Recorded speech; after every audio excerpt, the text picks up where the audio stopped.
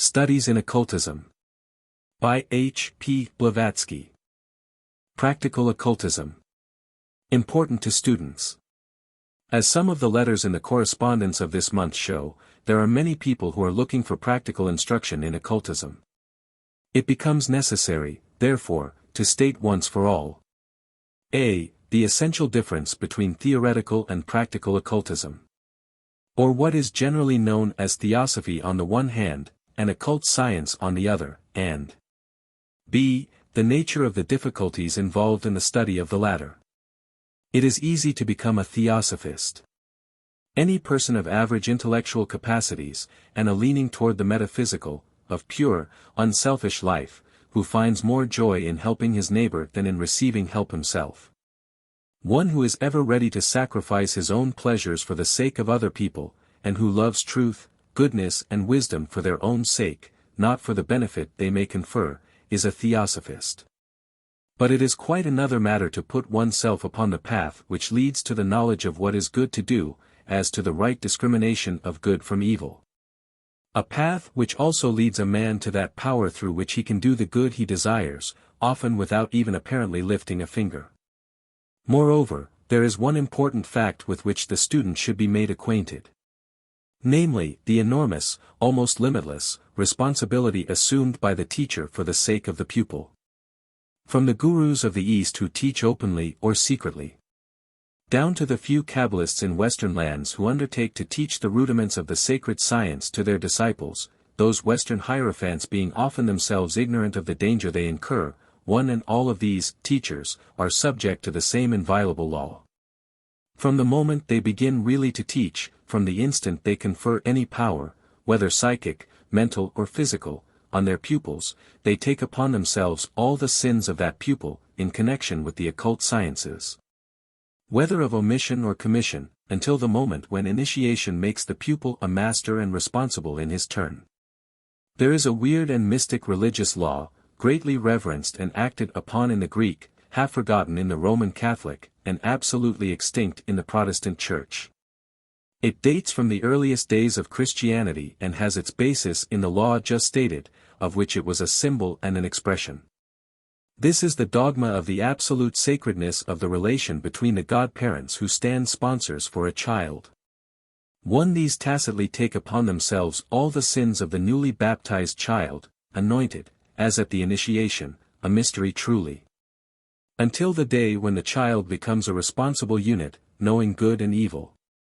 Thus it is clear why the teachers are so reticent, and why cellists are required to serve a 7 years probation to prove their fitness, and develop the qualities necessary to the security of both master and pupil. Occultism is not magic. It is comparatively easy to learn the trick of spells and the methods of using the subtler, but still material, forces of physical nature. The powers of the animal soul in man are soon awakened. The forces which his love, his hate, his passion, can call into operation, are readily developed. But this is black magic, sorcery. For it is the motive, and the motive alone, which makes any exercise of power become black, malignant, or white, beneficent magic. It is impossible to employ spiritual forces if there is the slightest tinge of selfishness remaining in the operator. For, unless the intention is entirely unalloyed, the spiritual will transform itself into the psychic, act on the astral plane, and dire results may be produced by it. The powers and forces of animal nature can equally be used by the selfish and revengeful, as by the unselfish and the all-forgiving. The powers and forces of spirit lend themselves only to the perfectly pure in heart, and this is divine magic. What are then the conditions required to become a student of the divine sapientia? For let it be known that no such instruction can possibly be given unless these certain conditions are complied with, and rigorously carried out during the years of study. This is a sine qua non. No man can swim unless he enters deep water. No bird can fly unless its wings are grown, and it has space before it and courage to trust itself to the air. A man who will wield a two-edged sword, must be a thorough master of the blunt weapon, if he would not injure himself, or what is worse, others, at the first attempt.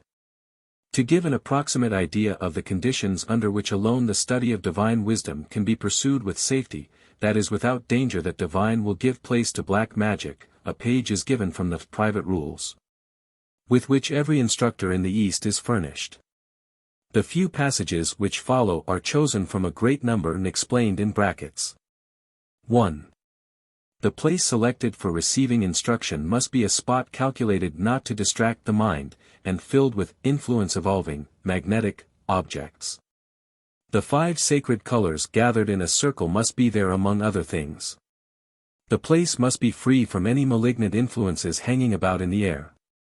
The place must be set apart, and used for no other purpose.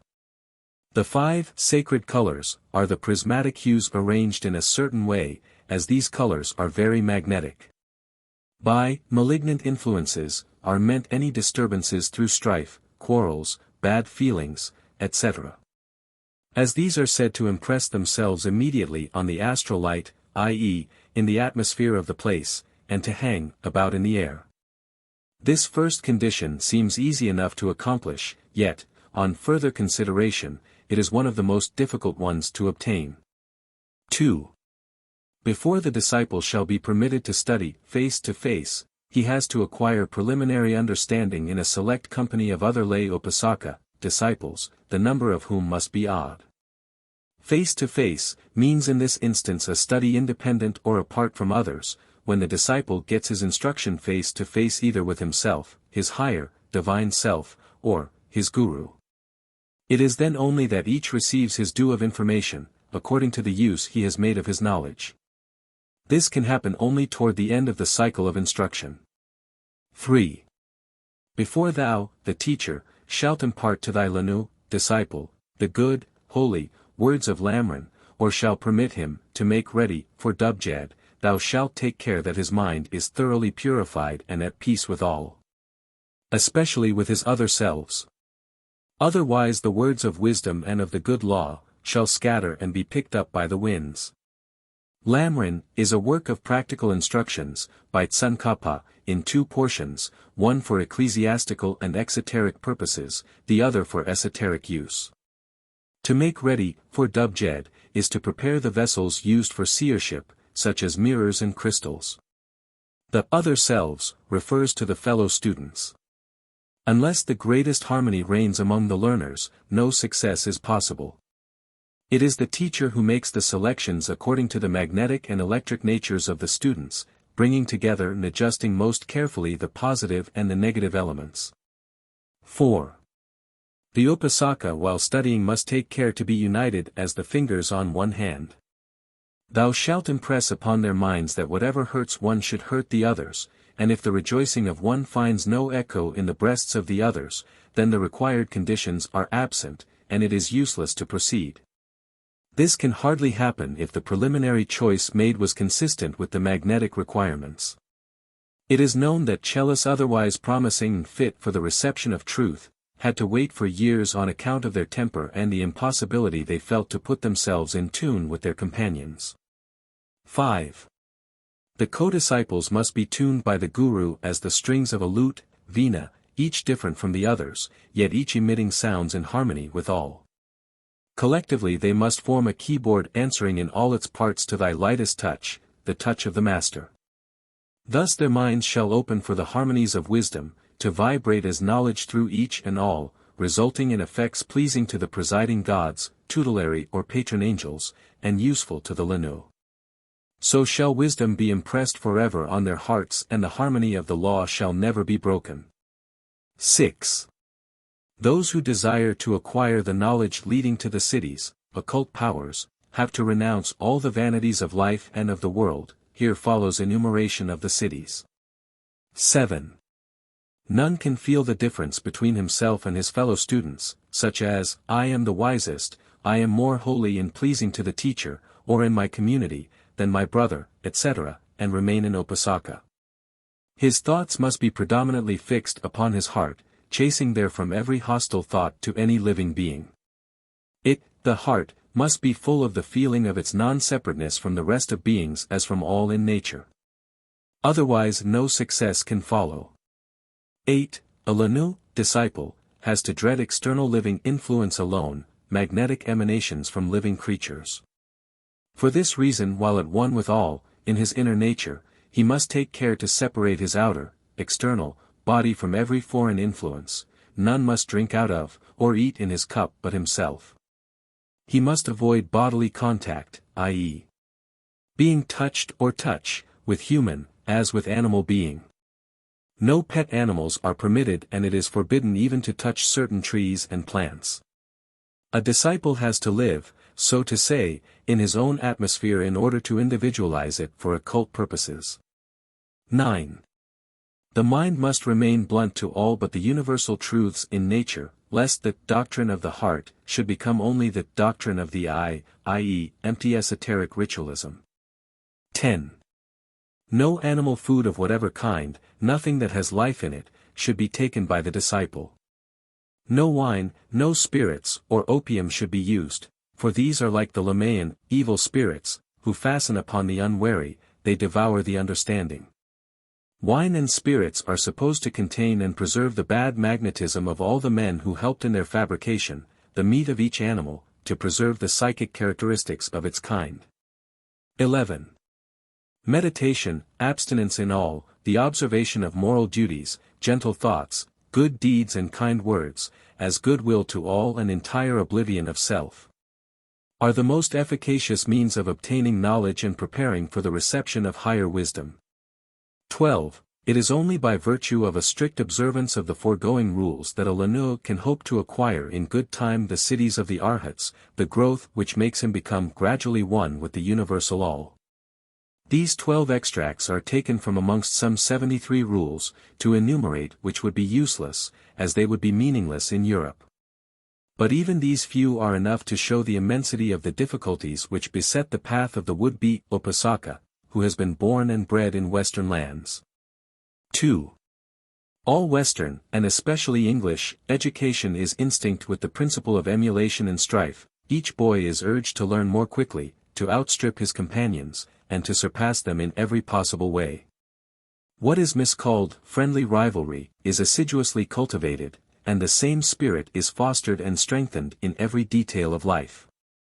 With such ideas educated into him from his childhood, how can a Westerner bring himself to feel towards his co-students as the fingers on one hand? Those co-students, too, are not of his own selection, or chosen by himself from personal sympathy and appreciation. They are chosen by his teacher on far other grounds, and he who would be a student must first be strong enough to kill out in his heart all feelings of dislike and antipathy to others. How many Westerners are ready even to attempt this in earnest? And then the details of daily life, the command not to touch even the hand of one's nearest and dearest.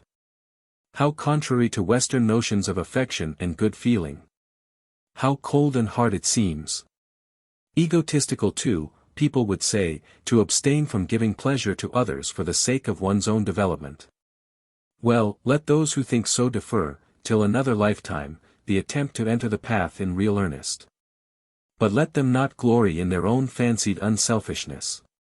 For, in reality, it is only the seeming appearances which they allow to deceive them, the conventional notions, based on emotionalism and gush, or so-called courtesy, things of the unreal life, not the dictates of truth. But even putting aside these difficulties, which may be considered external, though their importance is none the less great, how are students in the West to attune themselves to harmony as here required of them? So strong has personality grown in Europe and America, that there is no school of artists even whose members do not hate and are not jealous of each other. Professional hatred and envy have become proverbial. Men seek each to benefit himself at all costs, and even the so-called courtesies of life are but a hollow mask covering these demons of hatred and jealousy. In the East the spirit of non-separateness is inculcated as steadily from childhood up, as in the West the spirit of rivalry. Personal ambition, personal feelings and desires, are not encouraged to grow so rampant there. When the soil is naturally good, it is cultivated in the right way, and the child grows into a man in whom the habit of subordination of one's lower to one's higher self is strong and powerful. In the West, men think that their own likes and dislikes of other men and things are guiding principles for them to act upon, even when they do not make of them the law of their lives and seek to impose them upon others. Let those who complain that they have learned little in the Theosophical Society lay to heart the words written in an article in The Path for last February: the key in each degree is the aspirant himself. It is not the fear of God, which is the beginning of wisdom, but the knowledge of self which is wisdom itself. How grand and true appears, thus, to the student of occultism who has commenced to realize some of the foregoing truths. The answer given by the Delphic oracle to all who came seeking after occult wisdom, words repeated and enforced again and again by the wise Socrates: man, know thyself. Fellowship has nothing whatever to do with means of subsistence or anything of the kind, for a man can isolate his mind entirely from his body and its surroundings. Fellowship is a state of mind, rather than a life according to hard and fast rules on the physical plane. This applies especially to the earlier, probationary period, while the rules given in Lucifer for April last pertain properly to a later stage, that of actual occult training in the development of occult powers and insight. These rules indicate, however, the mode of life which ought to be followed by all aspirants so far as practicable, since it is the most helpful to them in their aspirations. It should never be forgotten that occultism is concerned with the inner man, who must be strengthened and freed from the dominion of the physical body and its surroundings, which must become his servants. Hence the first and chief necessity of fellowship is a spirit of absolute unselfishness and devotion to truth, then follow self-knowledge and self-mastery. These are all important. While outward observance of fixed rules of life is a matter of secondary moment. H. P. Blavatsky, Lucifer 4, 348n. How do you find this book? Any thoughts about the book or the author? Any suggestion for improvement? Please take a moment to share your thoughts in a comment. If you like it, share it with your friends who might enjoy it as well. Subscribe to keep in touch. Visit CompleteAudiobooks.com for more quality content. Occultism versus the occult arts. I oft have heard, but ne'er believed till now. There are, who can by potent magic spells bend to their crooked purpose nature's laws. Milton. In this month's correspondence, several letters testify to the strong impression produced on some minds by our last month's article, Practical Occultism. Such letters go far to prove and strengthen two logical conclusions. A. There are more well-educated and thoughtful men who believe in the existence of occultism and magic, the two differing vastly, than the modern materialist dreams of. And B. That most of the believers, comprising many theosophists, have no definite idea of the nature of occultism and confuse it with the occult sciences in general, the black art included. Their representations of the powers it confers upon man, and of the means to be used to acquire them are as varied as they are fanciful. Some imagine that a master in the art, to show the way, is all that is needed to become a Zanoni. Others, that one has but to cross the Canal of Suez and go to India to bloom forth as Roger Bacon or even a Count St. Germain. Many take for their ideal Margrave with his ever-renewing youth, and care little for the soul as the price paid for it. Not a few, mistaking Witch-Havenderism, pure and simple, for occultism, through the yawning earth from Stygian gloom, call up the meager ghost to walks of light, and want, on the strength of this feat, to be regarded as full-blown adepts. Ceremonial magic, according to the rules mockingly laid down by Eliphaz Levi, is another imagined alter ego of the philosophy of the Arhats of old. In short, the prisms through which occultism appears, to those innocent of the philosophy, are as multicolored and varied as human fancy can make them. Will these candidates to wisdom and power feel very indignant if told the plain truth? It is not only useful, but it has now become necessary to disabuse most of them, and before it is too late. This truth may be said in a few words: there are not in the West half a dozen among the fervent hundreds who call themselves occultists, who have even an approximately correct idea of the nature of the science they seek to master. With a few exceptions, they are all on the highway to sorcery. Let them restore some order in the chaos that reigns in their minds, before they protest against this statement. Let them first learn the true relation in which the occult sciences stand to occultism, and the difference between the two, and then feel wrathful if they still think themselves right. Meanwhile, let them learn that occultism differs from magic and other secret sciences as the glorious sun does from a rushlight, as the immutable and immortal spirit of man, the reflection of the absolute, causeless and unknowable all, differs from the mortal clay, the human body. In our highly civilized West, where modern languages have been formed, and words coined, in the wake of ideas and thoughts, as happened with every tongue, the more the latter became materialized in the cold atmosphere of Western selfishness and its incessant chase after the goods of this world, the less was there any need felt for the production of new terms to express that which was tacitly regarded as absolute and exploded superstition. Such words could answer only to ideas which a cultured man was scarcely supposed to harbor in his mind. Magic, a synonym for jugglery, sorcery, an equivalent for crass ignorance, and occultism, the sorry relic of crack-brained, medieval fire philosophers, of the Jacob Boehmes and the St. Martins, are expressions believed more than amply sufficient to cover the whole field of thimble-rigging. They are terms of contempt, and used generally only in reference to the dross and residues of the Dark Ages and the preceding eons of paganism. Therefore have we no terms in the English tongue to define and shade the difference between such abnormal powers, or the sciences that lead to the acquisition of them, with the nicety possible in the Eastern languages, preeminently the Sanskrit.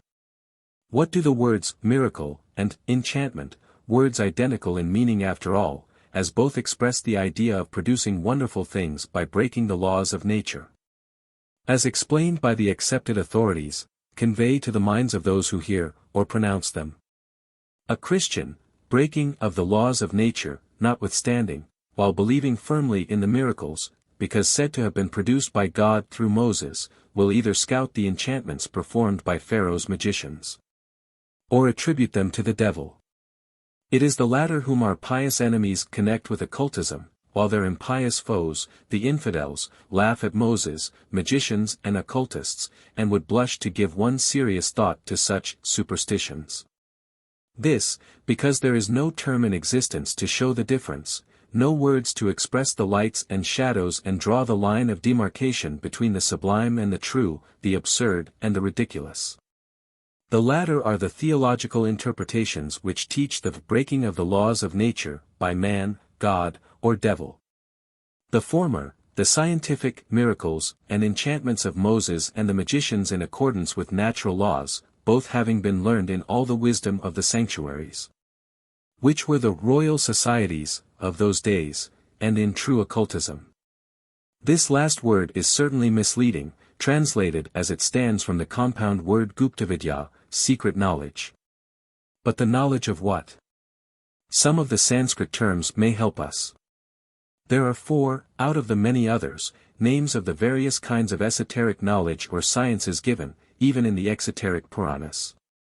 There is, 1. Yajnavidya, 3. Knowledge of the occult powers awakened in nature by the performance of certain religious ceremonies and rites. 2. Mahavidya, the great knowledge, the magic of the Kabbalists and the Tantrika worship, often sorcery of the worst description. 3. Guhyavidya, knowledge of the mystic powers residing in sound, ether, hence in the mantras, chanted prayers or incantations, and depending on the rhythm and melody used.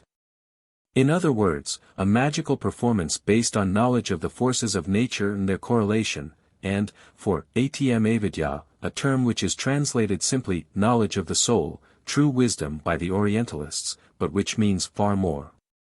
This last is the only kind of occultism that any theosophist who admires light on the path, and who would be wise and unselfish, ought to strive after.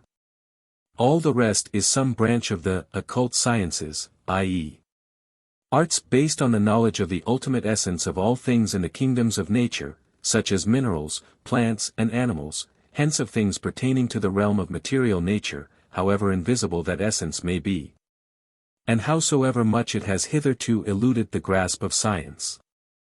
Alchemy, astrology, occult physiology, chiromancy, exist in nature and the exact sciences, perhaps so called, because they are found in this age of paradoxical philosophies the reverse, have already discovered not a few of the secrets of the above arts.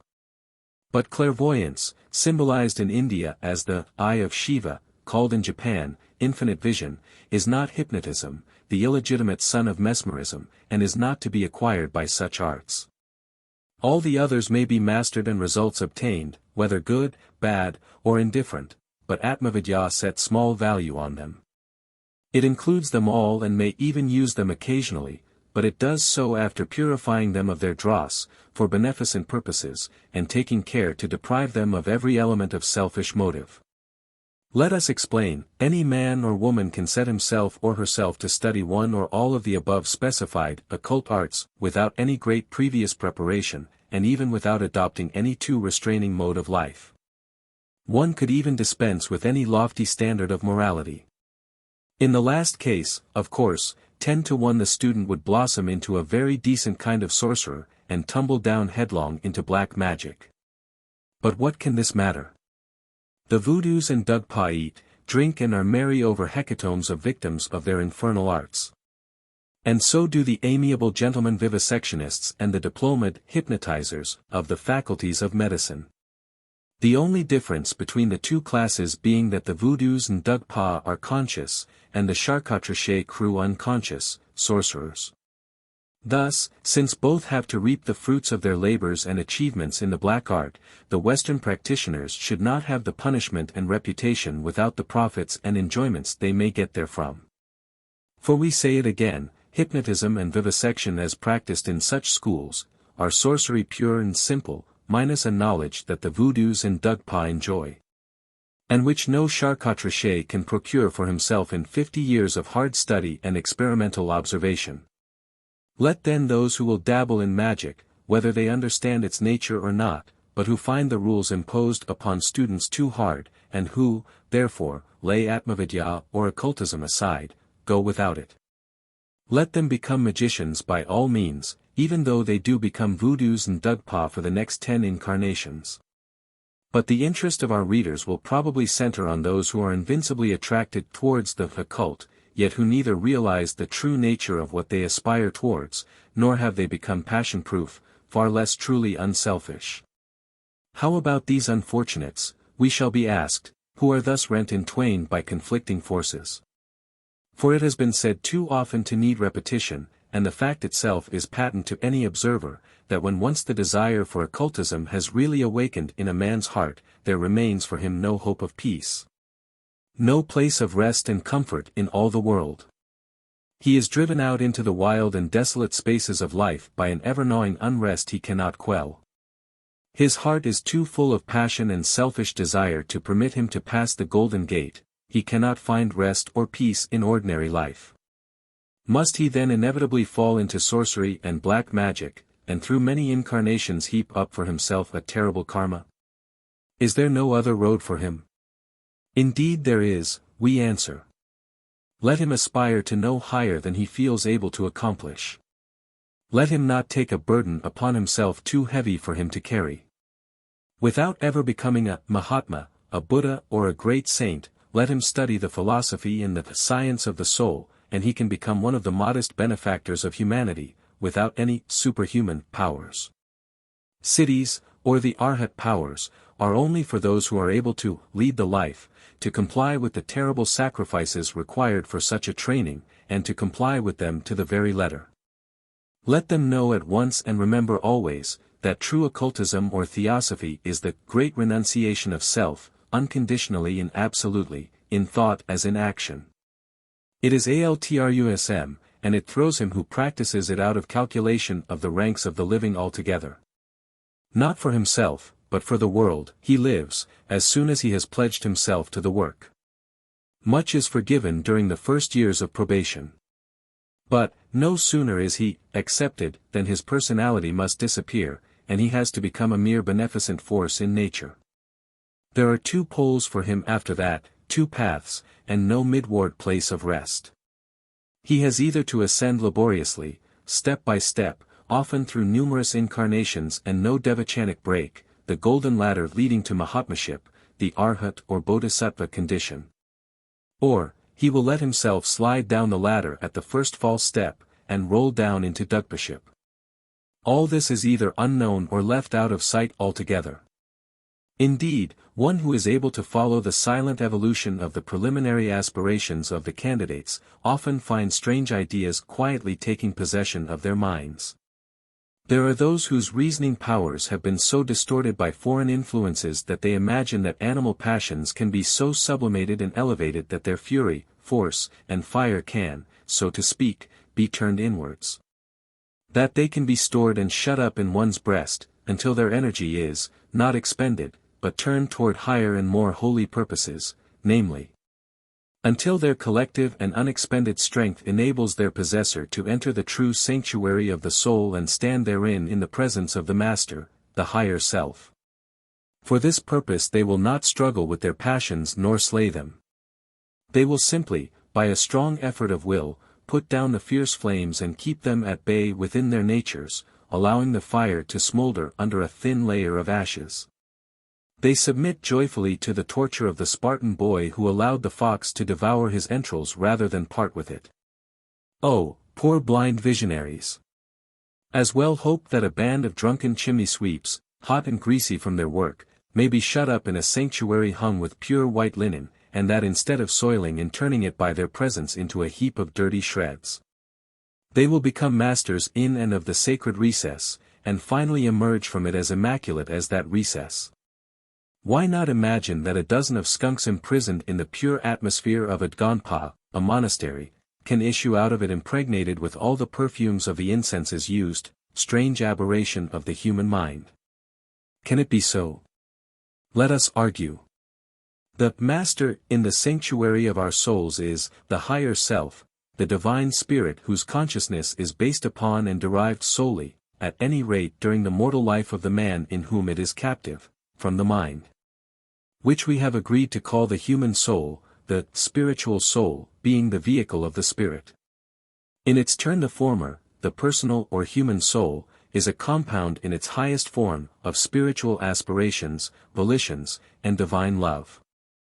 And in its lower aspects, of animal desires and terrestrial passions imparted to it by its associations with its vehicle, the seat of all these. It thus stands as a link and a medium between the animal nature of man which its higher reason seeks to subdue, and his divine spiritual nature to which it gravitates, whenever it has the upper hand in its struggle with the inner animal. The latter is the instinctual, animal soul, and is the hotbed of those passions, which, as just shown, are lulled instead of being killed, and locked up in their breasts by some imprudent enthusiasts. Do they still hope to turn thereby the muddy stream of the animal sewer into the crystalline waters of life? And where, on what neutral ground can they be imprisoned so as not to affect man? The fierce passions of love and lust are still alive and they are allowed to still remain in the place of their birth, that same animal soul. For both the higher and the lower portions of the human soul or mind reject such inmates, though they cannot avoid being tainted with them as neighbors. The higher self or spirit is as unable to assimilate such feelings as water to get mixed with oil or unclean liquid tallow. It is thus the mind alone, the sole link and medium between the man of earth and the higher self, that is the only sufferer, and which is in the incessant danger of being dragged down by those passions that may be reawakened at any moment, and perish in the abyss of matter. And how can it ever attune itself to the divine harmony of the highest principle, when that harmony is destroyed by the mere presence, within the sanctuary in preparation, of such animal passions? How can harmony prevail and conquer, when the soul is stained and distracted with the turmoil of passions and the terrestrial desires of the bodily senses, or even of the astral man? For this astral, the shadowy double, in the animal as in man, is not the companion of the divine ego but of the earthly body. It is the link between the personal self, the lower consciousness of Manas and the body, and is the vehicle of transitory, not of immortal life. Like the shadow projected by man, it follows the movements and impulses slavishly and mechanically, and leans therefore to matter without ever ascending to spirit. It is only when the power of the passions is dead altogether, and when they have been crushed and annihilated in the retort of an unflinching will. When not only all the lusts and longings of the flesh are dead, but also the recognition of the personal self is killed out and the astral has been reduced in consequence to a cipher, that the union with the higher self can take place. Then when the astral reflects only the conquered man, the still living but no more the longing, selfish personality, then the brilliant ogoids, the divine self, can vibrate in conscious harmony with both the poles of the human entity, the man of matter purified, and the ever-pure spiritual soul, and stand in the presence of the Master Self, the Christos of the mystic Gnostic, blended, merged into, and one with it forever. 4. How then can it be thought possible for a man to enter the straight gate of occultism when his daily and hourly thoughts are bound up with worldly things, desires of possession and power, with lust, ambition and duties, which, however honorable, are still of the earthy? Even the love of wife and family, the purest as the most unselfish of human affections, is a barrier to real occultism.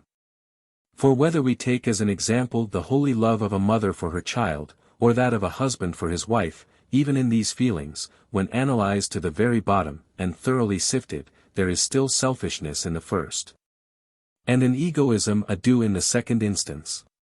What mother would not sacrifice without a moment's hesitation hundreds and thousands of lives for that of the child of her heart? And what lover or true husband would not break the happiness of every other man and woman around him to satisfy the desire of one whom he loves? This is but natural, we shall be told. Quite so, in the light of the code of human affections. Less so, in that of divine universal love. For, while the heart is full of thoughts for a little group of selves, near and dear to us, how shall the rest of mankind fare in our souls? What percentage of love and care will there remain to bestow on the great orphan? And how shall the still small voice make itself heard in a soul entirely occupied with its own privileged tenets? What room is there left for the seeds of humanity and block to impress themselves upon, or even receive a speedy response? And yet, he who would profit by the wisdom of the universal mind, has to reach it through the whole of humanity without distinction of race, complexion, religion or social status. It is altruism, not egoism even in its most legal and noble conception, that can lead the unit to merge its little self in the universal selves. It is to these needs and to this work that the true disciple of occultism has to devote himself, if he would obtain theosophy, divine wisdom and knowledge. The aspirant has to choose absolutely between the life of the world and the life of occultism. It is useless and vain to endeavor to unite the two, for no one can serve two masters and satisfy both. No one can serve his body and the higher soul, and do his family duty and his universal duty, without depriving either one or the other of its rights. For he will either lend his ear to the still small voice and fail to hear the cries of his little ones, or he will listen but to the wants of the latter and remain deaf to the voice of humanity. It would be a ceaseless, a maddening struggle for almost any married man, who would pursue true practical occultism, instead of its theoretical philosophy. For he would find himself ever hesitating between the voice of the impersonal divine love of humanity, and that of the personal, terrestrial love. And this could only lead him to fail in one or the other, or perhaps in both his duties. Worse than this. For, whoever indulges after having pledged himself to occultism in the gratification of a terrestrial love or lust, must feel an almost immediate result. That of being irresistibly dragged from the impersonal divine state down to the lower plane of matter. Sensual, even mental self-gratification, involves the immediate loss of the powers of spiritual discernment. The voice of the master can no longer be distinguished from that of one's passions or even that of a dogma, the right from wrong, sound morality from mere casuistry. The Dead Sea fruit assumes the most glorious mystic appearance, only to turn to ashes on their lips, and to gall in the heart resulting in depth ever deepening, darkness darkening still. Folly for wisdom, guilt for innocence. Anguish for rapture, and for hope despair. And once being mistaken and having acted on their mistakes, most men shrink from realizing their error, and thus descend deeper and deeper into the mire. And, although it is the intention that decides primarily whether white or black magic is exercised, yet the results even of involuntary, unconscious sorcery cannot fail to be productive of bad karma. Enough has been said to show that sorcery is any kind of evil influence exercised upon other persons, who suffer, or make other persons to suffer, in consequence. Karma is a heavy stone splashed in the quiet waters of life. And it must produce ever-widening circles of ripples, carried wider and wider, almost ad infinitum. Such causes produced have to call forth effects, and these are evidenced in the just laws of retribution. Much of this may be avoided if people will only abstain from rushing into practices neither the nature or importance of which they understand. No one is expected to carry a burden beyond his strength and powers. There are natural-born magicians, mystic and occultists by birth, and by right of direct inheritance from a series of incarnations and eons of suffering and failures. These are passion-proof, so to say. No fires of earthly origin can fan into a flame any of their senses. No human voice can find response in their souls, except the great cry of humanity. These only may be certain of success. But they can be met only far and wide, and they pass through the narrow gates of occultism because they carry no personal luggage of human transitory sentiments along with them. They have got rid of the feelings of the lower personality, paralyzed thereby the astral animal, and the golden, but narrow gate is thrown open before them. Not so with those who have to carry yet for several incarnations the burden of sins committed in previous lives, and even in their present existence. For such, unless they proceed with great caution, the golden gate of wisdom may get transformed into the wide gate and the broad way, that leadeth unto destruction, and therefore many be they that enter in thereby. This is the gate of the occult arts, practiced for selfish motives and in the absence of the restraining and beneficent influence of Atma Vidya. We are in the Kali Yuga and its fatal influence is 1,000-fold more powerful in the West than it is in the East. Hence the easy praise made by the powers of the age of darkness in this cyclic struggle, and the many delusions under which the world is now laboring. One of these is the relative facility with which men fancy they can get at the gate and cross the threshold of occultism without any great sacrifice. It is the dream of most theosophists, one inspired by desire for power and personal selfishness, and it is not such feelings that can ever lead them to the coveted goal. For, as well said by one believed to have sacrificed himself for humanity, narrow is the gate and straitened the way that leadeth unto life eternal, and therefore, few be they that find it. So strait indeed, that at the bare mention of some of the preliminary difficulties the affrighted Western candidates turn back and retreat with a shudder. Let them stop here and attempt no more in their great weakness. For if, while turning their backs on the narrow gate, they are dragged by their desire for the occult one step in the direction of the broad and more inviting gates of that golden mystery which glitters in the light of illusion, woe to them. It can lead only to Dugpa, and they will be sure to find themselves very soon landed on that via fatale, over whose portal Dante read the words: Per me siva nella città dolente. Per me siva nell'eterno dolor. Per me siva tra la perduta gente. The Blessings of Publicity. A well-known public lecturer, a distinguished Egyptologist, said, in one of his lectures against the teachings of Theosophy, a few suggestive words, which are now quoted and must be answered. It is a delusion to suppose there is anything in the experience or wisdom of the past, the ascertained results of which can only be communicated from beneath the cloak and mask of mystery. Explanation is the soul of science. They will tell you we cannot have their knowledge without living their life. Public experimental research, the printing press, and a free-thought platform, have abolished the need of mystery. It is no longer necessary for science to take the veil, as she was forced to do for security in times past. This is a very mistaken view in one aspect. Secrets of the purer and profounder life, not only may but must be made universally known.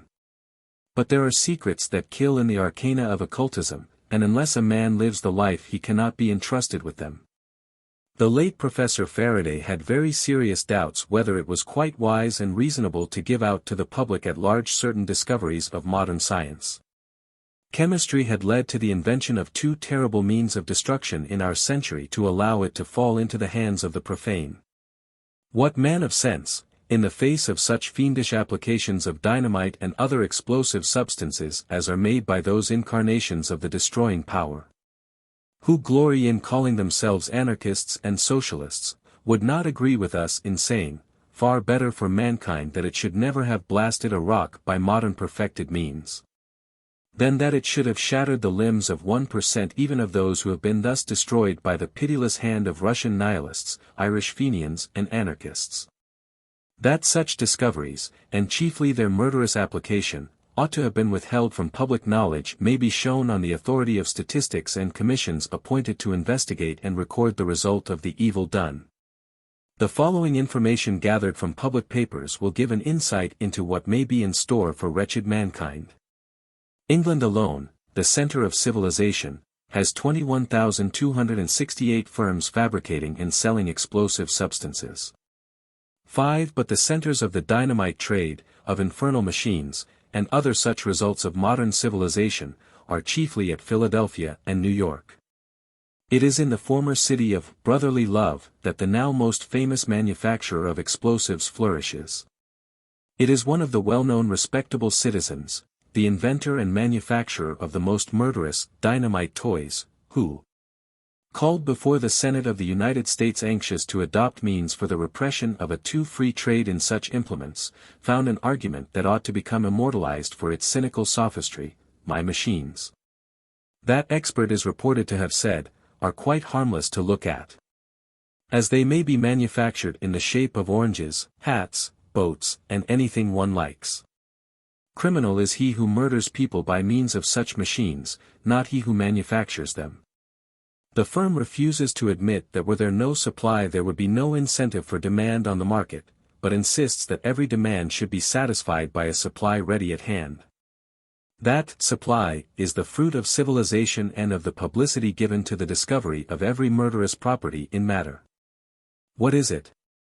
As found in the report of the commission appointed to investigate the variety and character of the so-called infernal machines, so far the following implements of instantaneous human destruction are already on hand.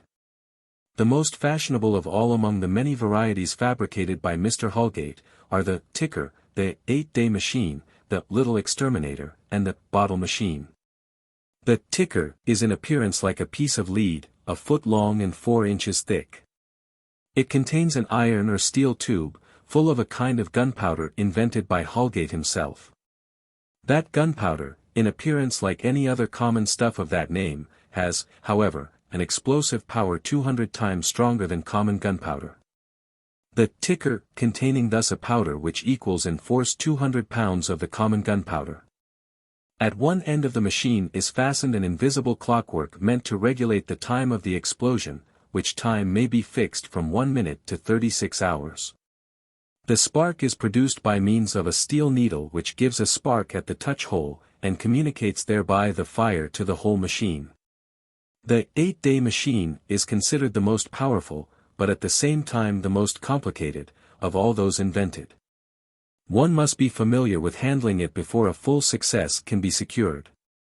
It is owing to this difficulty that the terrible fate intended for London Bridge and its neighborhood was turned aside by the instantaneous killing instead of the 2 Fenian criminals. The size and appearance of that machine changes, Proteus-like, according to the necessity of smuggling it in one or another way, unperceived by the victims. It may be concealed in bread, in a basket of oranges, in a liquid, and so on. The commission of experts is said to have declared that its explosive power is such as to reduce to atoms instantly the largest edifice in the world. The little exterminator is an innocent-looking plain utensil having the shape of a modest jug. It contains neither dynamite nor powder, but secretes, nevertheless, a deadly gas, and has a hardly perceptible clockwork attached to its edge, the needle of which points to the time when that gas will effect its escape. In a shut-up room this new vril of lethal kind will smother to death, nearly instantaneously, every living being within a distance of 100 feet, the radius of the murderous jug. With these 3 latest novelties, in the high season of Christian civilization, the catalogue of the dynamiters is closed, all the rest belongs to the old fashion of the past years. It consists of hats, port cigars, bottles of ordinary kind, and even ladies' smelling bottles, filled with dynamite, nitroglycerin, etc., etc. Weapons, some of which, following unconsciously karmic law, killed many of the dynamiters in the last Chicago Revolution. Add to this the forthcoming long-promised Keely's vibratory force, capable of reducing in a few seconds a dead bullock to a heap of ashes. And then ask yourself if the Inferno of Dante as a locality can ever rival Earth in the production of more hellish engines of destruction. Thus, if purely material implements are capable of blowing up, from a few corners, the greatest cities of the globe. Provided the murderous weapons are guided by expert hands, what terrible dangers might not arise from magical occult secrets being revealed, and allowed to fall into the possession of ill-meaning persons. 1,000 times more dangerous and lethal are these, because neither the criminal hand, nor the immaterial, invisible weapon used, can ever be detected. The congenital black magicians, those who, to an innate propensity towards evil, unite highly developed mediumistic natures, are but too numerous in our age. It is nigh time then that psychologists and believers, at least, should cease advocating the beauties of publicity and claiming knowledge of the secrets of nature for all.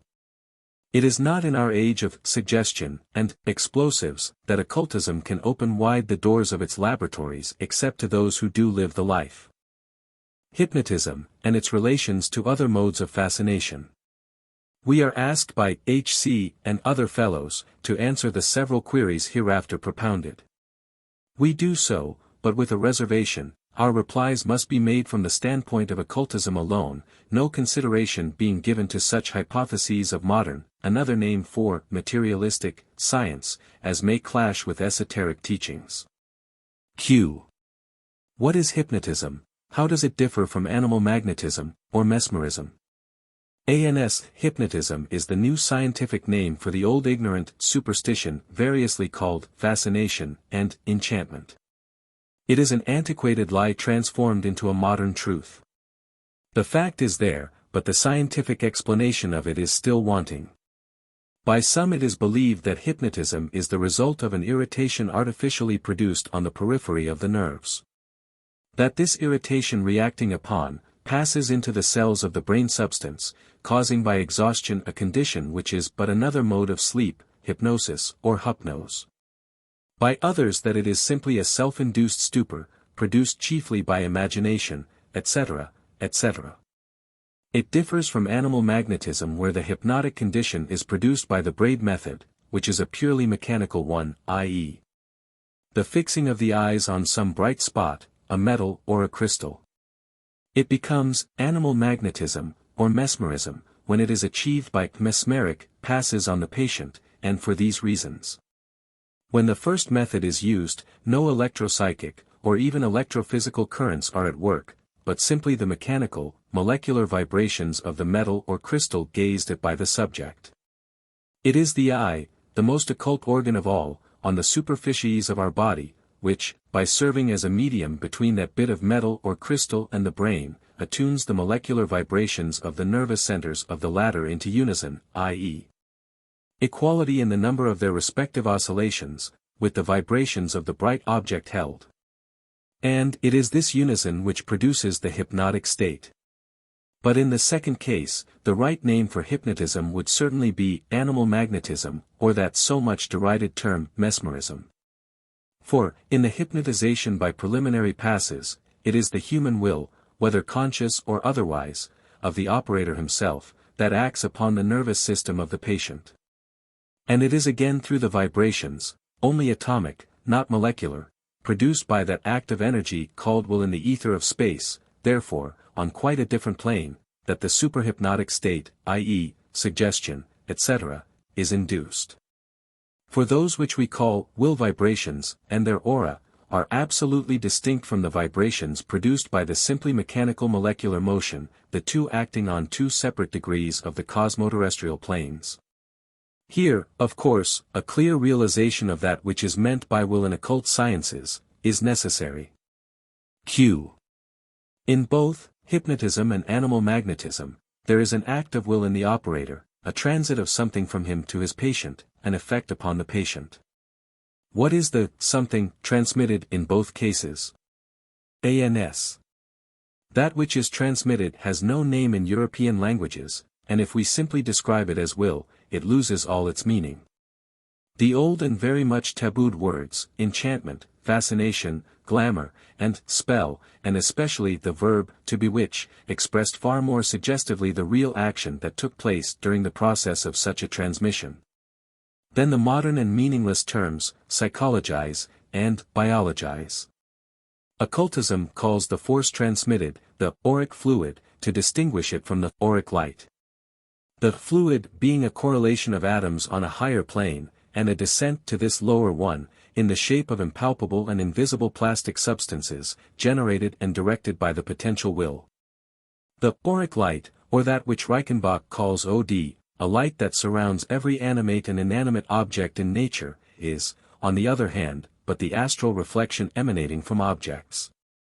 Its particular color and colors, the combinations and varieties of the latter, denoting the state of the gunas, or qualities and characteristics of each special object and subject, the human being's aura being the strongest of all. Q. What is the rationale of vampirism? ANS.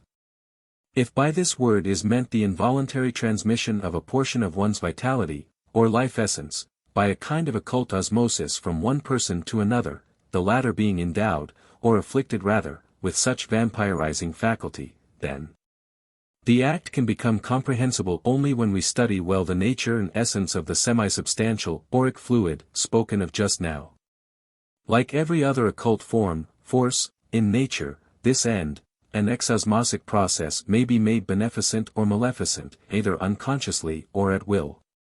When a healthy operator mesmerizes a patient with a determined desire to relieve and cure him, the exhaustion felt by the former is proportionate to the relief given. A process of endosmos has taken place, the healer having parted with a portion of his vital aura to benefit the sick man. Vampirism, on the other hand, is a blind and mechanical process, generally produced without the knowledge of either the absorber or the vampirized party. It is conscious or unconscious black magic, as the case may be. For in the case of trained adepts and sorcerers, the process is produced consciously and with the guidance of the will. In both cases the agent of transmission is a magnetic and attractive faculty, terrestrial and physiological in its results, yet generated and produced on the four-dimensional plane, the realm of atoms. Q. Under what circumstances is hypnotism black magic? ANS. Under those just discussed, but to cover the subject fully, even by giving a few instances, demands more space than we can spare for these answers. Sufficient to say that whenever the motive which actuates the operator is selfish, or detrimental to any living being or beings, all such acts are classed by us as black magic. The healthy vital fluid imparted by the physician who mesmerizes his patient, can and does cure, but too much of it will kill. This statement receives its explanation in our answer to question 6, when showing that the vibratory experiment shatters a tumbler to pieces. Q. Is there any difference between hypnosis produced by mechanical means, such as revolving mirrors, and that produced by the direct gaze of the operator, fascination? ANS. This difference is, we believe, already pointed out in the answer to question 1. The gaze of the operator is more potent, hence more dangerous, than the simple mechanical passes of the hypnotizer, who, in 9 cases out of 10, does not know how, and therefore cannot will. The students of esoteric science must be aware by the very laws of the occult correspondences that the former action is performed on the first plane of matter, the lowest, while the latter, which necessitates a well-concentrated will, has to be enacted, if the operator is a profane novice, on the fourth, and if he is anything of an occultist on the fifth plane. Q. Why should a bit of crystal or a bright button throw one person into the hypnotic state and affect in no way another person? An answer to this would, we think, solve more than one perplexity. ANS. Science has offered several varied hypotheses upon the subject, but has not, so far, accepted any one of these as definite. This is because all such speculations revolve in the vicious circle of material-physical phenomena with their blind forces and mechanical theories. The auric fluid is not recognized by the men of science, and therefore, they reject it. But have they not believed for years in the efficacy of metallotherapeutic, the influence of these metals being due to the action of their electric fluids or currents on the nervous system? And this, simply because an analogy was found to exist between the activity of this system and electricity. The theory failed, because it clashed with the most careful observation and experiments. First of all, it was contradicted by a fundamental fact exhibited in the said metallotherapeutic, whose characteristic peculiarity showed, a. that by no means every metal acted on every nervous disease, one patient being sensitive to some one metal, while all others produced no effect upon him. And, b. that the patients affected by certain metals were few and exceptional. This showed that, electric fluids, operating on and curing diseases existed only in the imagination of the theorists. Had they had any actual existence, then all metals would affect in a greater or lesser degree, all patients, and every metal, taken separately, would affect every case of nervous disease, the conditions for generating such fluids being, in the given cases, precisely the same. Thus Dr. Charcot having vindicated Dr. Burke, the once discredited discoverer of metallotherapeutic, Schiff and others discredited all those who believed in electric fluids, and these seem now to be given up in favor of molecular motion, which now reigns supreme in physiology, for the time being, of course.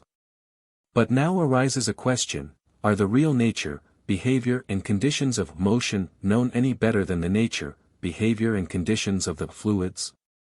It is to be doubted. Anyhow, occultism is audacious enough to maintain that electric or magnetic fluids, the two being really identical, are due in their essence and origin to that same molecular motion, now transformed into atomic energy. 6 To which every other phenomenon in nature is also due.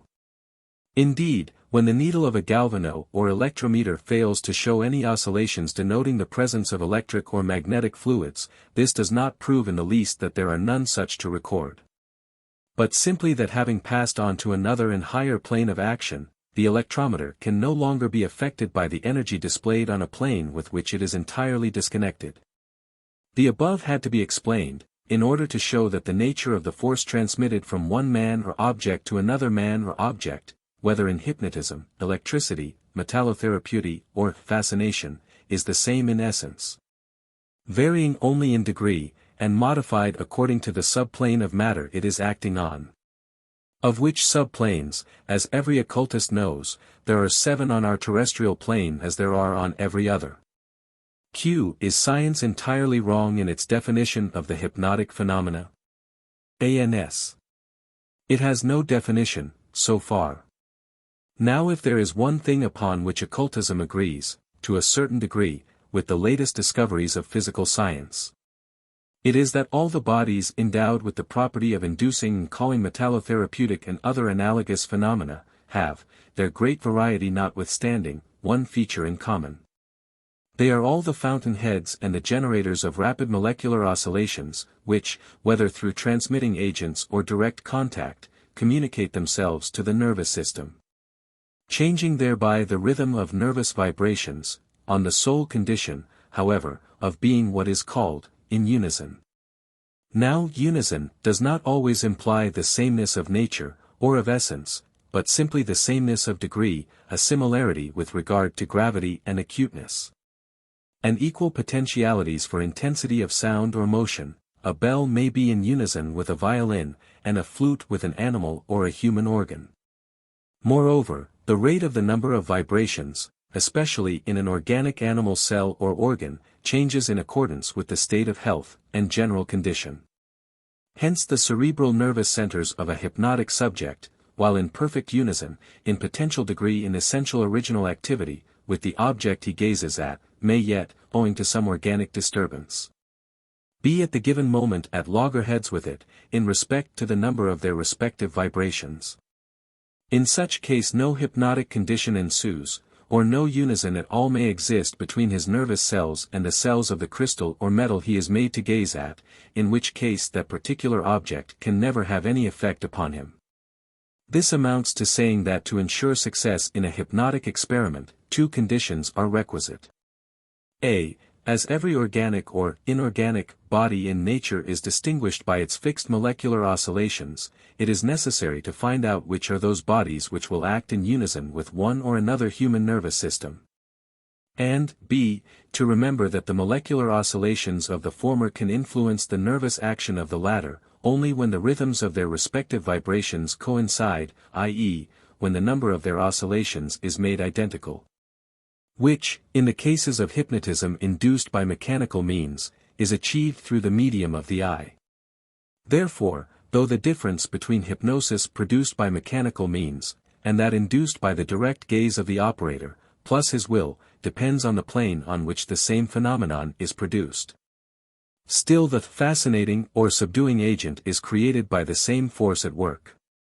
In the physical world and its material planes, it is called motion. In the worlds of mentality and metaphysics it is known as will, the many-faced magician throughout all nature. As the rate of vibrations, molecular motion, in metals, woods, crystals, etc., alters under the effect of heat, cold, etc., so do the cerebral molecules change their rate, in the same way, i.e., their rate is raised or lowered. And this is what really takes place in the phenomenon of hypnotism. In the case of gazing, it is the eye, the chief agent of the will of the active operator, but a slave and traitor when this will is dormant, that, unconsciously to the patient or subject, attunes the oscillations of his cerebral nervous centers to the rate of the vibrations of the object gazed at by catching the rhythm of the latter and passing it on to the brain. But in the case of direct passes, it is the will of the operator radiating through his eye that produces the required unison between his will and the will of the person operated upon. For, out of two objects attuned in unison, as two chords, for instance, one will always be weaker than the other, and thus have mastery over the other and even the potentiality of destroying its weaker correspondent. So true is this, that we can call upon physical science to corroborate this fact. Take the sensitive flame as a case in hand. Science tells us that if a note be struck in unison with the ratio of the vibrations of the heat molecules, the flames will respond immediately to the sound, or note struck, that it will dance and sing in rhythm with the sounds. But occult science adds, that the flame may also be extinguished if the sound is intensified, vide Isis Unveiled, Volume 2, 606 and 607. Another proof. Take a wineglass or tumbler of very fine and clear glass. Produce, by striking it gently with a silver spoon, a well-determined note, after which reproduce the same note by rubbing its rim with a damp finger, and, if you are successful, the glass will immediately crack and be shattered. Indifferent to every other sound, the glass will not resist the great intensity of its own fundamental note, for that particular vibration will cause such a commotion in its particles, that the whole fabric will fall in pieces. Q. What becomes of diseases cured by hypnotism? Are they really cured or are they postponed, or do they appear in another form? Are diseases karma, and, if so, is it right to attempt to cure them? ANS. Hypnotic suggestion may cure forever, and it may not. All depends on the degree of magnetic relations between the operator and the patient. If karmic, they will be only postponed, and return in some other form, not necessarily of disease, but as a punitive evil of another sort. It is always right to try and alleviate suffering whenever we can, and to do our best for it. Because a man suffers justly imprisonment, and catches cold in his damp cell, is it a reason why the prison doctor should not try to cure him of it? Q. Is it necessary that the hypnotic suggestions of the operator should be spoken? Is it not enough for him to think them, and may not even he be ignorant or unconscious of the bent he is impressing on his subject? ANS. Certainly not, if the rapport between the two is once for all firmly established. Thought is more powerful than speech in cases of a real subjugation of the will of the patient to that of his operator. But, on the other hand, unless the suggestion made is for the good only of the subject, and entirely free from any selfish motive. A suggestion by thought is an act of black magic still more pregnant with evil consequences than a spoken suggestion. It is always wrong and unlawful to deprive a man of his free will, unless for his own or society's good, and even the former has to be done with great discrimination. Occultism regards all such promiscuous attempts as black magic and sorcery, whether conscious or otherwise. Q. Do the motive and character of the operator affect the result, immediate or remote? ANS. In so far as the hypnotizing process becomes under his operation either white or black magic, as the last answer shows. Q. Is it wise to hypnotize a patient not only out of disease, but out of a habit, such as drinking or lying? ANS. It is an act of charity and kindness, and this is next to wisdom. For, although the dropping of his vicious habits will add nothing to his good karma, which it would, had his efforts to reform been personal, of his own free will, and necessitating a great mental and physical struggle, still a successful suggestion prevents him from generating more bad karma, and adding constantly to the previous record of his transgressions. Q. What is it that a faith healer, when successful, practices upon himself? What tricks is he playing with his principles and with his karma? ANS. Imagination is a potent help in every event of our lives. Imagination acts on faith, and both are the draftsmen who prepare the sketches for will to engrave, more or less deeply, on the rocks of obstacles and opposition with which the path of life is strewn. Says Paracelsus, faith must confirm the imagination, for faith establishes the will. Determined will is the beginning of all magical operations. It is because men do not perfectly imagine and believe the result, that the arts of magic are uncertain, while they might be perfectly certain. This is all the secret. Half, if not 2/3 of our ailings and diseases are the fruit of our imagination and fears. Destroy the latter and give another bent to the former, and nature will do the rest. There is nothing sinful or injurious in the methods per se. They turn to harm only when belief in his power becomes too arrogant and marked in the faith healer, and when he thinks he can will away such diseases as need, if they are not to be fatal, the immediate help of expert surgeons and physicians. Black magic in science. Commence research where modern conjecture closes its faithless wings, Bulwer's Zanoni. The flat denial of yesterday has become the scientific axiom of today, common sense aphorisms. Thousands of years ago the Phrygian dactyls, the initiated priests, spoken of as the magicians and exorcists of sickness, healed diseases by magnetic processes. It was claimed that they had obtained these curative powers from the powerful breath of Cybele, the many-breasted goddess, the daughter of Coelus and Terra. Indeed, her genealogy and the myths attached to it show Cybele as the personification and type of the vital essence, whose source was located by the ancients between the earth and the starry sky, and who was regarded as the very fons vitae of all that lives and breathes. The mountain air being placed nearer to that fount fortifies health and prolongs man's existence, hence, Cybele's life, as an infant, is shown in her myth as having been preserved on a mountain. This was before that Magna and Bona Dea, the prolific Mater, became transformed into Ceres Demeter, the patroness of the Eleusinian mysteries. Animal magnetism, now called suggestion and hypnotism, was the principal agent in theurgic mysteries as also in the Asclepiae, the healing temples of Aesculapius, where the patients once admitted were treated, during the process of incubation, magnetically, during their sleep.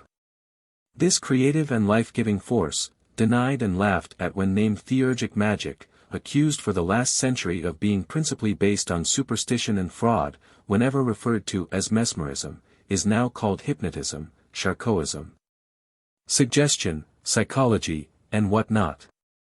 But, whatever the expression chosen, it will ever be a loose one if used without a proper qualification.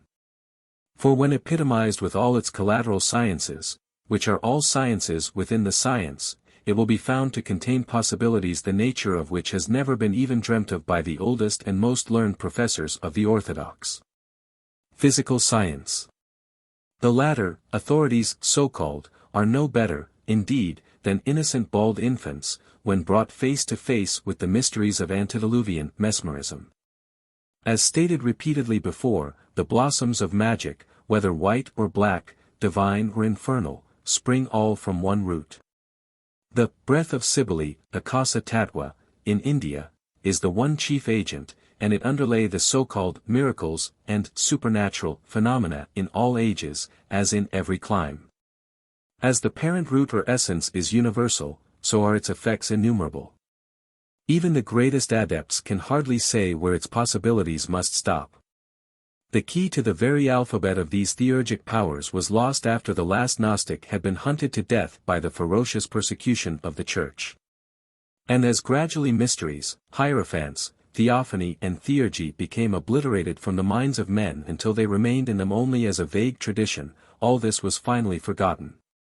But at the period of the Renaissance, in Germany, a learned theosophist, a philosopher per ignem, as they called themselves, rediscovered some of the lost secrets of the Phrygian priests and of the Asclepia.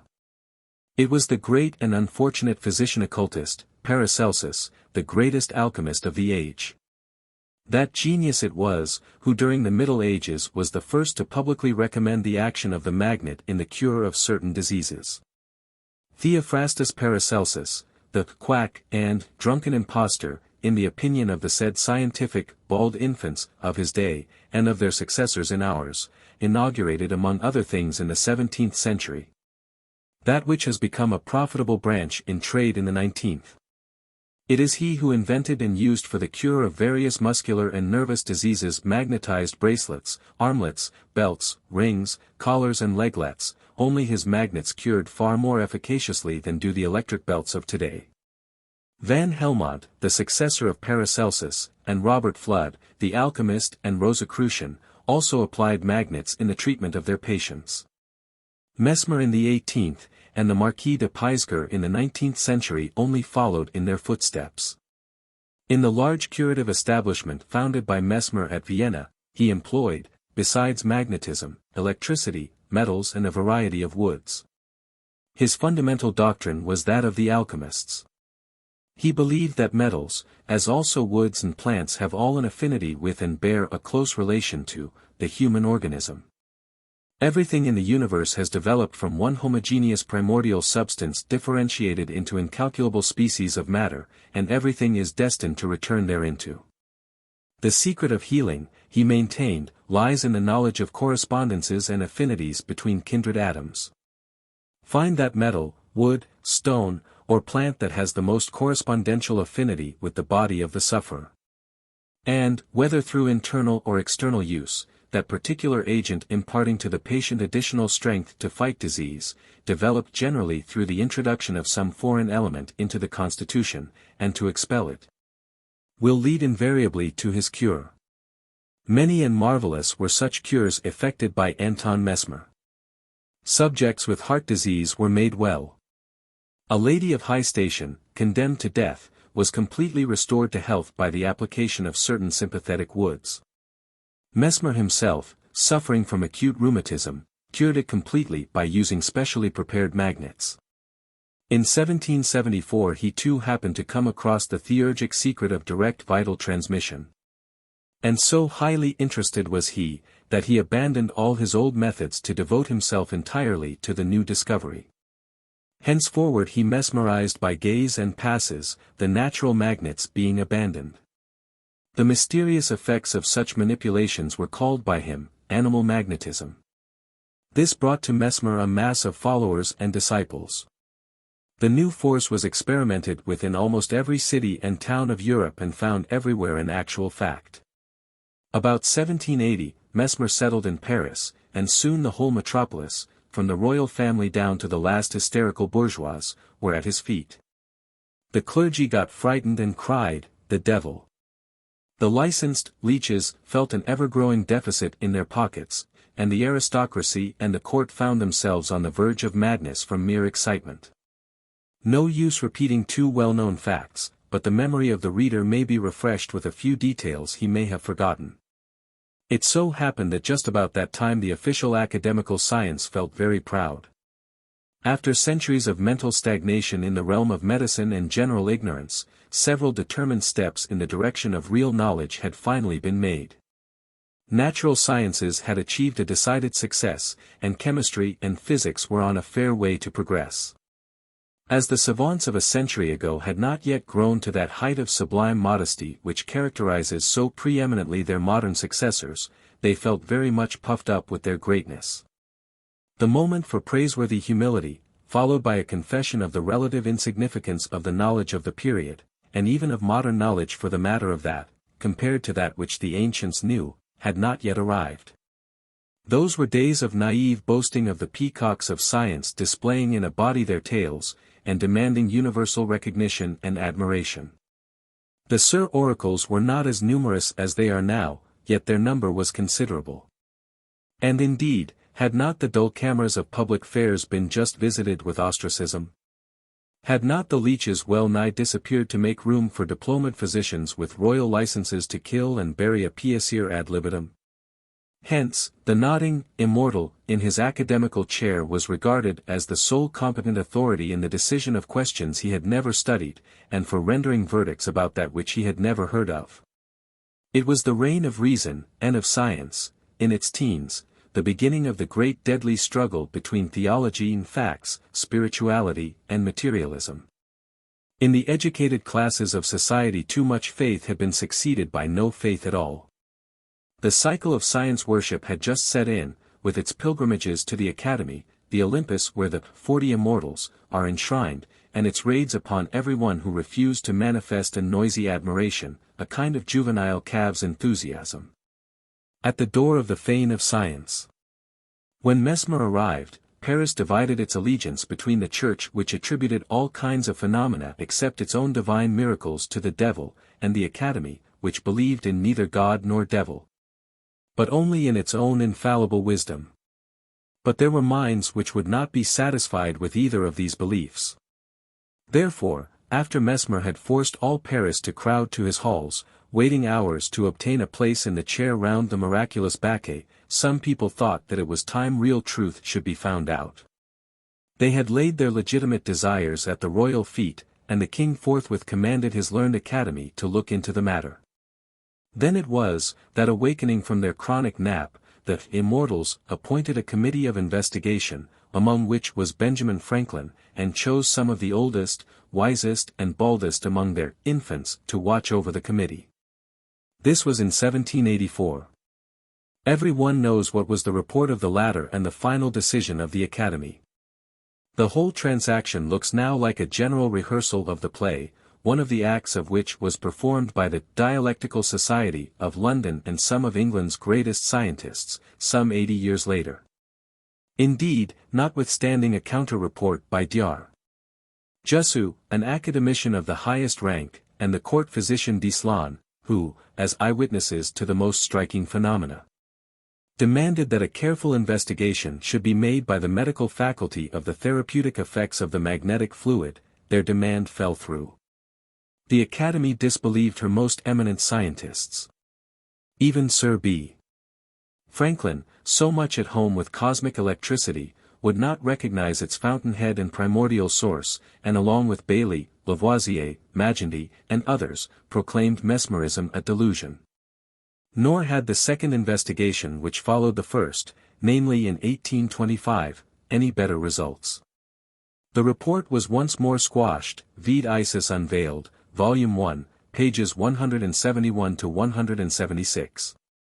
Even now when experiment has amply demonstrated that mesmerism, or animal magnetism, now known as hypnotism, a sorry effect, forsooth, of the breath of Cybele, is a fact, we yet get the majority of scientists denying its actual existence.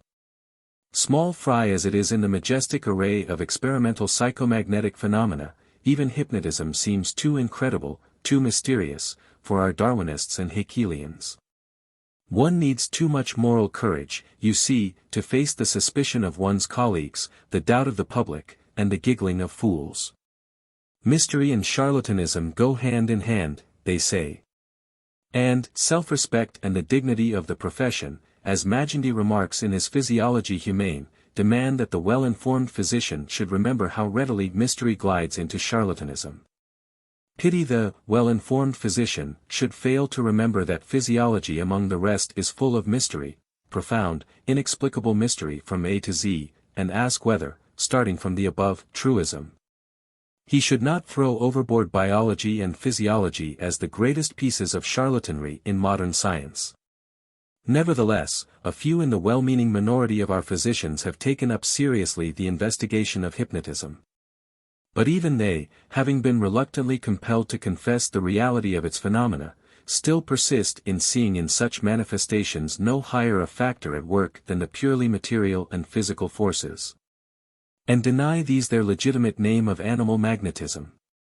But as the Reverend Mr. Hoyes, of whom more presently, just said in the Daily Graphic, the Charcot phenomena are, for all that, in many ways identical with the mesmeric phenomena, and hypnotism must properly be considered rather as a branch of mesmerism than as something distinct from it.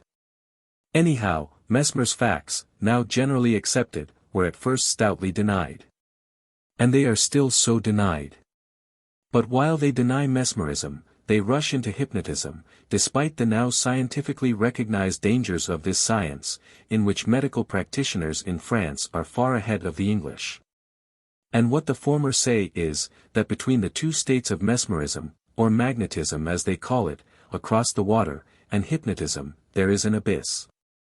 That one is beneficent, the other maleficent, as it evidently must be. Since, according to both occultism and modern psychology, hypnotism is produced by the withdrawal of the nervous fluid from the capillary nerves, which being, so to say, the sentries that keep the doors of our senses opened. Getting anesthetized under hypnotic conditions, allow these to get closed. A. H. Simonin reveals many a wholesome truth in his excellent work, Solution du problème de la suggestion hypnotique. 7. Thus he shows that while, in magnetism, mesmerism, there occurs in the subject a great development of moral faculties, that his thoughts and feelings become loftier, and the senses acquire an abnormal acuteness. In hypnotism, on the contrary, the subject becomes a simple mirror. It is suggestion which is the true motor of every action in the hypnotic, and if, occasionally, seemingly marvelous actions are produced, these are due to the hypnotizer, not to the subject. Again, in hypnotism instinct, i.e., the animal, reaches its greatest development, so much so, indeed, that the aphorism extremes meet can never receive a better application than to magnetism and hypnotism. How true these words, also, as to the difference between the mesmerized and the hypnotized subjects. In one, his ideal nature, his moral self, the reflection of his divine nature, are carried to their extreme limits, and the subject becomes almost a celestial being, un ange. In the other, it is his instincts which develop in a most surprising fashion. The hypnotic lowers himself to the level of the animal. From a physiological standpoint, magnetism, mesmerism, is comforting and curative, and hypnotism, which is but the result of an unbalanced state, is most dangerous. Thus the adverse report drawn by Bailey at the end of last century has had dire effects in the present, but it had its karma also. Intended to kill the mesmeric craze, it reacted as a death blow to the public confidence in scientific decrees. In our day the non-possumus of the Royal Colleges and Academies is quoted on the stock exchange of the world's opinion at a price almost as low as the non-possumus of the Vatican. The days of authority, whether human or divine, are fast gliding away. And we see already gleaming on future horizons but one tribunal, supreme and final, before which mankind will bow, the tribunal of fact and truth. To this tribunal without appeal even liberal clergymen and famous preachers make obeisance in our day. The parts have now changed hands, and in many instances it is the successors of those who fought tooth and nail for the reality of the devil and his direct interference with psychic phenomena, for long centuries, who come out publicly to upbraid science. A remarkable instance of this is found in an excellent letter, just mentioned, by the Reverend Mr. Hoyes to the Graphic. The learned preacher seems to share our indignation at the unfairness of the modern scientists, at their suppression of truth, and ingratitude to their ancient teachers. His letter is so interesting that its best points must be immortalized in our magazine. Here are some fragments of it. Thus he asks, why can't our scientific men say, we have blundered about mesmerism, it's practically true. Not because they are men of science, but simply because they are human. No doubt it is humiliating when you have dogmatized in the name of science to say, I was wrong. But is it not more humiliating to be found out? And is it not most humiliating, after shuffling and wriggling hopelessly in the inexorable meshes of serried facts, to collapse suddenly, and call the hated net a suitable enclosure, in which forsooth, you don't mind being caught? Now this, as it seems to me, is precisely what Messrs. Charcot and the French hypnotists and their medical admirers in England are doing.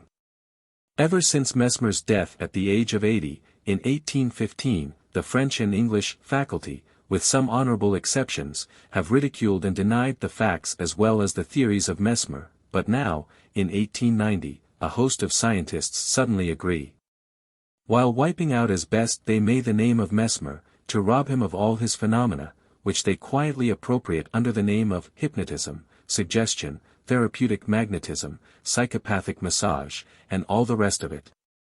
Well, what's in a name? I care more for things than names, but I reverence the pioneers of thought who have been cast out, trodden underfoot, and crucified by the orthodox of all ages, and I think the least scientists can do for men like Mesmer, Dupotet, Peisger, or Mayo and Eliot's son, now they are gone, is to build their sepulchres. But Mr. Hoyes might have added instead, the amateur hypnotists of science dig with their own hands the graves of many a man and woman's intellect. They enslave and paralyze free will in their subjects, turn immortal men into soulless, irresponsible automata, and vivisect their souls with as much unconcern as they vivisect the bodies of rabbits and dogs. In short, they are fast blooming into sorcerers, and are turning science into a vast field of black magic. The Rev. Writer, however, lets the culprits off easily. And, remarking that he accepts the distinction between mesmerism and hypnotism, without pledging himself to any theory, he adds, I am mainly concerned with the facts.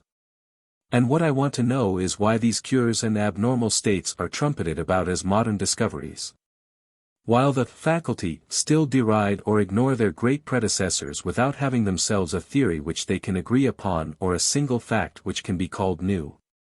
The truth is we are just blundering back with toil to work over again the old disused minds of the ancients. The rediscovery of these occult sciences is exactly matched by the slow recovery of sculpture and painting in modern Europe. Here is the history of occult science in a nutshell. 1. Once known. 2. Lost. 3. Rediscovered. 4. Denied. 5. Reaffirmed, and by slow degrees, under new names, victorious. The evidence for all this is exhaustive and abundant. Here it may suffice to notice that Diodorus Siculus mentions how the Egyptian priests, ages before Christ, attributed clairvoyance induced for therapeutic purposes to Isis. Strabo ascribes the same to Serapis, while Galen mentions a temple near Memphis famous for these hypnotic cures. Pythagoras, who won the confidence of the Egyptian priests, is full of it. Aristophanes in Plutus describes in some detail a mesmeric cure, Kyprota men de tes kephales ephipsato, etc., and first he began to handle the head. Caelius Aurelianus describes manipulations, 1569, for disease, conducting the hands from the superior to the inferior parts, and there was an old Latin proverb, ubi dolor ibi digitus, where pain, their finger. But time would fail me to tell of Paracelsus, 1462, 8 and his Deep Secret of Magnetism, of Van Helmont, 1644, 9 and his Faith in the Power of the Hand in Disease. Much in the writings of both these men was only made clear to the moderns by the experiments of Mesmer, and in view of modern hypnotists it is clearly with him and his disciples that we have chiefly to do. He claimed, no doubt, to transmit an animal magnetic fluid, which I believe the hypnotists deny. They do. But so did the scientists with regard to more than one truth. To deny an animal magnetic fluid is surely no more absurd than to deny the circulation of the blood, as they have so energetically done. A few additional details about mesmerism given by Mr. Hoyes may prove interesting. Thus he reminds us of the answer written by the much-wronged Mesmer to the academicians after their unfavorable report, and refers to it as prophetic words. You say that Mesmer will never hold up his head again. If such is the destiny of the man, it is not the destiny of the truth, which is in its nature imperishable, and will shine forth sooner or later in the same or some other country with more brilliancy than ever. And its triumph will annihilate its miserable detractors. Mesmer left Paris in disgust, and retired to Switzerland to die, but the illustrious Dr. Jussieu became a convert. Lavater carried Mesmer's system to Germany, while Pisger and Deleuze spread it throughout provincial France, forming innumerable, harmonic societies devoted to the study of therapeutic magnetism and its allied phenomena of thought transference, hypnotism, and clairvoyance. Some 20 years ago I became acquainted with perhaps the most illustrious disciple of Mesmer, the aged Baron du Potet. 10 round this man's therapeutic and mesmeric exploits raged, between 1830 and 1846, a bitter controversy throughout France. A murderer had been tracked, convicted, and executed solely on evidence supplied by one of du Potet's clairvoyants. The Juge de Paix admitted thus much in open court. This was too much for even skeptical Paris, and the Academy determined to sit again and, if possible, crush out the superstition. They sat, but, strange to say, this time they were converted. Itard, Fouquier, Gersant, Bourdois de la Motte, the cream of the French faculty, pronounced the phenomena of mesmerism to be genuine, cures, trances, clairvoyance, thought transference, even reading from closed books. And from that time an elaborate nomenclature was invented, blotting out as far as possible the detested names of the indefatigable men who had compelled the scientific assent, while enrolling the main facts vouched for by Mesmer, du Potet, and Pisger among the undoubted phenomena to be accepted, on whatever theory, by medical science. Then comes the turn of this foggy island and its befogged scientists. Meanwhile, goes on the writer, England was more stubborn. In 1846 the celebrated Dr. Eliot's son, a popular practitioner, with a vast clientele, pronounced the famous Harveian oration, in which he confessed his belief in mesmerism. He was denounced by the doctors with such thorough results that he lost his practice, and died well-nigh ruined, if not heartbroken. The Mesmeric Hospital in Marylebone Road has been established by him. Operations were successfully performed under mesmerism, and all the phenomena which have lately occurred at Leeds and elsewhere to the satisfaction of the doctors were produced in Marylebone 56 years ago. 35 years ago Professor Lister did the same, but the introduction of chloroform being more speedy and certain as an anesthetic, killed for a time the mesmeric treatment. The public interest in mesmerism died down, and the Mesmeric Hospital in the Marylebone Road, which had been under a cloud since the suppression of Eliot's son, was at last closed. Lately we know what has been the fate of Mesmer and mesmerism. Mesmer is spoken of in the same breath with Count Cagliostro, and mesmerism itself is seldom mentioned at all, but, then, we hear plenty of electrobiology, therapeutic magnetism and hypnotism, just so. Oh, shades of Mesmer, Pisger, du Potet, Eliot's son, sic vos non vobis. Still, I say palmum cum marut ferat. When I knew Baron du Potet he was on the brink of the grave, and nearly 80 years old.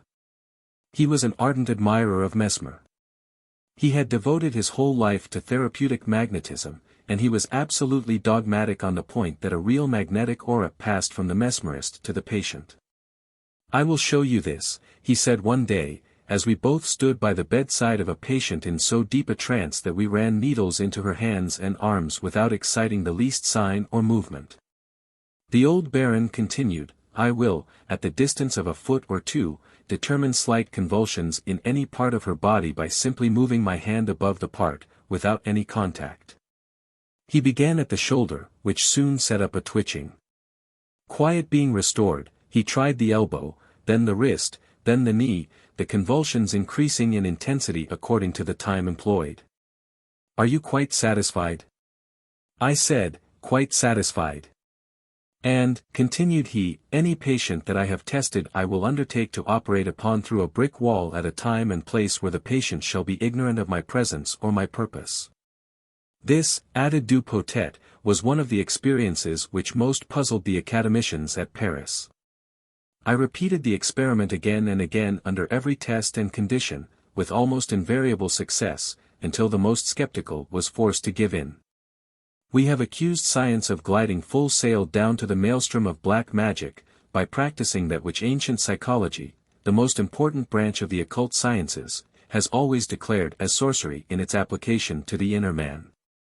We are prepared to maintain what we say. We mean to prove it one of these days, in some future articles, basing ourselves on facts published and the actions produced by the hypnotism of vivisectionists themselves. That they are unconscious sorcerers does not make away with the fact that they do practice the black art bel et bien. In short, the situation is this. The minority of the learned physicians and other scientists experiment in hypnotism because they have come to see something in it, while the majority of the members of the RCP still deny the actuality of animal magnetism in its mesmeric form, even under its modern mask, hypnotism. The former, entirely ignorant of the fundamental laws of animal magnetism, experiment at haphazard, almost blindly. To remain consistent with their declarations, a. that hypnotism is not mesmerism, and b. that a magnetic aura or fluid passing from the mesmerizer, or hypnotizer, is pure fallacy, they have no right, of course, to apply the laws of the older to the younger science. Hence they interfere with, and awaken to action the most dangerous forces of nature, without being aware of it. Instead of healing diseases, the only use to which animal magnetism under its new name can be legitimately applied, they often inoculate the subjects with their own physical as well as mental ills and vices. For this, and the ignorance of their colleagues of the minority, the disbelieving majority of the Sadducees are greatly responsible. For, by opposing them, they impede free action, and take advantage of the Hippocratic oath, to make them powerless to admit and do much that the believers might and would otherwise do. But as Dr. A. Test truly says in his work, there are certain unfortunate truths which compromise those who believe in them, and those especially who are so candid as to avow them publicly. Thus the reason of hypnotism not being studied on its proper lines is self-evident. Years ago it was remarked, it is the duty of the academy and medical authorities to study mesmerism, i.e. the occult sciences in its spirit, and to subject it to trials, finally, to take away the use and practice of it from persons quite strangers to the art, who abuse this means, and make it an object of lucre and speculation. He who uttered this great truth was the voice speaking in the desert. But those having some experience in occult psychology would go further. They would say it is incumbent on every scientific body, nay, on every government, to put an end to public exhibitions of this sort. By trying the magic effect of the human will on weaker wills, by deriding the existence of occult forces in nature, forces whose name is legion, and yet calling out these, under the pretext that they are no independent forces at all. Not even psychic in their nature, but connected with known physical laws, Binet and fear, men in authority are virtually responsible for all the dire effects that are and will be following their dangerous public experiments. Verily karma, the terrible but just retributive law, will visit all those who develop the most awful results in the future, generated at those public exhibitions for the amusement of the profane. Let them only think of dangers bred, of new forms of diseases, mental and physical, begotten by such insane handling of psychic will. This is as bad on the moral plane as the artificial introduction of animal matter into the human blood, by the infamous Brown Sequard method, is on the physical. They laugh at the occult sciences and deride mesmerism. Yet this century will not have passed away before they have undeniable proofs that the idea of a crime suggested for experiment's sake is not removed by a reversed current of the will as easily as it is inspired. They may learn that if the outward expression of the idea of a misdeed, suggested, may fade out at the will of the operator, the active living germ artificially implanted does not disappear with it.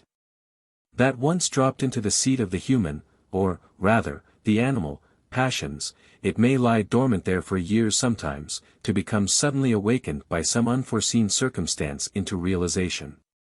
Crying children frightened into silence by the suggestion of a monster, a devil standing in the corner, by a foolish nurse, have been known to become insane 20 or 30 years later on the same subject. There are mysterious, secret drawers, dark nooks and hiding places in the labyrinth of our memory, still unknown to physiologists, and which open only once, rarely twice, in man's lifetime, and that only under very abnormal and peculiar conditions. But when they do, it is always some heroic deed committed by a person the least calculated for it, or a terrible crime perpetrated, the reason for which remains forever a mystery. Thus experiments in suggestion, by persons ignorant of the occult laws, are the most dangerous of pastimes. The action and reaction of ideas on the inner lower ego has never been studied so far, because that ego itself is terra incognita, even when not denied, to the men of science. Moreover, such performances before a promiscuous public are a danger in themselves. Men of undeniable scientific education who experiment on hypnotism in public, lend thereby the sanction of their names to such performances. And then every unworthy speculator acute enough to understand the process may, by developing by practice and perseverance the same force in himself, apply it to his own selfish, often criminal, ends. Result on karmic lines, every hypnotist, every man of science, however well-meaning and honorable, once he has allowed himself to become the unconscious instructor of one who learns but to abuse the sacred science, becomes, of course, morally the confederate of every crime committed by this means. Such is the consequence of public, hypnotic experiments which thus lead to, and virtually are, black magic. The signs of the times. It is intensely interesting to follow season after season the rapid evolution and change of public thought in the direction of the mystical. The educated mind is most undeniably attempting to free itself from the heavy fetters of materialism. The ugly caterpillar is writhing in the agonies of death, under the powerful efforts of the psychic butterfly to escape from its science-built prison, and every day brings some new glad tidings of one or more such mental births to light. As the New York Path truly remarks in its September issue, when theosophical and kindred topics are made the texts for novels, and, we may add, scientific essays and brochures, the implication is that interest in them has become diffused through all social ranks. That kind of literature is, paradoxically, proof that occultism has passed beyond the region of careless amusement and entered that of serious inquiry. The reader has but to throw a retrospective glance at the publications of the last few years to find that such topics as mysticism, magic, sorcery, spiritualism, theosophy, mesmerism, or, as it is now called, hypnotism. All the various branches in short of the occult side of nature, are becoming predominant in every kind of literature. They visibly increase in proportion to the efforts made to discredit the movements in the cause of truth, and strangle inquiry, whether on the field of theosophy or spiritualism, by trying to besmear their most prominent heralds, pioneers and defenders, with tar and feathers. The keynote for mystic and theosophic literature was Marion Crawford's Mr. Isaacs. It was followed by his Zoroaster. Then followed The Romance of Two Worlds, by Marie Corelli, or Louis Stevenson's Dr. Jekyll and Mr. Hyde.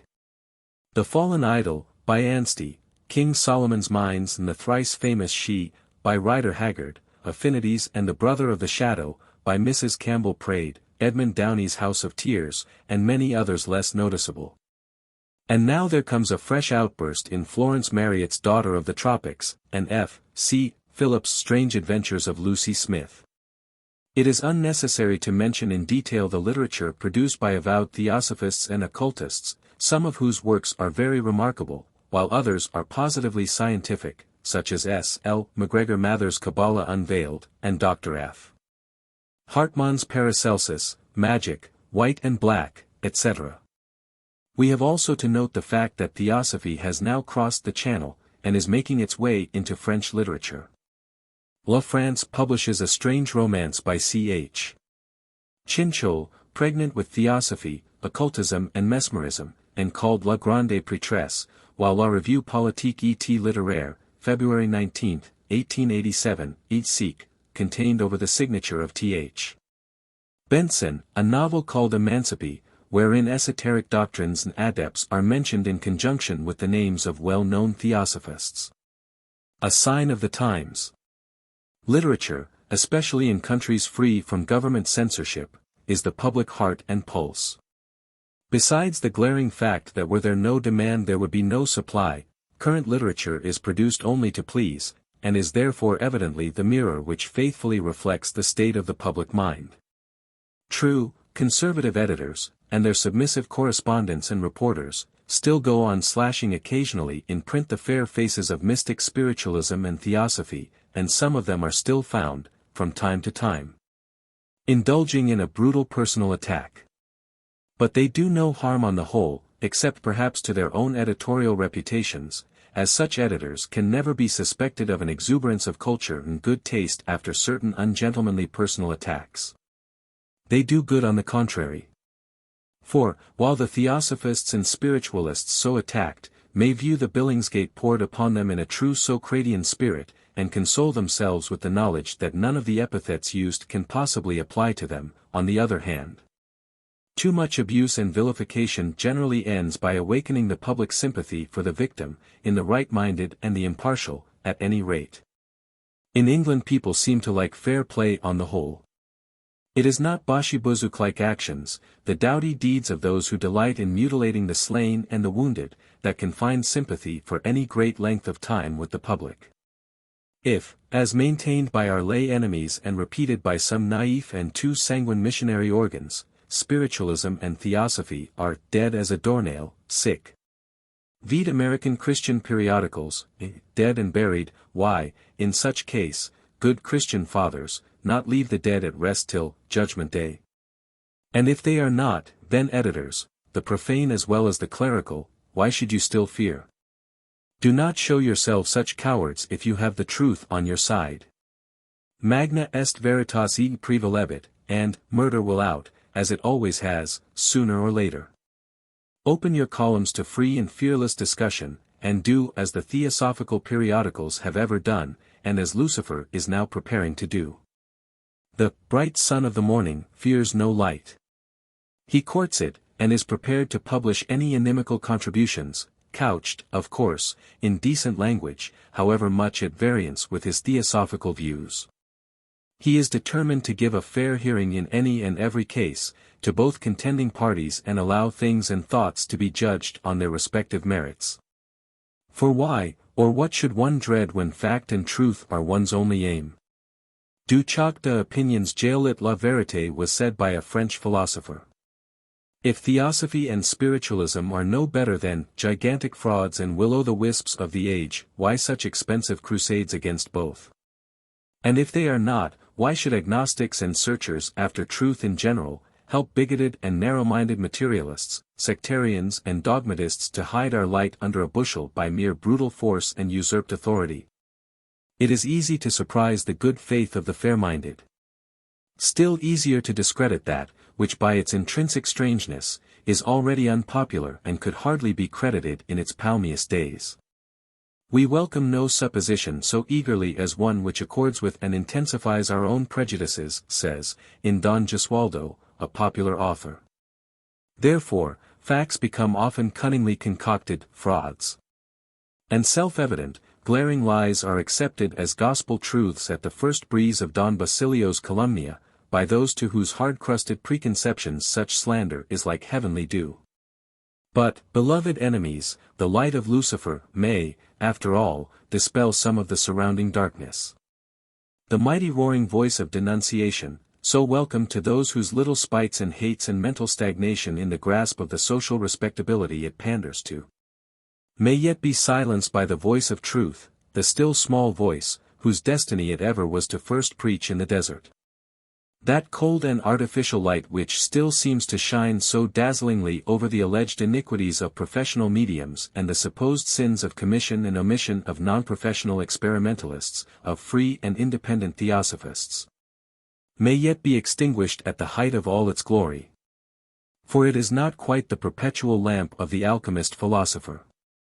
Still less is it that light which never shone on sea or land, that ray of divine intuition, the spark which glimmers latent in the spiritual, never-erring perceptions of man and woman, and which is now awakening, for its time is at hand. A few years more, and the Aladdin's lamp, which called forth the ministering genius thereof, who, making 3 salutes to the public, proceeded forthwith to devour mediums and theosophists, like a juggler who swallows swords at a village fair, will get out of order. Its light, over which the anti-theosophists are crowing victory to this day, shall get dim. And then, perhaps, it will be discovered that what was claimed as a direct ray from the source of eternal truth was no better than a penny rushlight, in whose deceitful smoke and soot people got hypnotized, and saw everything upside down. It will be found that the hideous monsters of fraud and imposture had no existence outside the murky and dizzied brains of the Aladdins on their journey of discovery. And that, finally, the good people who listened to them, had been all the time seeing sights and hearing things under unconscious and mutual suggestion. This is a scientific explanation, and requires no black magicians or dugpa at work. For suggestion, as now practiced by the sorcerers of science is, dugpaship itself, per sang. No Eastern adept of the left hand can do more mischief by his infernal art than a grave hypnotizer of the faculty of medicine, a disciple of Charcot, or of any other scientific light of the first magnitude. In Paris, as in St. Petersburg, crimes have been committed under suggestion. Divorces have occurred, and husbands have nearly killed their wives and their supposed correspondents, owing to tricks played on innocent and respectable women, who have thus had their fair name and all their future life blasted forever. A son, under such influence, broke open the desk of an avaricious father, who caught him in the act, and nearly shot him in a fit of rage. One of the keys of occultism is in the hands of science, cold, heartless, materialistic, and crassly ignorant of the other truly psychic side of the phenomenon, hence powerless to draw a line of demarcation between the physiological and the purely spiritual effects of the disease inoculated, and unable to prevent future results and consequences of which it has no knowledge, and over which it has, therefore, no control. We find in the Lotus of September, 1887, the following. A French paper, the Paris, for August 12, contains a long and excellent article by G. Montorgueil, entitled, The Accursed Sciences, from which we extract the following passage, since we are, unfortunately, unable to quote the whole. Some months ago, already, in I forget what case, the question of suggestion was raised and taken account of by the judges. We shall certainly see people in the dock accused of occult malpractices. But how will the prosecution go to work? What arguments will it bring to bear? The crime by suggestion is the ideal of a crime without proof. In such a case the gravest charges will never be more than presumptions, and fugitive presumptions. On what fragile scaffolding of suspicions will the charge rest? No examination, but a moral one, will be possible. We shall have to resign ourselves to hearing the Solicitor General say to the accused, "Accused, it appears from a perquisition made into your brain," etc. Ah, the poor jurymen! It is they who are to be pitied. Taking their task to heart, they already have the greatest difficulty in separating the true from the false, even in rough and ready cases, the facts of which are obvious, all the details of which are tangible and the responsibilities clear. And we are going to ask them on their soul and conscience to decide questions of black magic. Verily their reason will not hold out through the fortnight, it will give way before that and sink into thaumaturgy. We move fast. The strange trials for sorcery will blossom anew, somnambules who were merely grotesque will appear in a tragic light, the coffee grounds, which so far only risked the police court, will hear their sentence at the assizes. The evil eye will figure among criminal offenses. These last years of the XXth century will have seen us step from progress to progress, till we reach at last this judicial enormity, a second Laubardement prosecuting another urbane grandeur. Serious, scientific, and political papers are full of earnest discussions on the subject. A St. Petersburg daily has a long feuilleton on the bearing of hypnotic suggestions upon criminal law. Cases of hypnotism with criminal motives have of late begun to increase in an ever-progressing ratio, it tells its readers.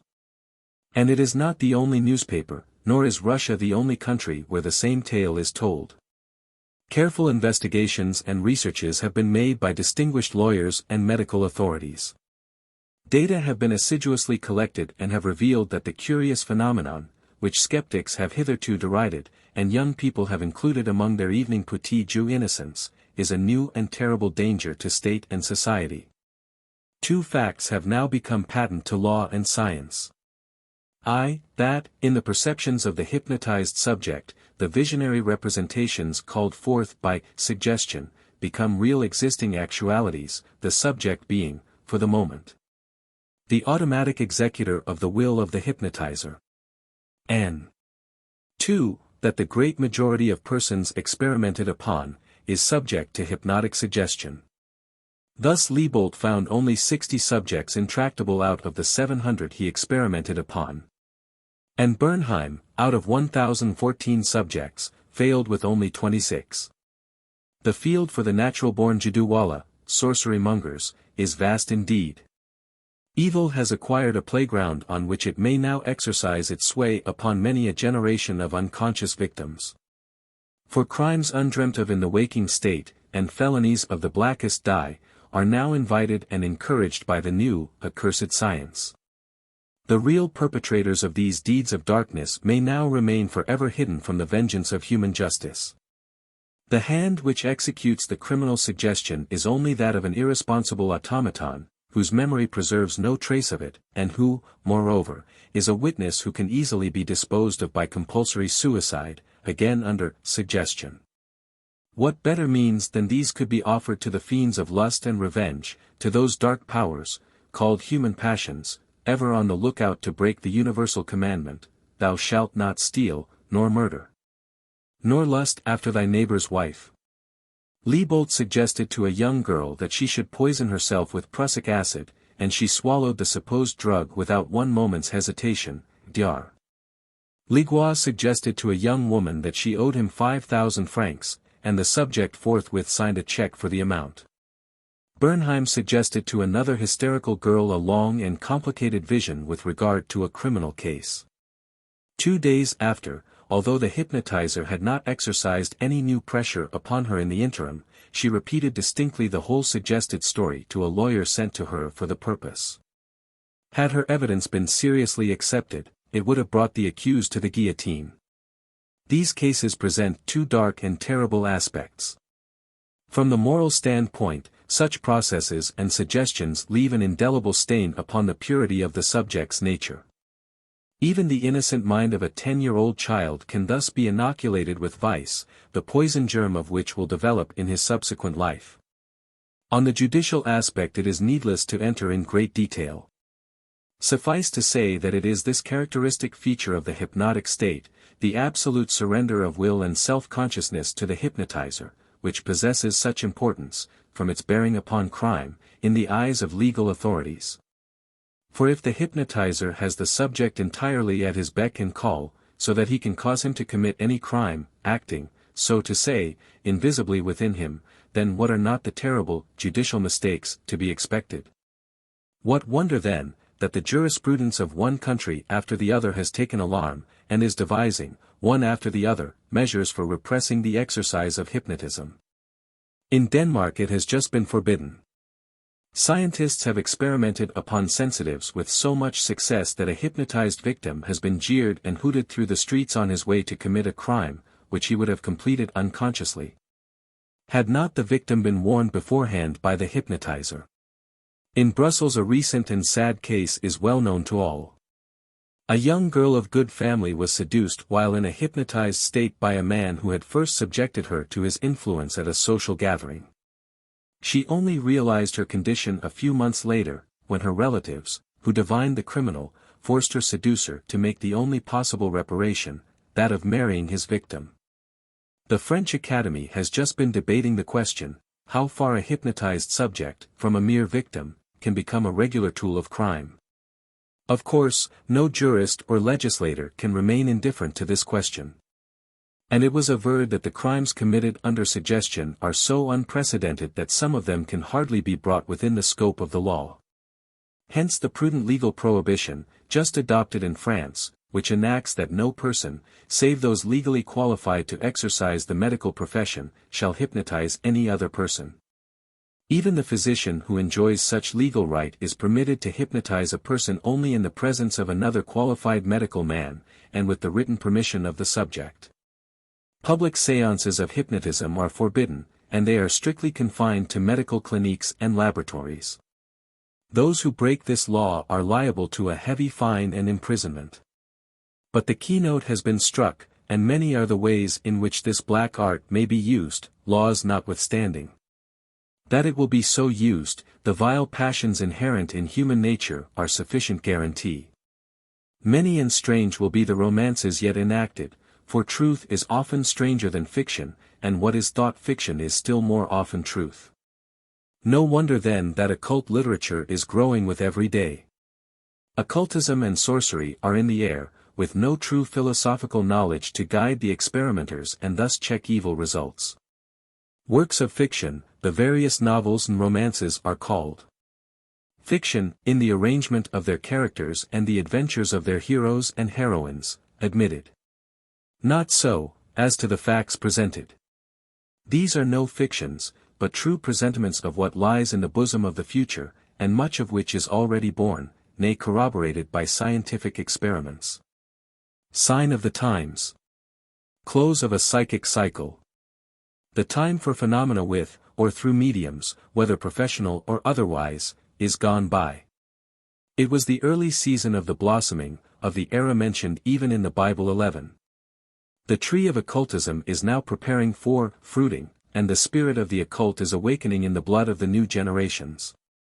If the old men only dream dreams, the young ones see already visions 12, and record them in novels and works of fiction.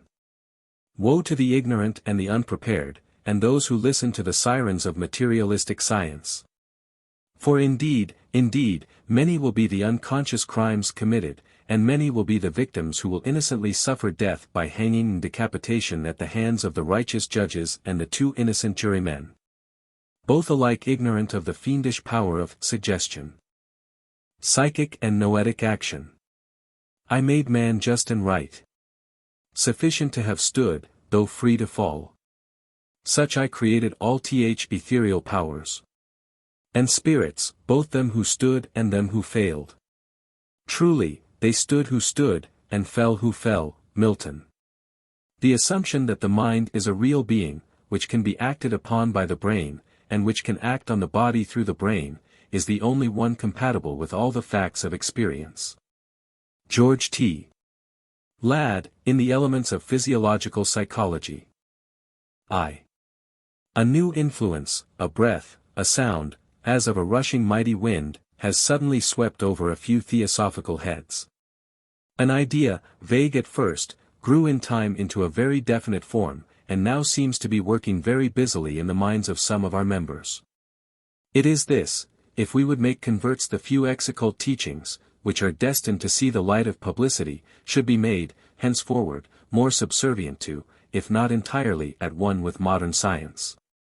It is urged that the so-called Esoteric 13, or late esoteric, cosmogony, anthropology, ethnology, geology, psychology and, foremost of all, metaphysics, having been adapted into making obeisance to modern, hence materialistic, thought, should never henceforth be allowed to contradict, not openly, at all events, scientific philosophy. The latter, we suppose, means the fundamental and accepted views of the great German schools, or of Mr. Herbert Spencer and some other English stars of lesser magnitude. And not only these, but also the deductions that may be drawn from them by their more or less instructed disciples. A large undertaking this, truly. And one, moreover, in perfect conformity with the policy of the medieval casuists, who distorted truth and even suppressed it, if it clashed with divine revelation. Useless to say that we decline the compromise. It is quite possible, nay, probable and almost unavoidable, that the mistakes made, in the rendering of such abstruse metaphysical tenets as those contained in Eastern occultism, should be frequent and often important. But then all such have to be traced back to the interpreters, not to the system itself. They have to be corrected on the authority of the same doctrine, checked by the teachings grown on the rich and steady soil of Gupta Vidya, not by the speculations that blossom forth today. To die tomorrow, on the shifting sands of modern scientific guesswork, especially in all that relates to psychology and mental phenomena. Holding to our motto, there is no religion higher than truth, we refuse most decidedly to pander to physical science.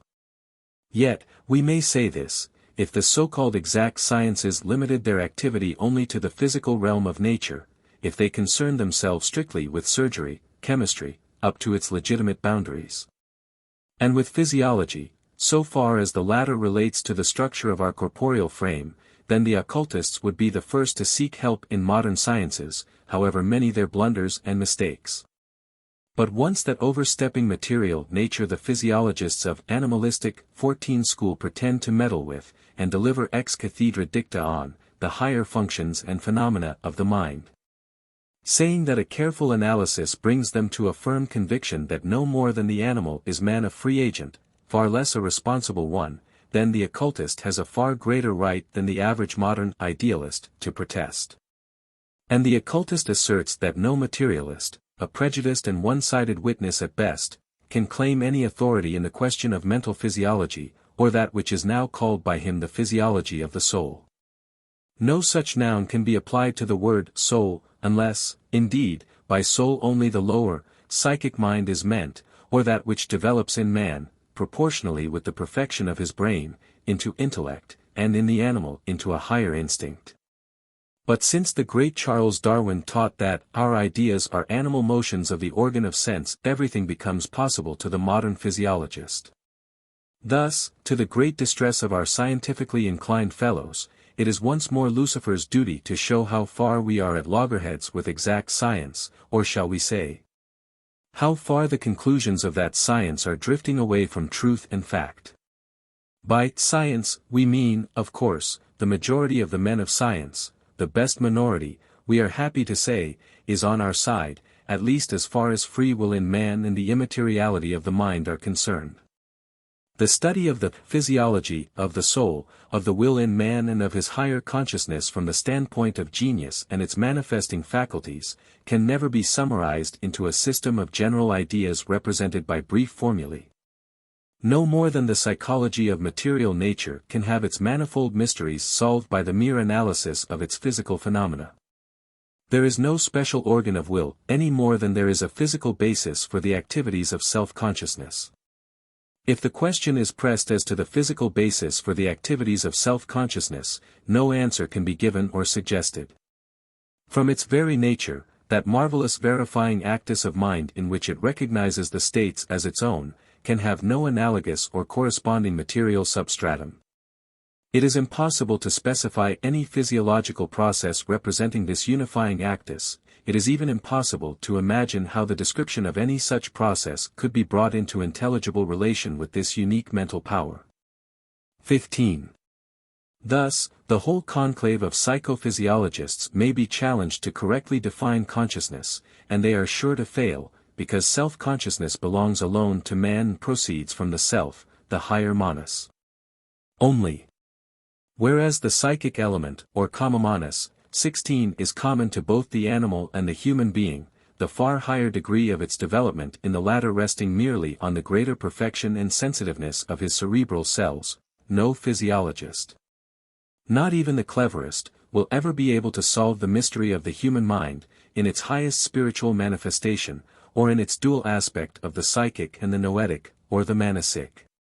17 or even to comprehend the intricacies of the former on the purely material plane, unless he knows something of, and is prepared to admit the presence of this dual element. This means that he would have to admit a lower, animal, and a higher, or divine, mind in man, or what is known in occultism as the personal and the impersonal egos. For, between the psychic and the noetic, between the personality and the individuality, there exists the same abyss as between a Jack the Ripper and a holy Buddha. Unless the physiologist accepts all this, we say, he will ever be led into a quagmire. We intend to prove it. As all know, the great majority of our learned didymi reject the idea of free will. Now this question is a problem that has occupied the minds of thinkers for ages, every school of thought having taken it up in turn and left it as far from solution as ever. And yet, placed as it is in the foremost ranks of philosophical quandaries, the modern psychophysiologists claim in the coolest and most bumptious way to have cut the Gordian knot forever. For them the feeling of personal free agency is an error, an illusion, the collective hallucination of mankind. This conviction starts from the principle that no mental activity is possible without a brain, and that there can be no brain without a body. As the latter is, moreover, subject to the general laws of a material world where all is based on necessity, and where there is no spontaneity, our modern psychophysiologist has nolens volens to repudiate any self-spontaneity in human action. Here we have, for instance, a Lausanne professor of physiology, A. Herzen, to whom the claim of free will in man appears as the most unscientific absurdity. Says this oracle: in the boundless physical and chemical laboratory that surrounds man, organic life represents quite an unimportant group of phenomena. And amongst the latter, the place occupied by life having reached to the stage of consciousness, is so minute that it is absurd to exclude man from the sphere of action of a general law, in order to allow in him the existence of a subjective spontaneity or a free will standing outside of that law, psychophysiologie générale. For the occultist who knows the difference between the psychic and the noetic elements in man, this is pure trash, notwithstanding its sound scientific basis. For when the author puts the question, if psychic phenomena do not represent the results of an action of a molecular character, whither then does motion disappear after reaching the sensory centers? We answer that we never denied the fact. But what has this to do with a free will? That every phenomenon in the visible universe has its genesis in motion, is an old axiom in occultism.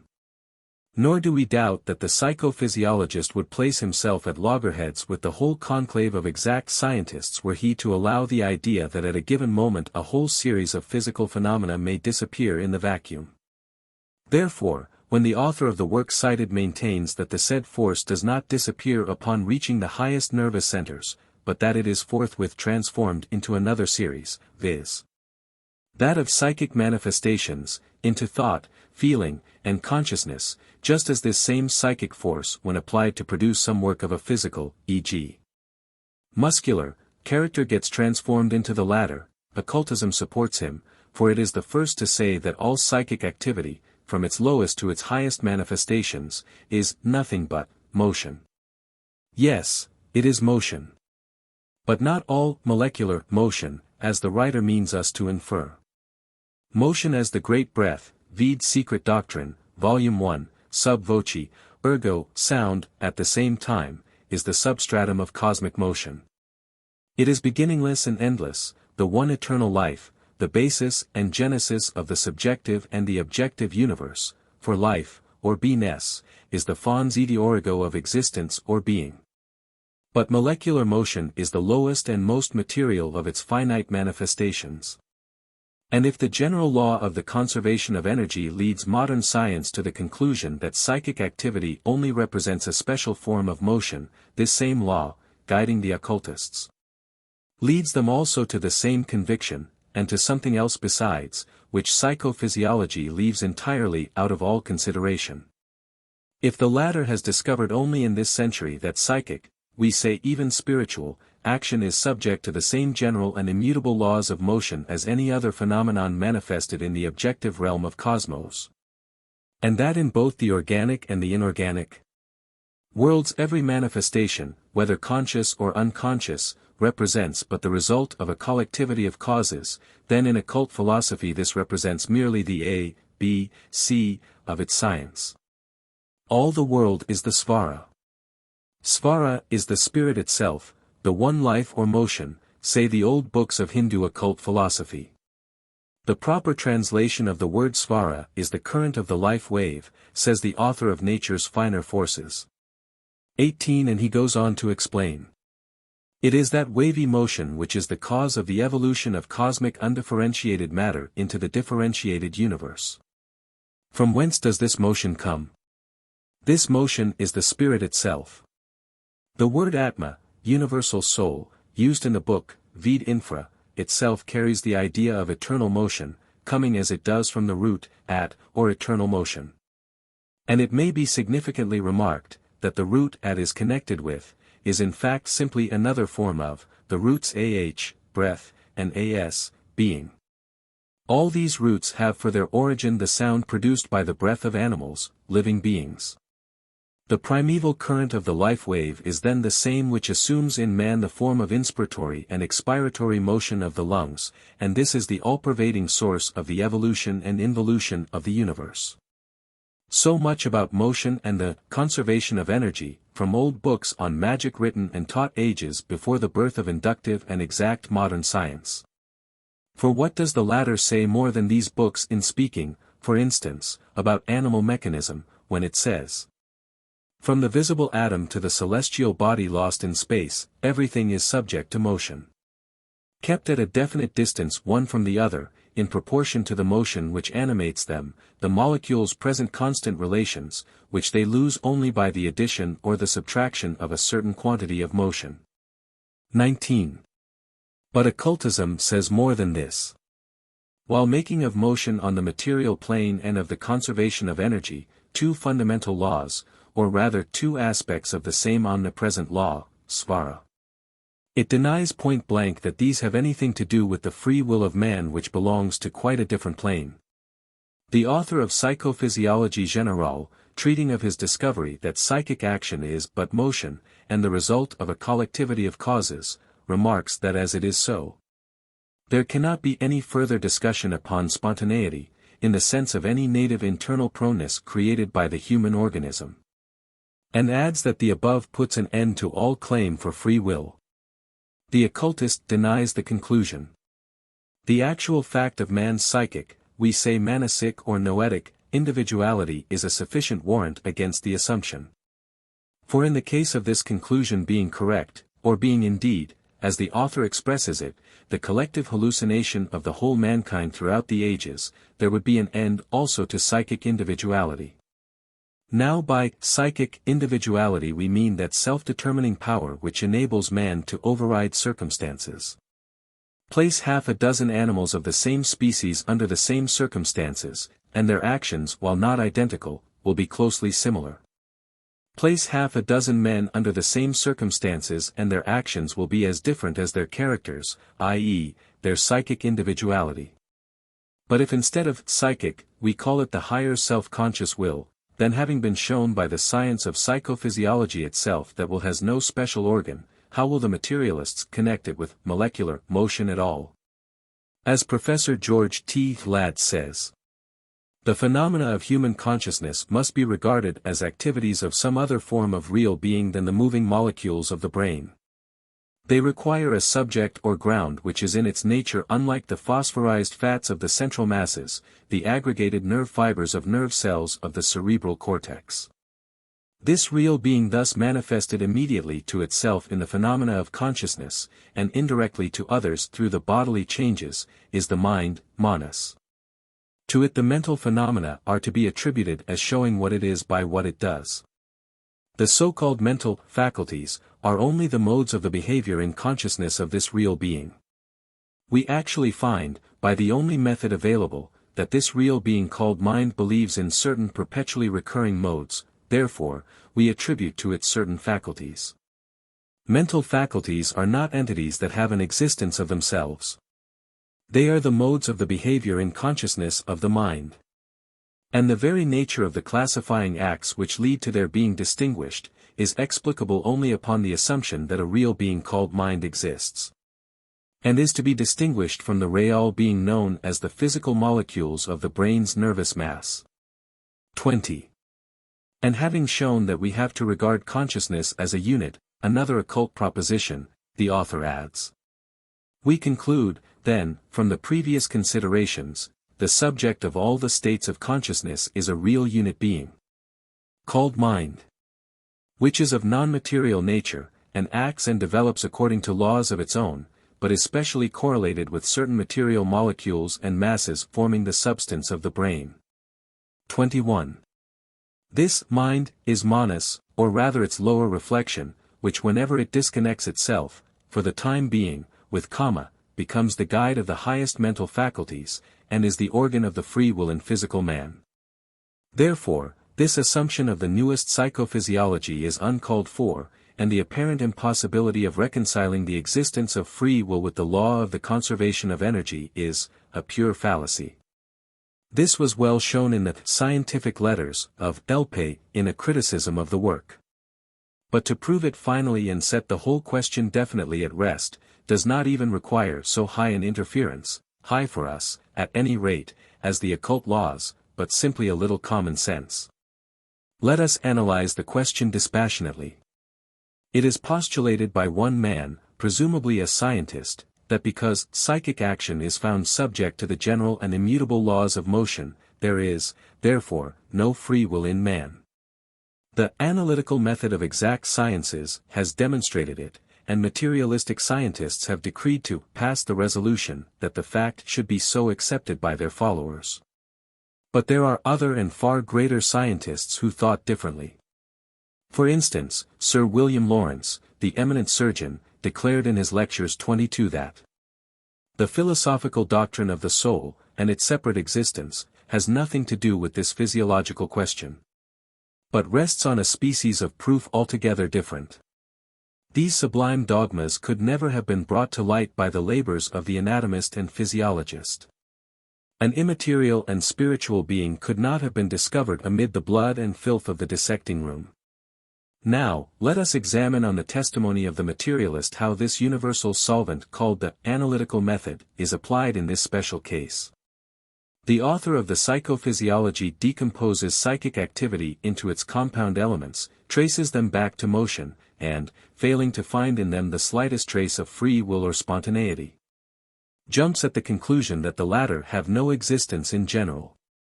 Nor are they to be found in that psychic activity which he has just decomposed. Are not the fallacy and error of such an unscientific proceeding self-evident, asks his critic.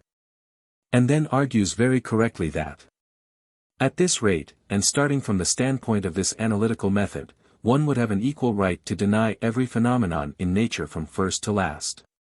For, do not sound and light, heat and electricity, like all other chemical processes, once decomposed into their respective elements, lead the experimenter back to the same motion, wherein all the peculiarities of the given elements disappear, leaving behind them only the vibrations of molecules? But does it necessarily follow that for all that, heat, light, electricity, are but illusions instead of the actual manifestations of the peculiarities of our real world?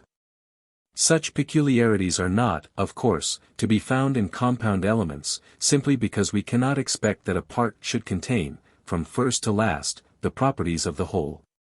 What should we say of a chemist, who, having decomposed water into its compounds, hydrogen and oxygen, without finding in them the special characteristics of water, would maintain that such did not exist at all, nor could they be found in water? What of an antiquary who, upon examining distributed type and finding no sense in every separate letter, should assert that there was no such thing as sense to be found in any printed document? And does not the author of Psychophysiology act just in this way when he denies the existence of free will or self-spontaneity in man, on the grounds that this distinctive faculty of the highest psychic activity is absent from those compound elements which he has analyzed? Most undeniably, no separate piece of brick, of wood, or iron, each of which has once been a part of a building now in ruins, can be expected to preserve the smallest trace of the architecture of that building, in the hands of the chemist. At any rate, though it would in those of a psychometer, a faculty by the by, which demonstrates far more powerfully the law of the conservation of energy than any physical science does, and shows it acting as much in the subjective or psychic worlds as in the objective and material planes. The genesis of sound, on this plane, has to be traced back to the same motion, and the same correlation of forces is at play during the phenomenon as in the case of every other manifestation. Shall the physicist, then, who decomposes sound into its compound element of vibrations and fails to find in them any harmony or special melody, deny the existence of the latter? And does not this prove that the analytical method, having to deal exclusively with the elements, and nothing to do with their combinations, leads the physicist to talk very glibly about motion, vibration, and what not, and to make him entirely lose sight of the harmony produced by certain combinations of that motion or the harmony of vibrations? Criticism, then, is right in accusing materialistic psychophysiology of neglecting these all-important distinctions. In maintaining that if a careful observation of facts is a duty in the simplest physical phenomena, how much more should it be so when applied to such complex and important questions as psychic force and faculties? And yet in most cases all such essential differences are overlooked, and the analytical method is applied in a most arbitrary and prejudiced way. What wonder, then, if, in carrying back psychic action to its basic elements of motion, the psychophysiologist depriving it during the process of all its essential characteristics, should destroy it, and having destroyed it, it only stands to reason that he is unable to find that which exists in it no longer. He forgets, in short, or rather purposely ignores the fact, that though, like all other phenomena on the material plane, psychic manifestations must be related in their final analysis to the world of vibration, sound being the substratum of universal akasa, yet, in their origin, they belong to a different and a higher world of harmony.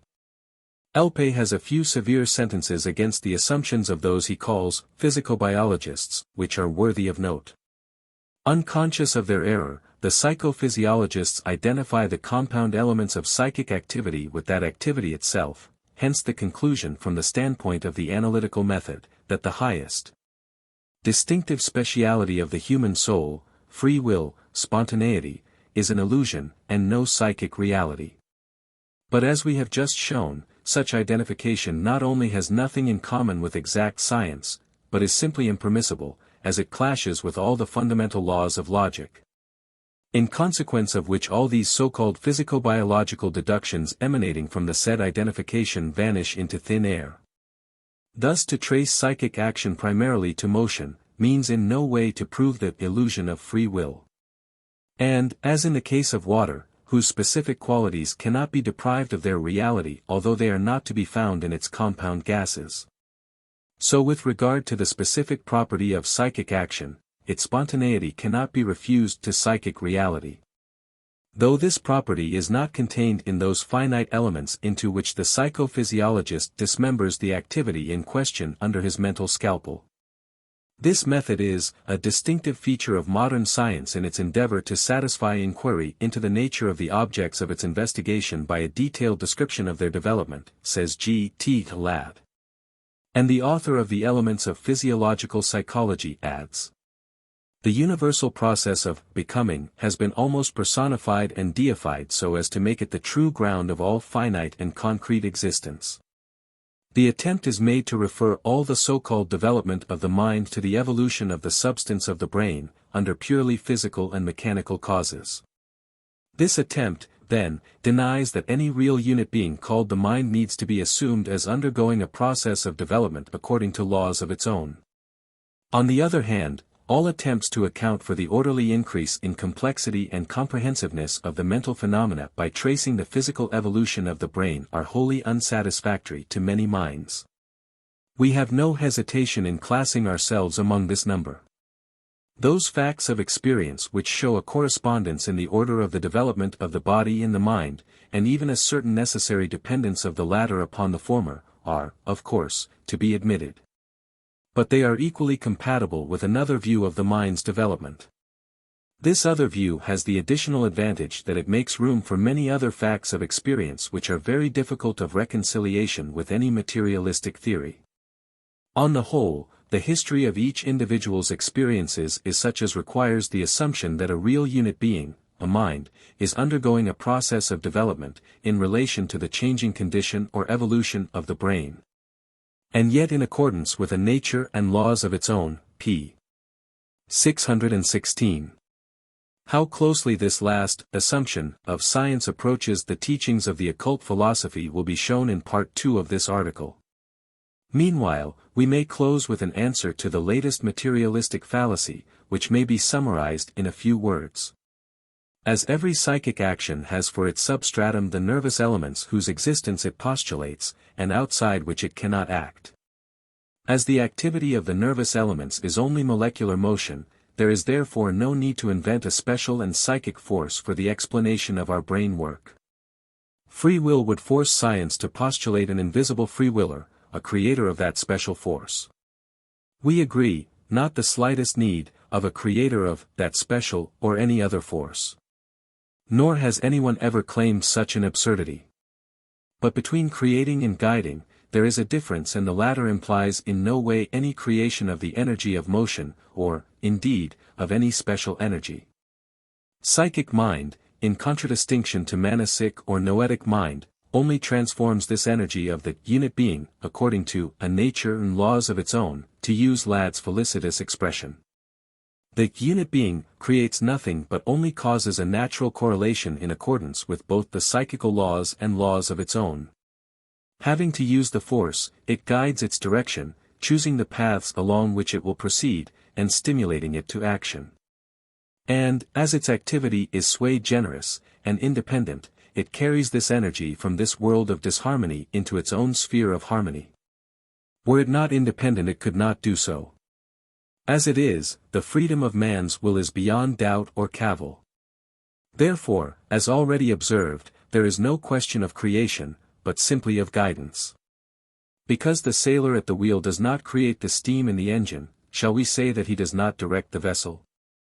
And, because we refuse to accept the fallacies of some psychophysiologists as the last word of science, do we furnish thereby a new proof that free will is an hallucination?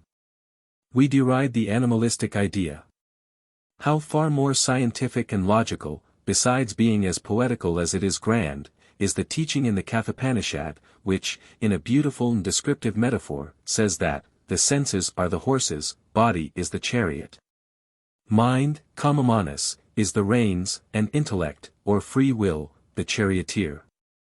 Verily, there is more exact science in the less important of the Upanishads, composed thousands of years ago, than in all the materialistic ravings of modern physicobiology and psychophysiology put together. 2. The knowledge of the past, present, and future, is embodied in Kshetrajna, the self. Occult axioms.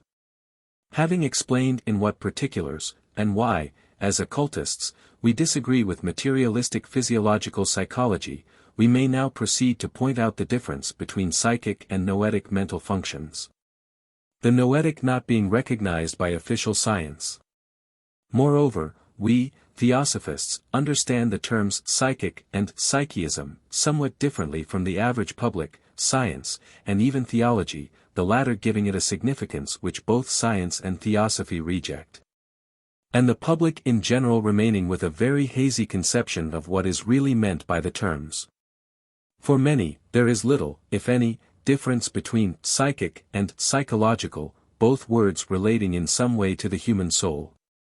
Some modern metaphysicians have wisely agreed to disconnect the word mind, pneuma, from soul, psyche, the one being the rational, spiritual part, the other, psyche, the living principle in man, the breath that animates him, from anima, soul.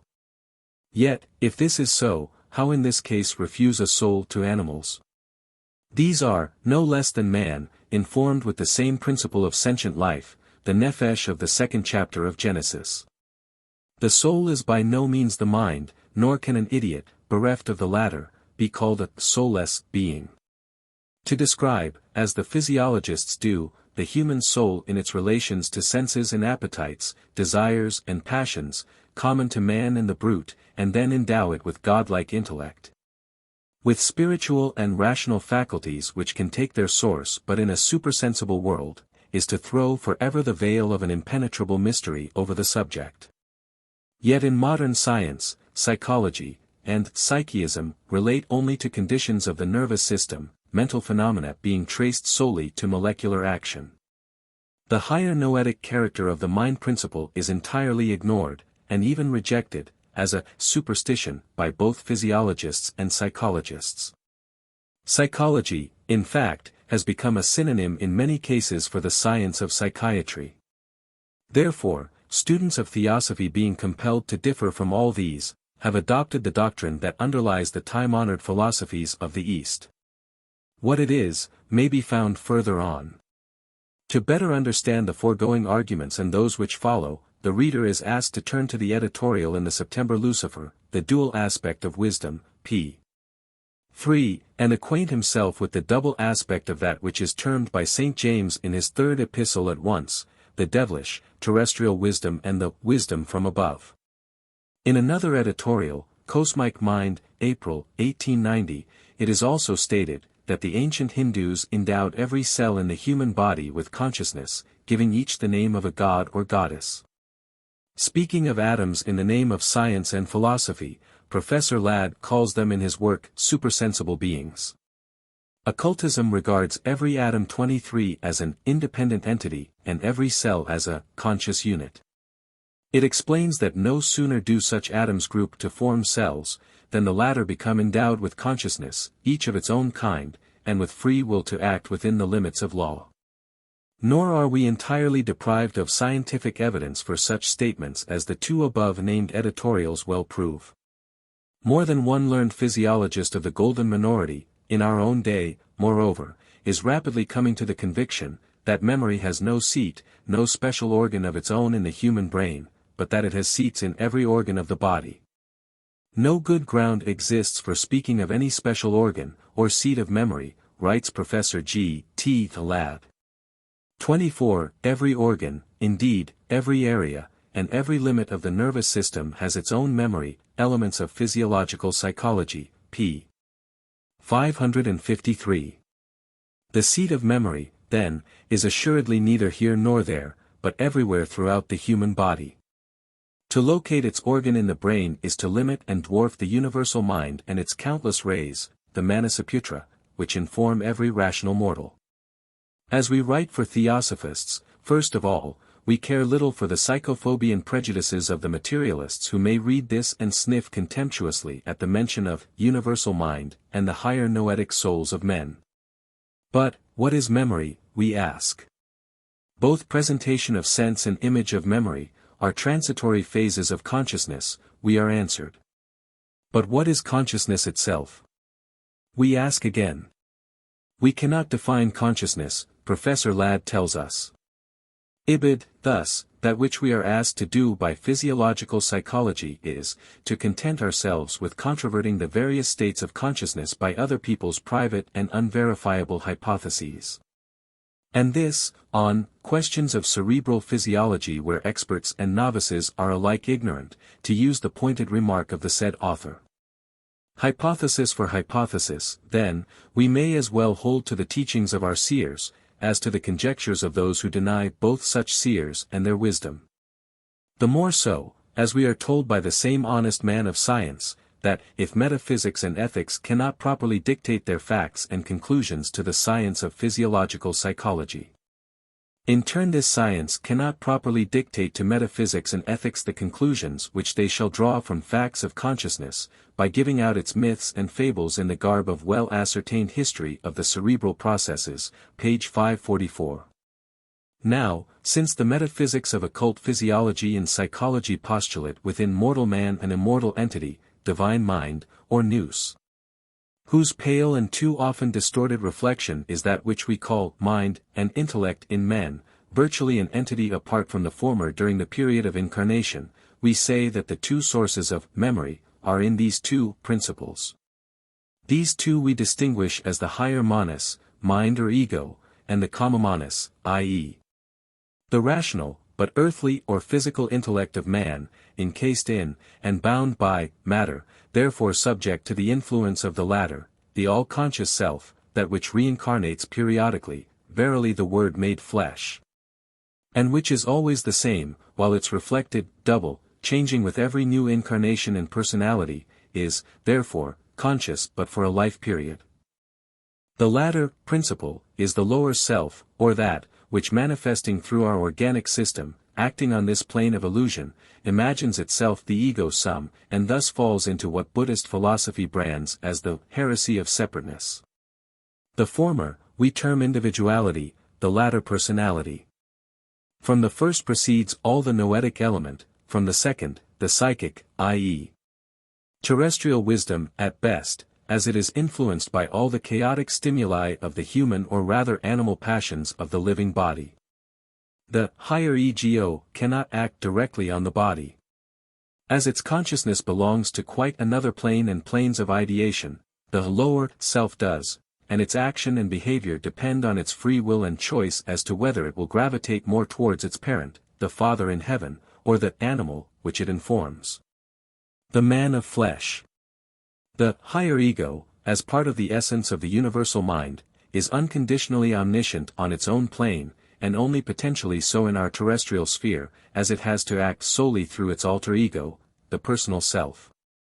Now, although the former is the vehicle of all knowledge of the past, the present, and the future, and although it is from this fountainhead that its double catches occasional glimpses of that which is beyond the senses of man, and transmits them to certain brain cells, unknown to science in their function, thus making of man a seer, a soothsayer, and a prophet. Yet the memory of bygone events, especially of the earthy, has its seat in the personal ego alone. No memory of a purely daily life function, of a physical, egotistical, or of a lower mental nature, such as, e.g., eating and drinking, enjoying personal sensual pleasures, transacting business to the detriment of one's neighbor, etc., etc., has aught to do with the higher mind or ego. Nor has it any direct dealings on this physical plane with either our brain or our heart, for these two are the organs of a power higher than the personality, but only with our passional organs, such as the liver, the stomach, the spleen, etc. Thus it only stands to reason that the memory of such like events must be first awakened in that organ which was the first to induce the action remembered afterwards, and conveyed it to our sense thought, which is entirely distinct from the supersensuous thought. It is only the higher forms of the latter, the superconscious mental experience, that can correlate with the cerebral and cardiac centers. The memories of physical and selfish, or personal, deeds, on the other hand, together with the mental experiences of a terrestrial nature, and of earthly biological functions, can, of necessity, only be correlated with the molecular constitution of various chemic organs, and the dynamical associations of the elements of the nervous system in each particular organ. Therefore, when Professor Ladd, after showing that every element of the nervous system has a memory of its own, adds, this view belongs to the very essence of every theory which considers conscious mental reproduction as only one form or phase of the biological fact of organic memory, he must include among such theories the occult teaching. For no occultist could express such teaching more correctly than the professor, who says, in winding up his argument, we might properly speak, then, of the memory of the end organ of vision or of hearing, of the memory of the spinal cord and of the different so-called centers of reflex action belonging to the cords of the memory of the medulla oblongata, the cerebellum, etc. This is the essence of occult teaching, even in the Tantra works. Indeed, every organ in our body has its own memory. For if it is endowed with a consciousness of its own kind, every cell must of necessity have also a memory of its own kind, as likewise its own psychic and noetic action. Responding to the touch of both a physical and a metaphysical force, the impulse given by the psychic or psychomolecular force will act from without within, while that of the noetic, shall we call it spiritual dynamical force, works from within without. For, as our body is the covering of the inner principles, soul, mind, life, etc., so the molecule or the cell is the body in which dwell its principles, the, to our sense and comprehension, immaterial atoms which compose that cell. The cell's activity and behavior are determined by its being propelled either inwardly or outwardly, by the noetic or the psychic force, the former having no relation to the physical cells proper.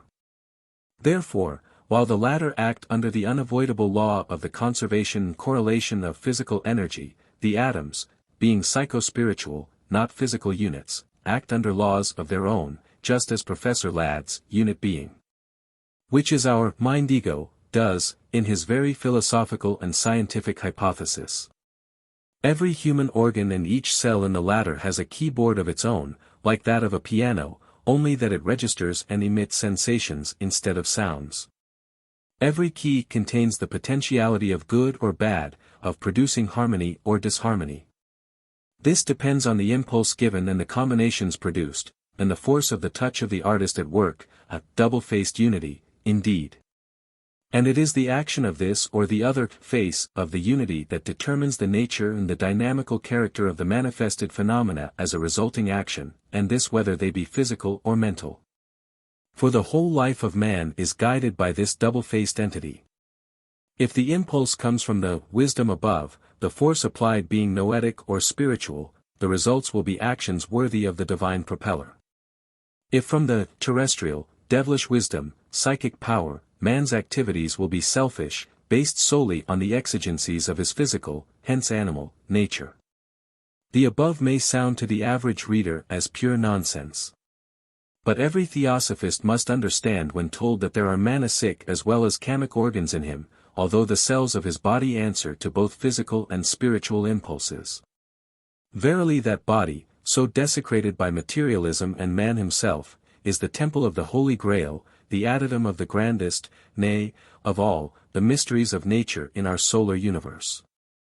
That body is an Aeolian harp, chorded with 2 sets of strings, one made of pure silver, the other of catgut.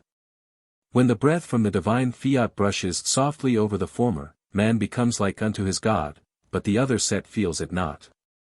It needs the breeze of a strong terrestrial wind, impregnated with animal effluvia, to set its animal chords vibrating. It is the function of the physical, lower mind to act upon the physical organs and their cells. But it is the higher mind alone which can influence the atoms interacting in these cells, which interaction is alone capable of exciting the brain, via the spinal center cord, to a mental representation of spiritual ideas far beyond any objects on this material plane. The phenomena of divine consciousness have to be regarded as activities of our mind on another and a higher plane, working through something less substantial than the moving molecules of the brain. They cannot be explained as the simple resultant of the cerebral physiological processes, as indeed the latter only condition them or give them a final form for purposes of concrete manifestation. Occultism teaches that the liver and the spleen cells are the most subservient to the action of our personal mind, the heart being the organ par excellence through which the higher ego acts, through the lower self. Nor can the visions or memory of purely terrestrial events be transmitted directly through the mental perceptions in the brain, the direct recipient of the impressions of the heart. All such recollections have to be first stimulated by and awakened in the organs which were the originators, as already stated, of the various causes that led to the results, or, the direct recipients and participators of the latter. In other words, if what is called association of ideas has much to do with the awakening of memory, the mutual interaction and consistent interrelation between the personal, mind entity, and the organ of the human body have far more so. A hungry stomach evokes the vision of a past banquet, because its action is reflected and repeated in the personal mind. But even before the memory of the personal self radiates the vision from the tablets wherein are stored the experiences of one's daily life, even to the minutest details, the memory of the stomach has already evoked the same. And so with all the organs of the body. It is they which originate according to their animal needs and desires the electrovital sparks that illuminate the field of consciousness in the lower ego. And it is these sparks which in their turn awaken to function the reminiscences in it. The whole human body is, as said, a vast sounding board, in which each cell bears a long record of impressions connected with its parent organ, and each cell has a memory and a consciousness of its kind, or call it instinct if you will. These impressions are, according to the nature of the organ, physical, psychic, or mental, as they relate to this or another plane. They may be called states of consciousness only for the want of a better expression, as there are states of instinctual, mental, and purely abstract, or spiritual consciousness. If we trace all such psychic actions to brain work, it is only because in that mansion called the human body the brain is the front door, and the only one which opens out into space. All the others are inner doors, openings in the private building, through which travel incessantly the transmitting agents of memory and sensation. The clearness, the vividness, and intensity of these depend on the state of health and the organic soundness of the transmitters. But their reality, in the sense of trueness or correctness, is due to the principle they originate from, and the preponderance in the lower manas of the noetic or the phrenic, kamic, terrestrial, element. For, as occultism teaches, if the higher mind entity, the permanent and the immortal, is of the divine homogeneous essence of Alaya Akasa, 25 or Mahat, its reflection, the personal mind, is, as a temporary principle, of the substance of the astral light. As a pure ray of the sun of the universal mind, it could perform no functions in the body, and would remain powerless over the turbulent organs of matter. Thus, while its inner constitution is manasic, its body, or rather functioning essence, is heterogeneous, and leavened with the astral light, the lowest element of ether. It is a part of the mission of the manasic ray, to get gradually rid of the blind, deceptive element which, though it makes of it an active spiritual entity on this plane, still brings it into so close contact with matter as to entirely becloud its divine nature and stultify its intuitions. This leads us to see the difference between the pure noetic and the terrestrial psychic visions of seership and mediumship. The former can be obtained by one of two means: a, on the condition of paralyzing at will the memory and the instinctual, independent action of all the material organs and even cells in the body of flesh, an act which, once that the light of the higher ego has consumed and subjected forever the passional nature of the personal, lower ego, is easy, but requires an adept. And, b, of being a reincarnation of one, who, in a previous birth, had attained through extreme purity of life and efforts in the right direction almost to a yogi state of holiness and saintship. There is also a third possibility of reaching in mystic visions the plane of the higher manas.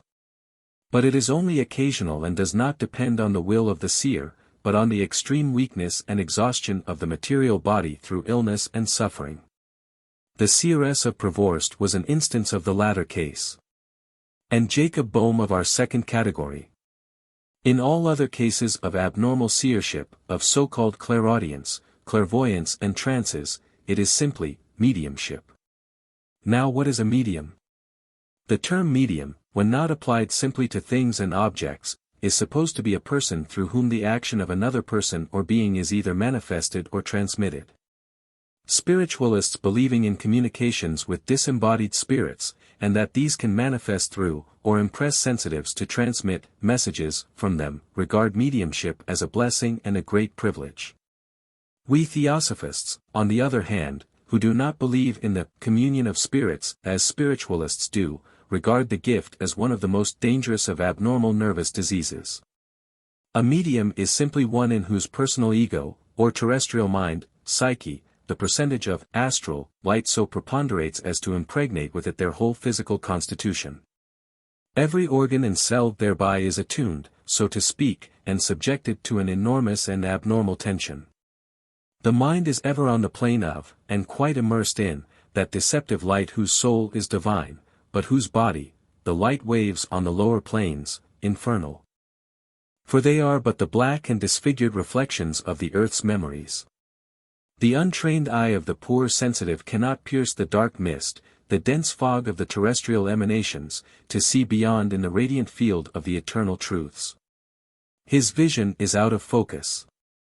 His senses, accustomed from his birth, like those of a native of the London slums, to stench and filth, to the unnatural distortions of sights and images tossed on the kaleidoscopic waves of the astral plane, are unable to discern the true from the false. And thus, the pale soulless corpses moving in the trackless fields of Kama Loka, appear to him the living images of the dear departed ones. The broken echoes of once human voices, passing through his mind, suggest to him well-coordinated phrases, which he repeats, in ignorance that their final form and polish were received in the innermost depths of his own brain factory. And hence the sight and the hearing of that which if seen in its true nature would have struck the medium's heart cold with horror, now fills him with a sense of beatitude and confidence. He really believes that the immeasurable vistas displayed before him are the real spiritual world, the abode of the blessed disembodied angels. We describe the broad main features and facts of mediumship, there being no room in such an article for exceptional cases. We maintain, having unfortunately passed at one period of life personally through such experiences, that on the whole, mediumship is most dangerous. And psychic experiences when accepted indiscriminately lead only to honestly deceiving others, because the medium is the first self-deceived victim. Moreover, a too close association with the old terrestrial serpent is infectious. The otic and magnetic currents of the astral light often incite to murder, drunkenness, immorality, and, as Eliphaz Levi expresses it, the not altogether pure natures can be driven headlong by the blind forces set in motion in the light, by the errors and sins imposed on its waves. And this is how the great mage of the XXth century corroborates the foregoing when speaking of the astral light. We have said that to acquire magical power, two things are necessary: to disengage the will from all servitude, and to exercise it in control. The sovereign will, of the adept, is represented in our symbols by the woman who crushes the serpent's head, and by the resplendent angel who represses the dragon, and holds him under his foot and spear. The great magical agent, the dual current of light, the living and astral fire of the earth, has been represented in the ancient theogonies by the serpent with the head of a bull, a ram, or a dog. It is the double serpent of the caduceus, it is the old serpent of Genesis, but it is also the brazen serpent of Moses entwined around the Tau, that is to say, the generative lingam. It is also the goat of the witch Sabbath, and the Baphomet of the Templars, it is the Hyle of the Gnostics, it is the double-tailed serpent which forms the legs of the solar cock of Diabraxas, finally, it is the devil of Yudes de Mirville. But in very fact it is the blind force which souls, i.e., the lower manas or nephesh, have to conquer to liberate themselves from the bonds of the earth. For if their will does not free them from this fatal attraction, they will be absorbed in the current by the force which has produced them, and will return to the central and eternal fire. 26. The central and eternal fire is that disintegrating force, that gradually consumes and burns out the Kamarupa, or personality, in the Kamaloka, whither it goes after death. And verily, the mediums are attracted by the astral light, it is the direct cause of their personal souls being absorbed by the force which has produced their terrestrial elements. And, therefore, as the same occultist tells us, all the magical operations consist in freeing oneself from the coils of the ancient serpent, then to place the foot on its head, and lead it according to the operator's will. I will give unto thee, says the serpent, in the gospel myth, all the kingdoms of the earth, if thou wilt fall down and worship me. The initiated should reply to him, I will not fall down, but thou shalt crouch at my feet. Thou wilt give me nothing, but I will make use of thee and take whatever I wish. For I am thy Lord and Master. And as such, the personal ego, becoming at one with its divine parent, shares in the immortality of the latter. Otherwise. Enough, however. Blessed is he who has acquainted himself with the dual powers at work in the astral light. Thrice blessed he who has learned to discern the noetic from the psychic action of the double-faced God in him, and who knows the potency of his own spirit, or soul dynamics. Kosmic Mind. Whatsoever quits the Leia, homogeneous, state, becomes active conscious life. Individual consciousness emanates from, and returns into absolute consciousness, which is eternal motion. Esoteric axioms. Whatever that be which thinks, which understands, which wills, which acts, it is something celestial and divine, and upon that account must necessarily be eternal. Cicero. Edison's conception of matter was quoted in our March editorial article. The great American electrician is reported by Mr. G. Parsons Lathrop in Harper's Magazine as giving out his personal belief about the atoms being possessed by a certain amount of intelligence, and shown indulging in other reveries of this kind. For this flight of fancy the February Review of Reviews takes the inventor of the phonograph to task and critically remarks that Edison is much given to dreaming, his scientific imagination being constantly at work. Would to goodness the men of science exercised their scientific imagination a little more and their dogmatic and cold negations a little less. Dreams differ. In that strange state of being which, as Byron has it, puts us in a position, with sealed eyes to see, one often perceives more real facts than when awake. Imagination is, again, one of the strongest elements in human nature, or in the words of Douglas Stewart it is the great spring of human activity, and the principal source of human improvement. Destroy the faculty, and the condition of men will become as stationary as that of brutes. It is the best guide of our blind senses, without which the latter could never lead us beyond matter and its illusions. The greatest discoveries of modern science are due to the imaginative faculty of the discoverers. But when has anything new been postulated, when a theory clashing with and contradicting a comfortably settled predecessor put forth, without orthodox science first sitting on it, and trying to crush it out of existence. Harvey was also regarded at first as a dreamer and a madman to boot. Finally, the whole of modern science is formed of working hypotheses, the fruits of scientific imagination, as Mr. Tyndall felicitously called it. Is it then, because consciousness in every universal atom and the possibility of a complete control over the cells and atoms of his body by man, have not been honored so far with the imprimatur of the popes of exact science, that the idea is to be dismissed as a dream? Occultism gives the same teaching. Occultism tells us that every atom, like the monad of Leibniz, is a little universe in itself. And that every organ and cell in the human body is endowed with a brain of its own, with memory, therefore, experience and discriminative powers. The idea of universal life composed of individual atomic lives is one of the oldest teachings of esoteric philosophy, and the very modern hypothesis of modern science, that of crystalline life, is the first ray from the ancient luminary of knowledge that has reached our scholars. If plants can be shown to have nerves and sensations and instinct, but another word for consciousness, why not allow the same in the cells of the human body? Science divides matter into organic and inorganic bodies, only because it rejects the idea of absolute life and a life principle as an entity, otherwise it would be the first to see that absolute life cannot produce even a geometrical point, or an atom inorganic in its essence. But occultism, you see, teaches mysteries, they say, and mystery is the negation of common sense, just as again metaphysics is but a kind of poetry, according to Mr. Tyndall. There is no such thing for science as mystery. And therefore, as a life principle is, and must remain for the intellects of our civilized races forever a mystery on physical lines, they who deal in this question have to be of necessity either fools or knaves. Dixit. Nevertheless, we may repeat with a French preacher, mystery is the fatality of science. Official science is surrounded on every side and hedged in by unapproachable, forever impenetrable mysteries. And why? Simply because physical science is self-doomed to a squirrel-like progress around a wheel of matter limited by our five senses. And though it is as confessedly ignorant of the formation of matter, as of the generation of a simple cell, though it is as powerless to explain what is this, that, or the other, it will yet dogmatize and insist on what life, matter and the rest are not. It comes to this. The words of Father Felix addressed 50 years ago to the French academicians have nearly become immortal as a truism. Gentlemen, he said, you throw into our teeth the reproach that we teach mysteries.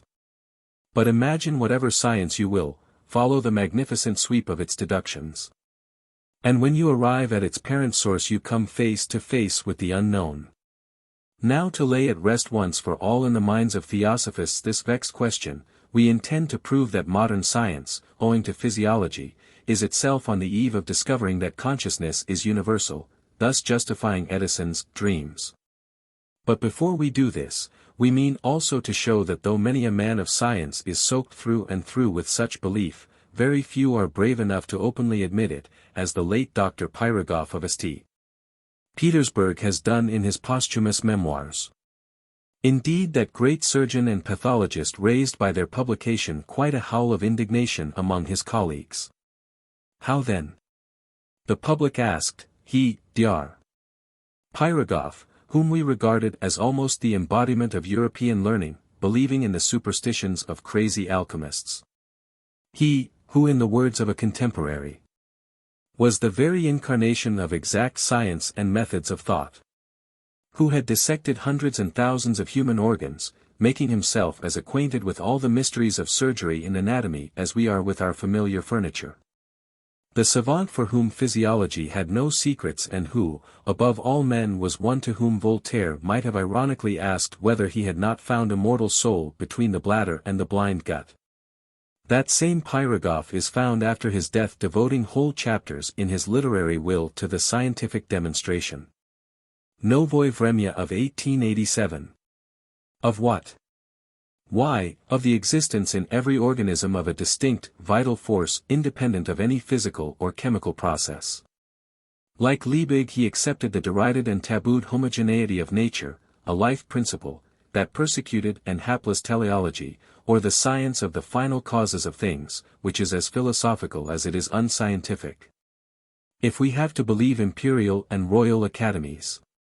His unpardonable sin in the eyes of dogmatic modern science, however, was this: the great anatomist and surgeon had the hardihood to declare in his memoirs that we have no cause to reject the possibility of the existence of organisms endowed with such properties that would make of them the direct embodiment of the universal mind, a perfection inaccessible to our own human mind. Because we have no right to maintain that man is the last expression of the divine creative thought. Such are the chief features of the heresy of one who ranked high among the men of exact science of this age. His memoirs show plainly that not only he believed in universal deity, divine ideation, or the Hermetic thought divine, and a vital principle, but taught all this, and tried to demonstrate it scientifically. Thus he argues that universal mind needs no physico-chemical, or mechanical brain as an organ of transmission. He even goes so far as to admit it in these suggestive words. Our reason must accept in all necessity an infinite and eternal mind which rules and governs the ocean of life. Thought and creative ideation, in full agreement with the laws of unity and causation, manifest themselves plainly enough in universal life without the participation of brain slush. Directing the forces and elements toward the formation of organisms, this organizing life principle becomes self-sentient, self-conscious, racial or individual. Substance, ruled and directed by the life principle, is organized according to a general defined plan into certain types. He explains this belief by confessing that never, during his long life so full of study, observation, and experiments, could he acquire the conviction that our brain could be the only organ of thought in the whole universe. That everything in this world, save that organ, should be unconditioned and senseless, and that human thought alone should impart to the universe a meaning and a reasonable harmony in its integrity.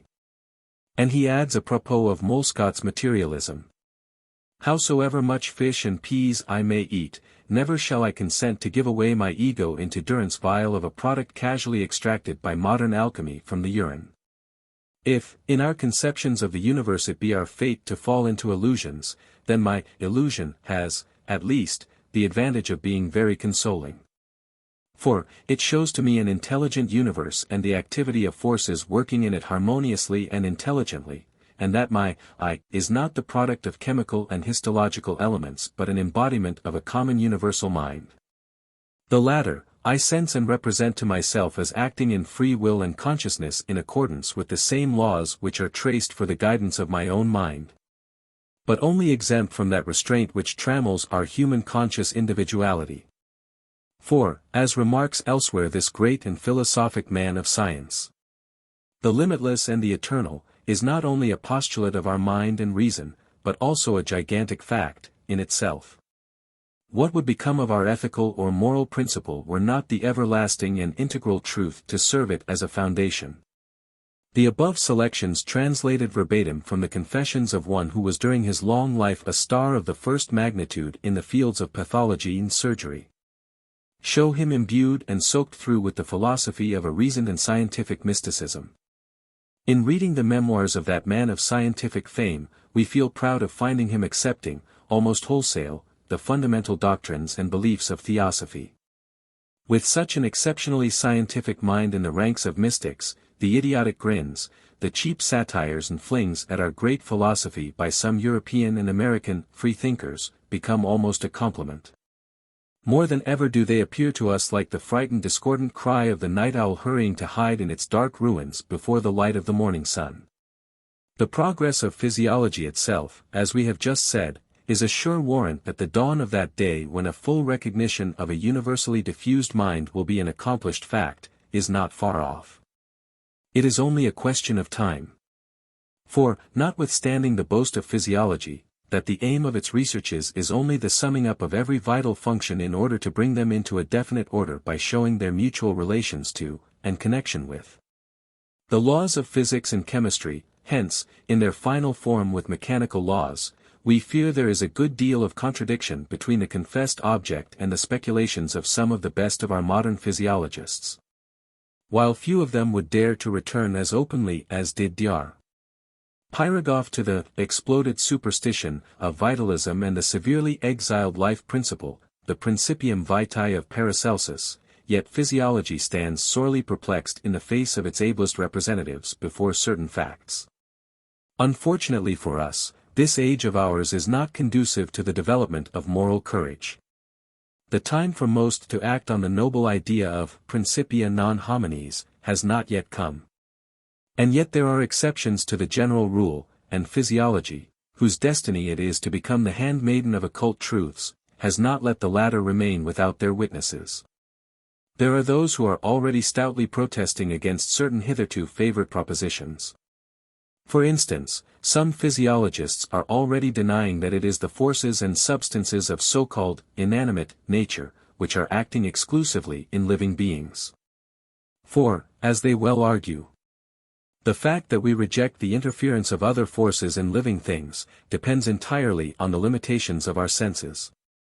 We use, indeed, the same organs for our observations of both animate and inanimate nature.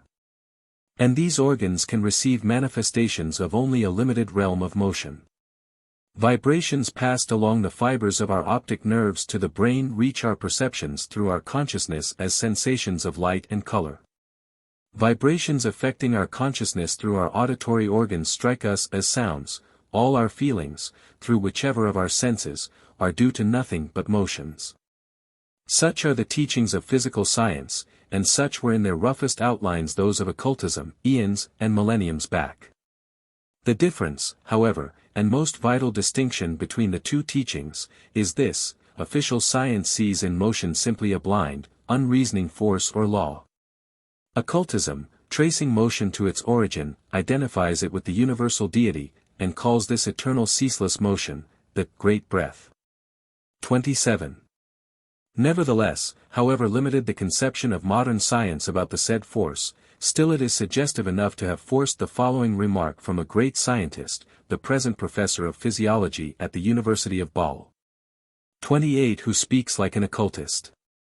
It would be folly in us to expect to be ever able to discover, with the assistance only of our external senses, in animate nature that something which we are unable to find in the inanimate.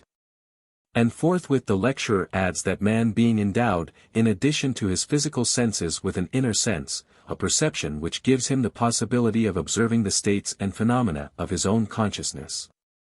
He has to use that in dealing with animate nature, a profession of faith verging suspiciously on the borders of occultism. He denies, moreover, the assumption, that the states and phenomena of consciousness represent in substance the same manifestations of motion as in the external world. And bases his denial by the reminder that not all of such states and manifestations have necessarily a spatial extension. According to him, that only is connected with our conception of space which has reached our consciousness through sight, touch, and the muscular sense, while all the other senses, all the effects, tendencies, as all the interminable series of representations, have no extension in space but only in time. Thus he asks, where then is there room in this for a mechanical theory? Objectors might argue that this is so only in appearance, while in reality all these have a spatial extension. But such an argument would be entirely erroneous. Our sole reason for believing that objects perceived by the senses have such extension in the external world, rests on the idea that they seem to do so, as far as they can be watched and observed through the senses of sight and touch.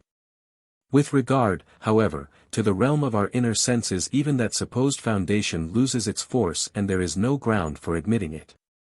The winding-up argument of the lecturer is most interesting to theosophists. Says this physiologist of the modern school of materialism. Thus, a deeper and more direct acquaintance with our inner nature unveils to us a world entirely unlike the world represented to us by our external senses.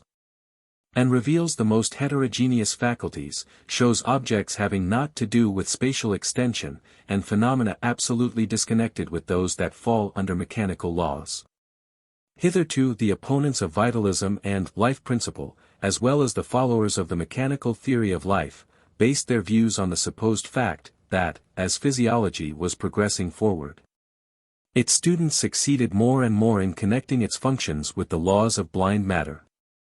All those manifestations that used to be attributed to a mystical life force, they said, may be brought now under physical and chemical laws.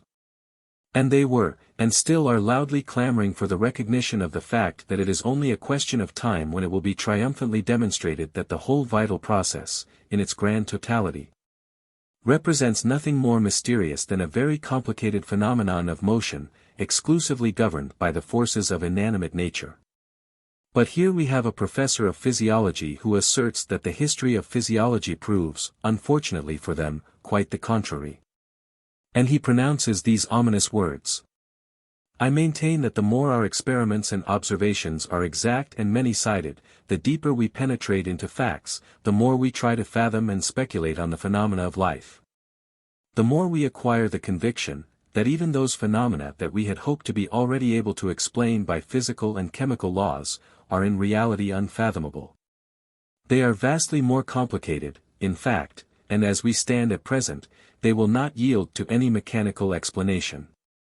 This is a terrible blow at the puffed-up bladder known as materialism, which is as empty as it is dilated.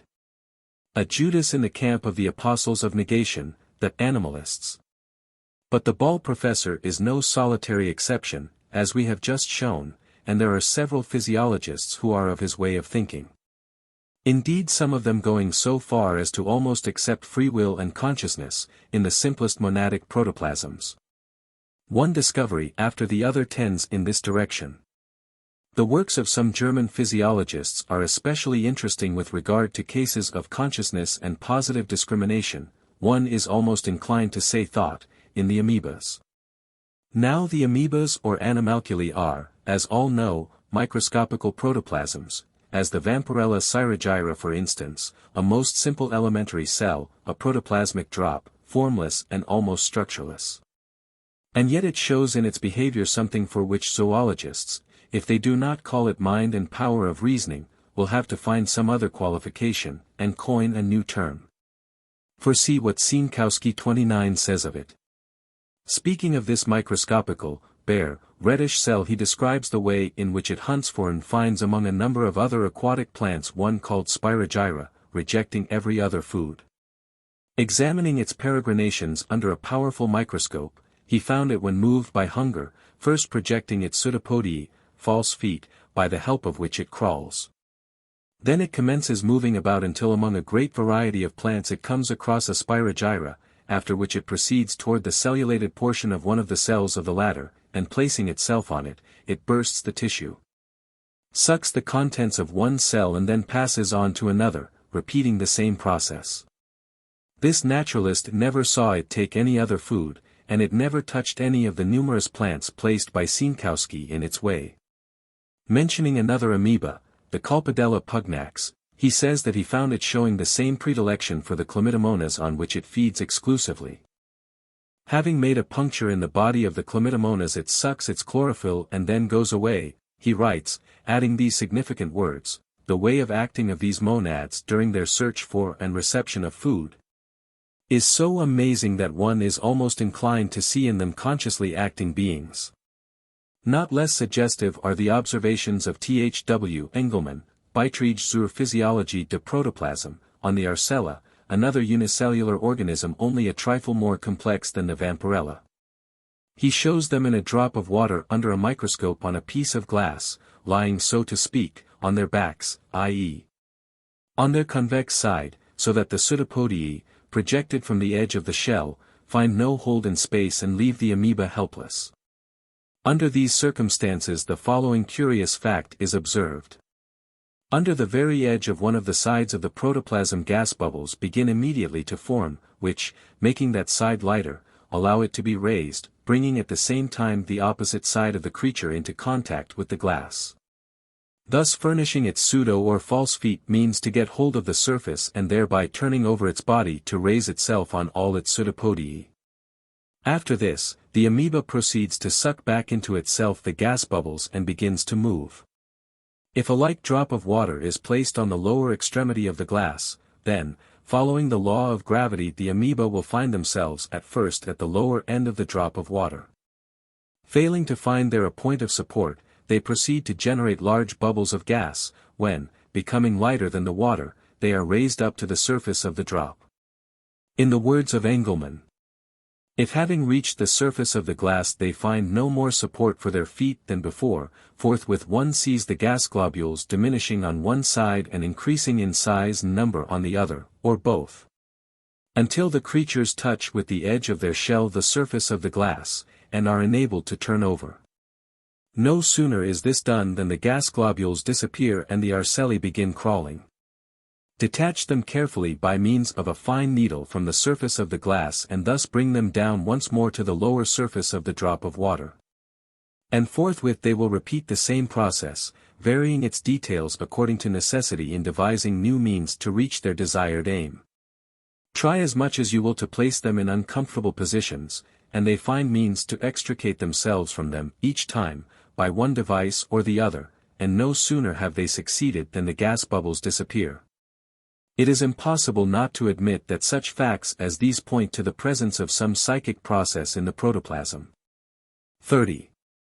Among hundreds of accusations against Asiatic nations of degrading superstitions, based on crass ignorance, there exists no more serious denunciation than that which accuses and convicts them of personifying and even deifying the chief organs of, and in, the human body. Indeed, do not we hear these benighted fools of Hindus speaking of the smallpox as a goddess, thus personifying the microbes of the variolic virus? Do we not read about tantrikas, a sect of mystics, giving proper names to nerves, cells and arteries, connecting and identifying various parts of the body with deities, endowing functions and physiological processes with intelligence, and what not? The vertebrae, fibers, ganglia, the cord, etc., of the spinal column, the heart, its four chambers, auricle and ventricle, valves and the rest.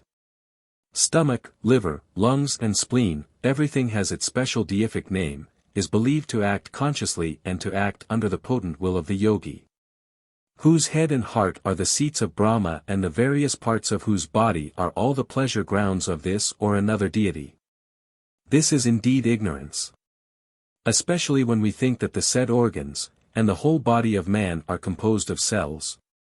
And these cells are now being recognized as individual organisms and, quien sabe, will come perhaps to be recognized some day as an independent race of thinkers inhabiting the globe, called man.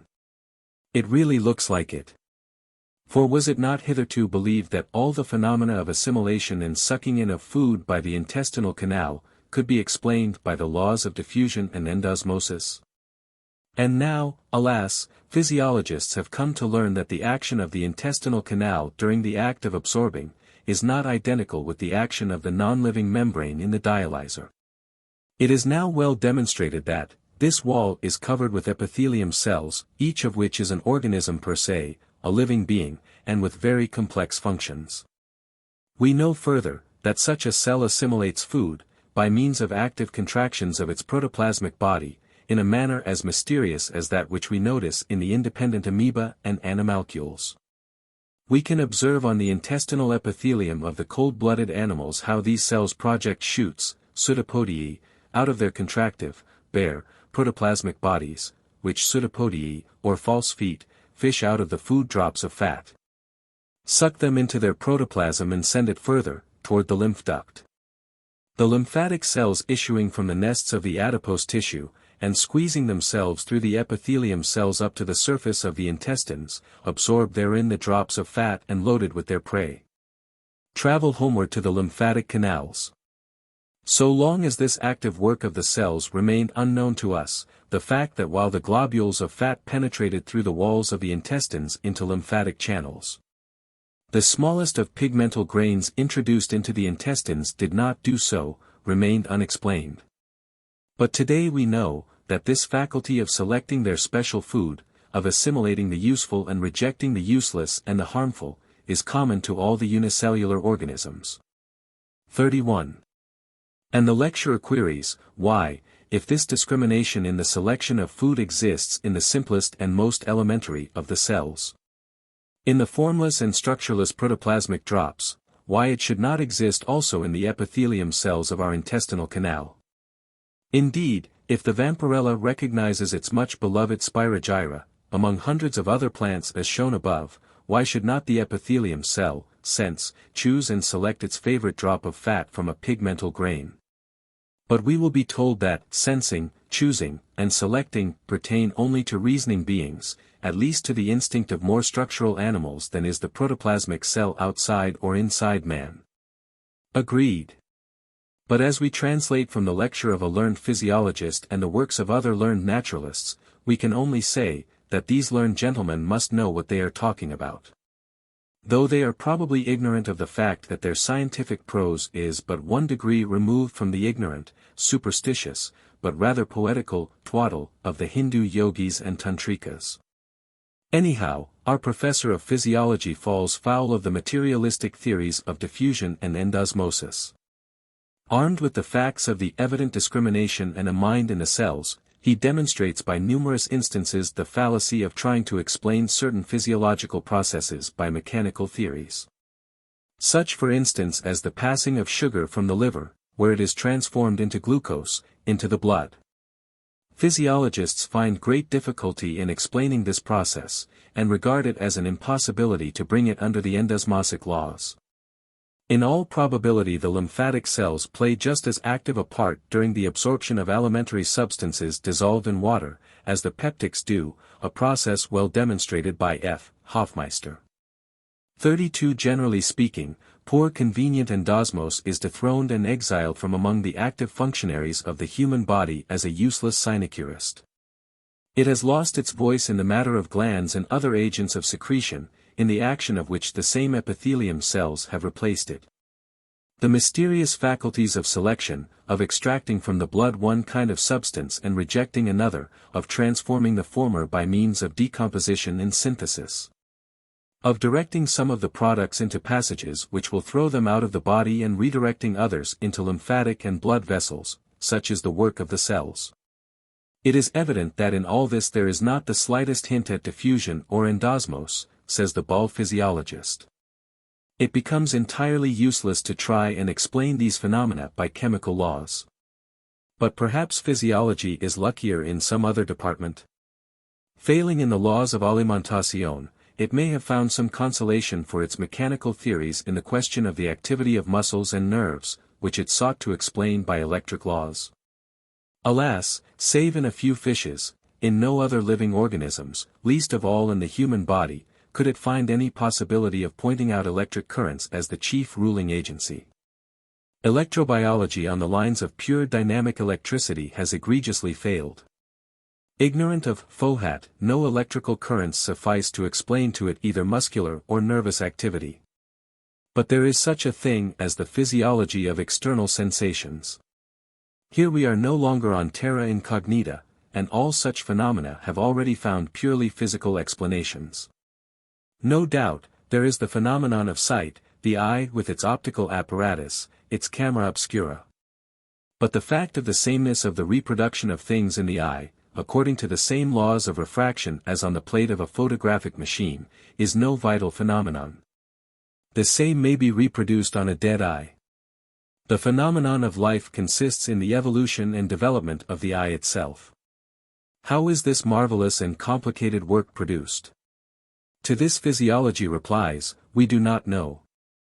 For, toward the solution of this great problem, physiology has not yet made one single step. True, we can follow the sequence of the stages of the development and formation of the eye, but why it is so and what is the causal connection, we have absolutely no idea. The second vital phenomenon of the eye is its accommodating activity.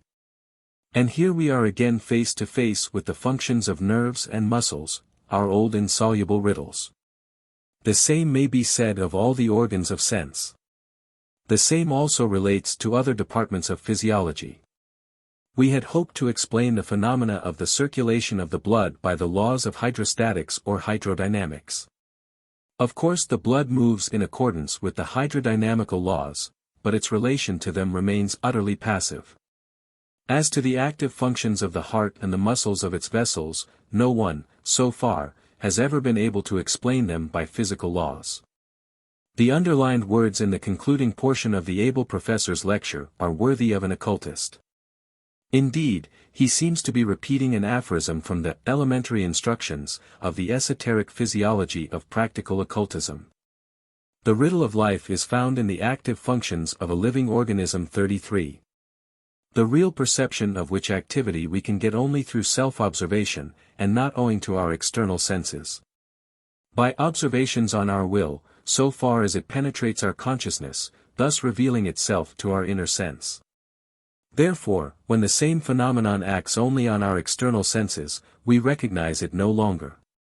We see everything that takes place around and near the phenomenon of motion, but the essence of that phenomenon we do not see at all, because we lack for it a special organ of receptivity. We can accept that esse in a mere hypothetical way, and do so, in fact, when we speak of active functions. Thus does every physiologist, for he cannot go on without such hypothesis. And this is a first experiment of a psychological explanation of all vital phenomena.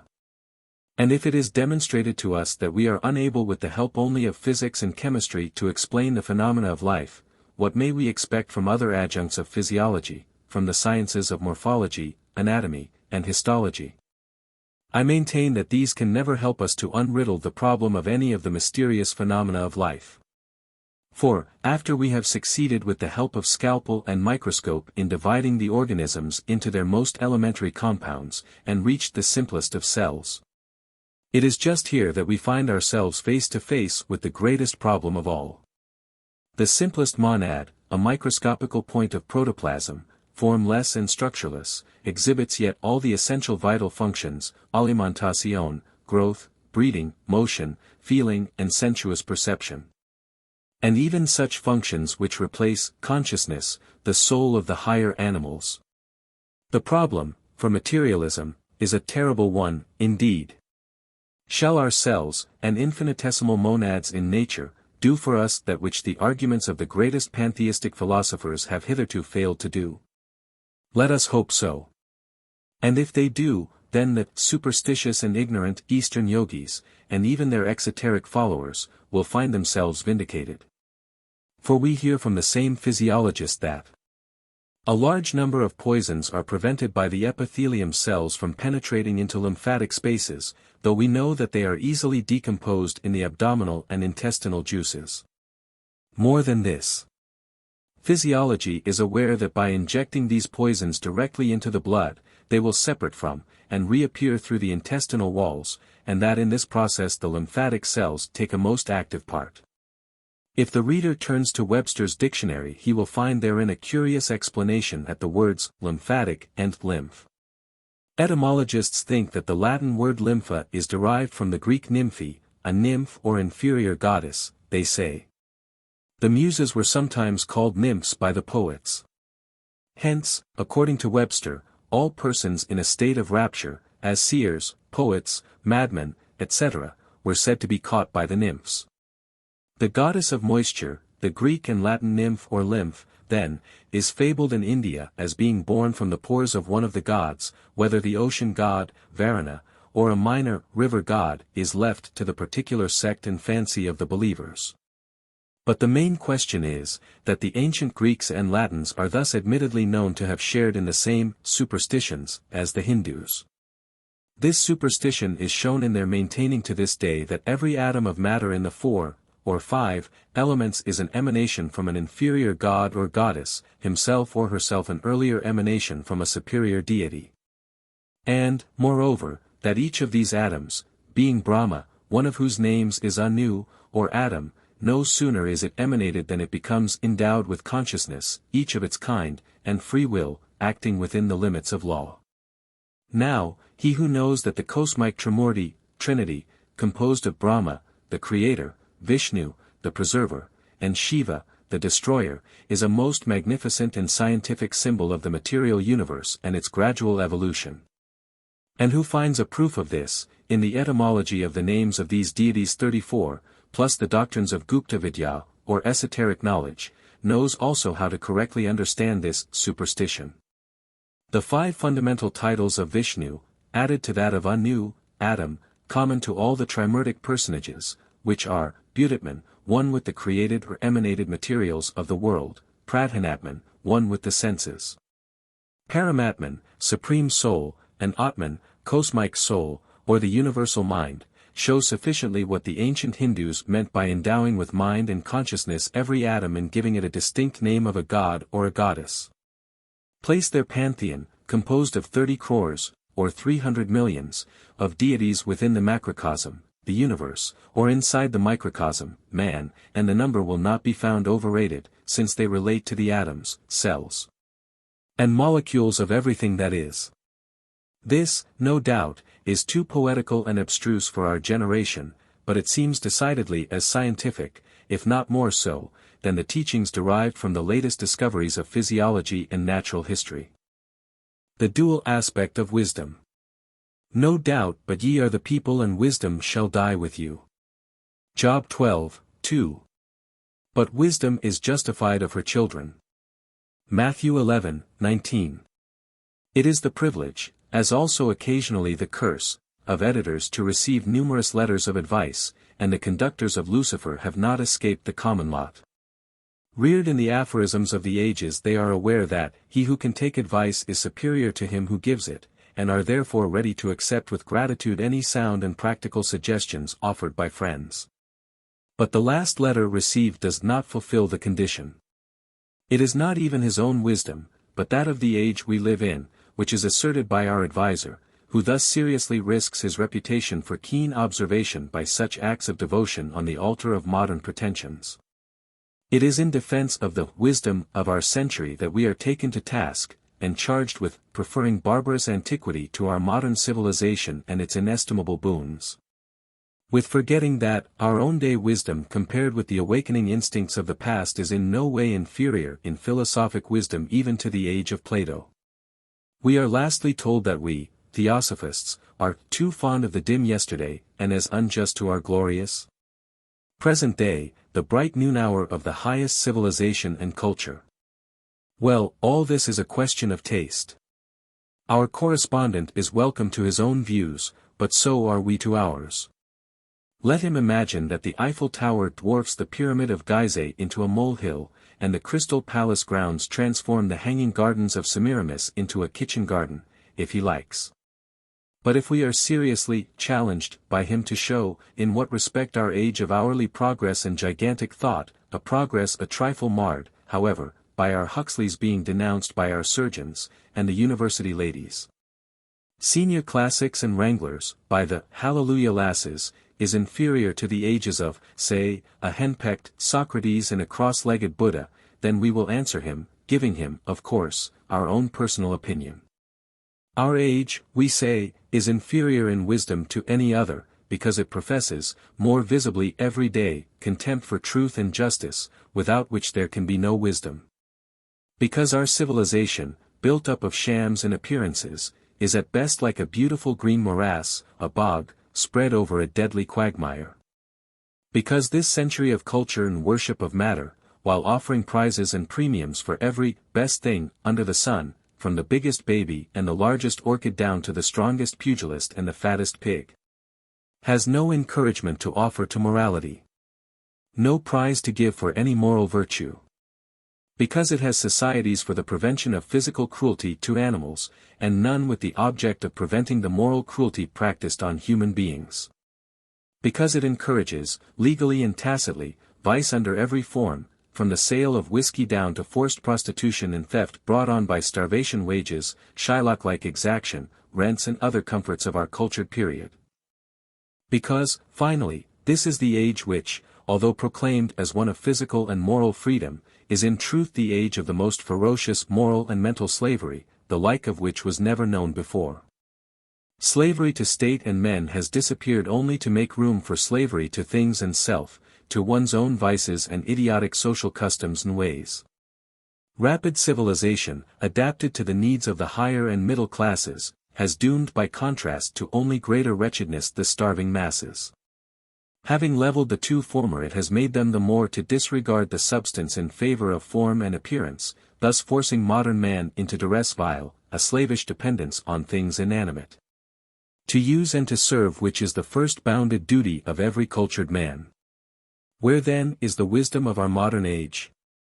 In truth, it requires but a very few lines to show why we bow before ancient wisdom, while refusing absolutely to see any in our modern civilization.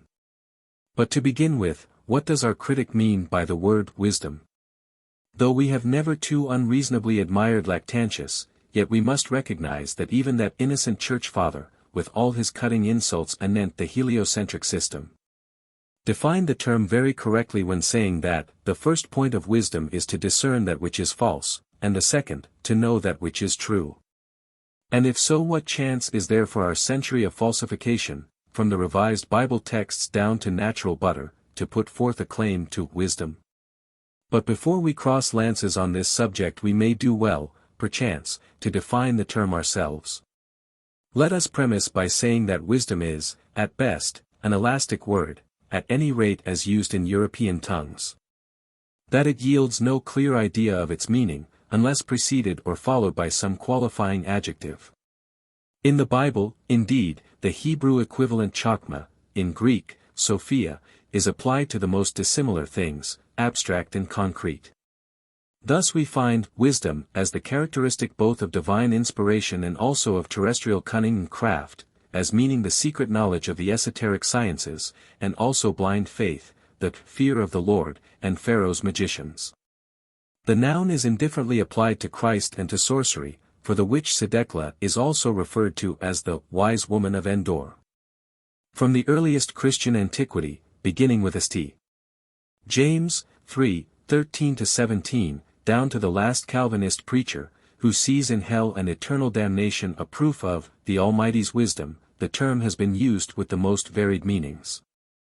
But St. James teaches two kinds of wisdom, a teaching with which we fully concur. He draws a strong line of separation between the divine or noetic, Sophia, the wisdom from above, and the terrestrial, psychic, and devilish wisdom, 3:15. For the true theosophist there is no wisdom save the former. Would that such an one could declare with Paul, that he speaks that wisdom exclusively only among them that are perfect, i.e., those initiated into its mysteries, or familiar, at least, with the ABC of the sacred sciences. But, however great was his mistake, however premature his attempt to sow the seeds of the true and eternal gnosis on unprepared soil, his motives were yet good and his intention unselfish, and therefore has he been stoned.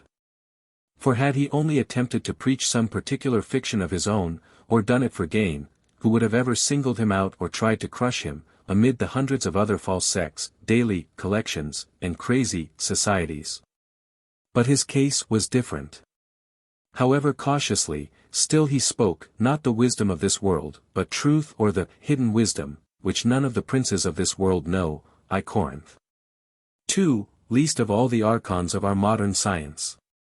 With regard to psychic wisdom, however, which James defines as terrestrial and devilish, it has existed in all ages, from the days of Pythagoras and Plato, when for one philosophist there were 9 sophisti, down to our modern era. To such wisdom our century is welcome, and indeed fully entitled, to lay a claim. Moreover, it is an attire easy to put on. There never was a period when crows refused to array themselves in peacock's feathers, if the opportunity was offered. But now as then, we have a right to analyze the terms used and inquire in the words of the Book of Job, that suggestive allegory of karmic purification and initiation rites, where shall true wisdom be found? Where is the place of understanding? And to answer again in his words, with the ancient is wisdom and in the length of days understanding. Job 28:12 and 12:12. Here we have to qualify once more a dubious term, viz., the word ancient, and to explain it. As interpreted by the Orthodox churches, it has in the mouth of Job one meaning, but with the Kabbalist, quite another. While in the gnosis of the occultist and theosophist it has distinctly a third signification, the same which it had in the original Book of Job, a pre-Mosaic work and a recognized treatise on initiation. Thus, the Kabbalist applies the adjective ancient to the manifested word or logos, daber, of the forever concealed and uncognizable deity. Daniel, in one of his visions, also uses it when speaking of Yahweh, the androgynous Adam Kadmon. The churchman connects it with his anthropomorphic Jehovah, the Lord God, of the translated Bible. But the Eastern occultist employs the mystic term only when referring to the reincarnating higher ego. For, divine wisdom being diffused throughout the infinite universe, and our impersonal higher self being an integral part of it, the atmic light of the latter can be centered only in that which though eternal is still individualized, i.e. the noetic principle, the manifested God within each rational being, or our higher manas at one with Buddhi. It is this collective light which is the wisdom that is from above, and which whenever it descends on the personal ego, is found pure, peaceable, gentle. Hence, Job's assertion that wisdom is with the ancient, or Buddhi-manas. For the divine spiritual I is alone eternal, and the same throughout all births, whereas the personalities it informs in succession are evanescent, changing like the shadows of a kaleidoscopic series of forms in a magic lantern. It is the ancient because, whether it be called Sophia, Krishna, Buddhi-manas or Christos, it is ever the firstborn of Alaya Mahat, the universal soul and the intelligence of the universe. Esoterically then, Job's statement must read, with the ancient, man's higher ego, is wisdom, and in the length of days, or number of its reincarnations, is understanding.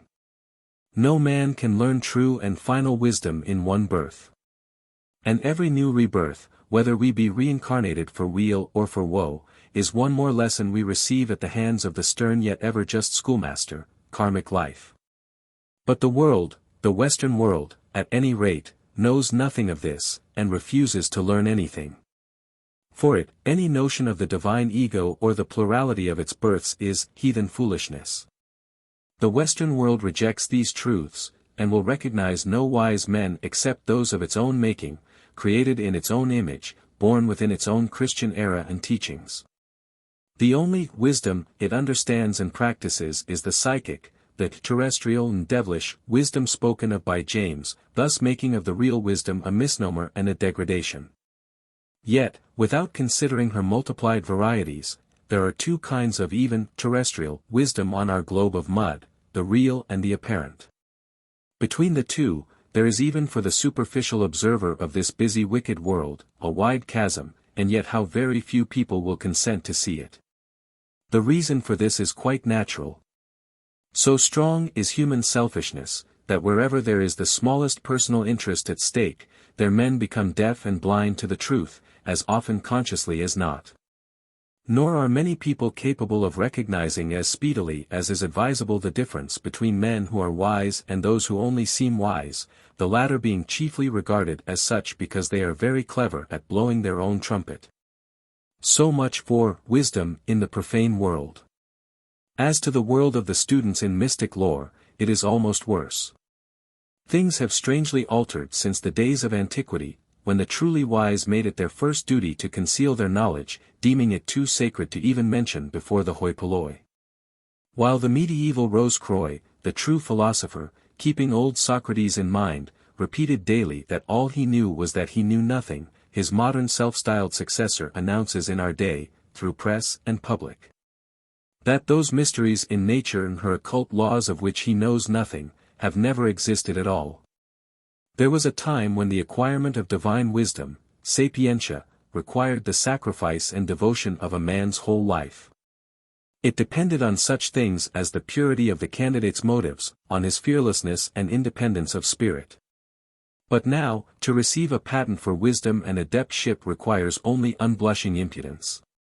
A certificate of divine wisdom is now decreed, and delivered to a self-styled adeptus, by a regular majority of votes of profane and easily caught gulls.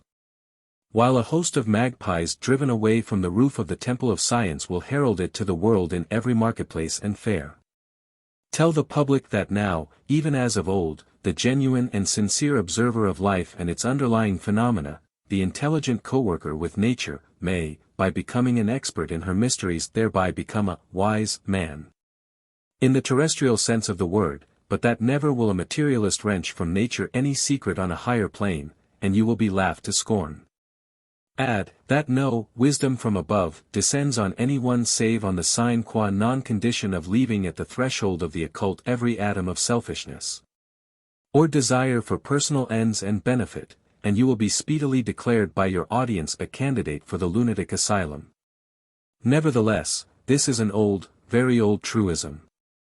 Nature gives up her innermost secrets and imparts true wisdom only to him, who seeks truth for its own sake, and who craves for knowledge in order to confer benefits on others, not on his own unimportant personality.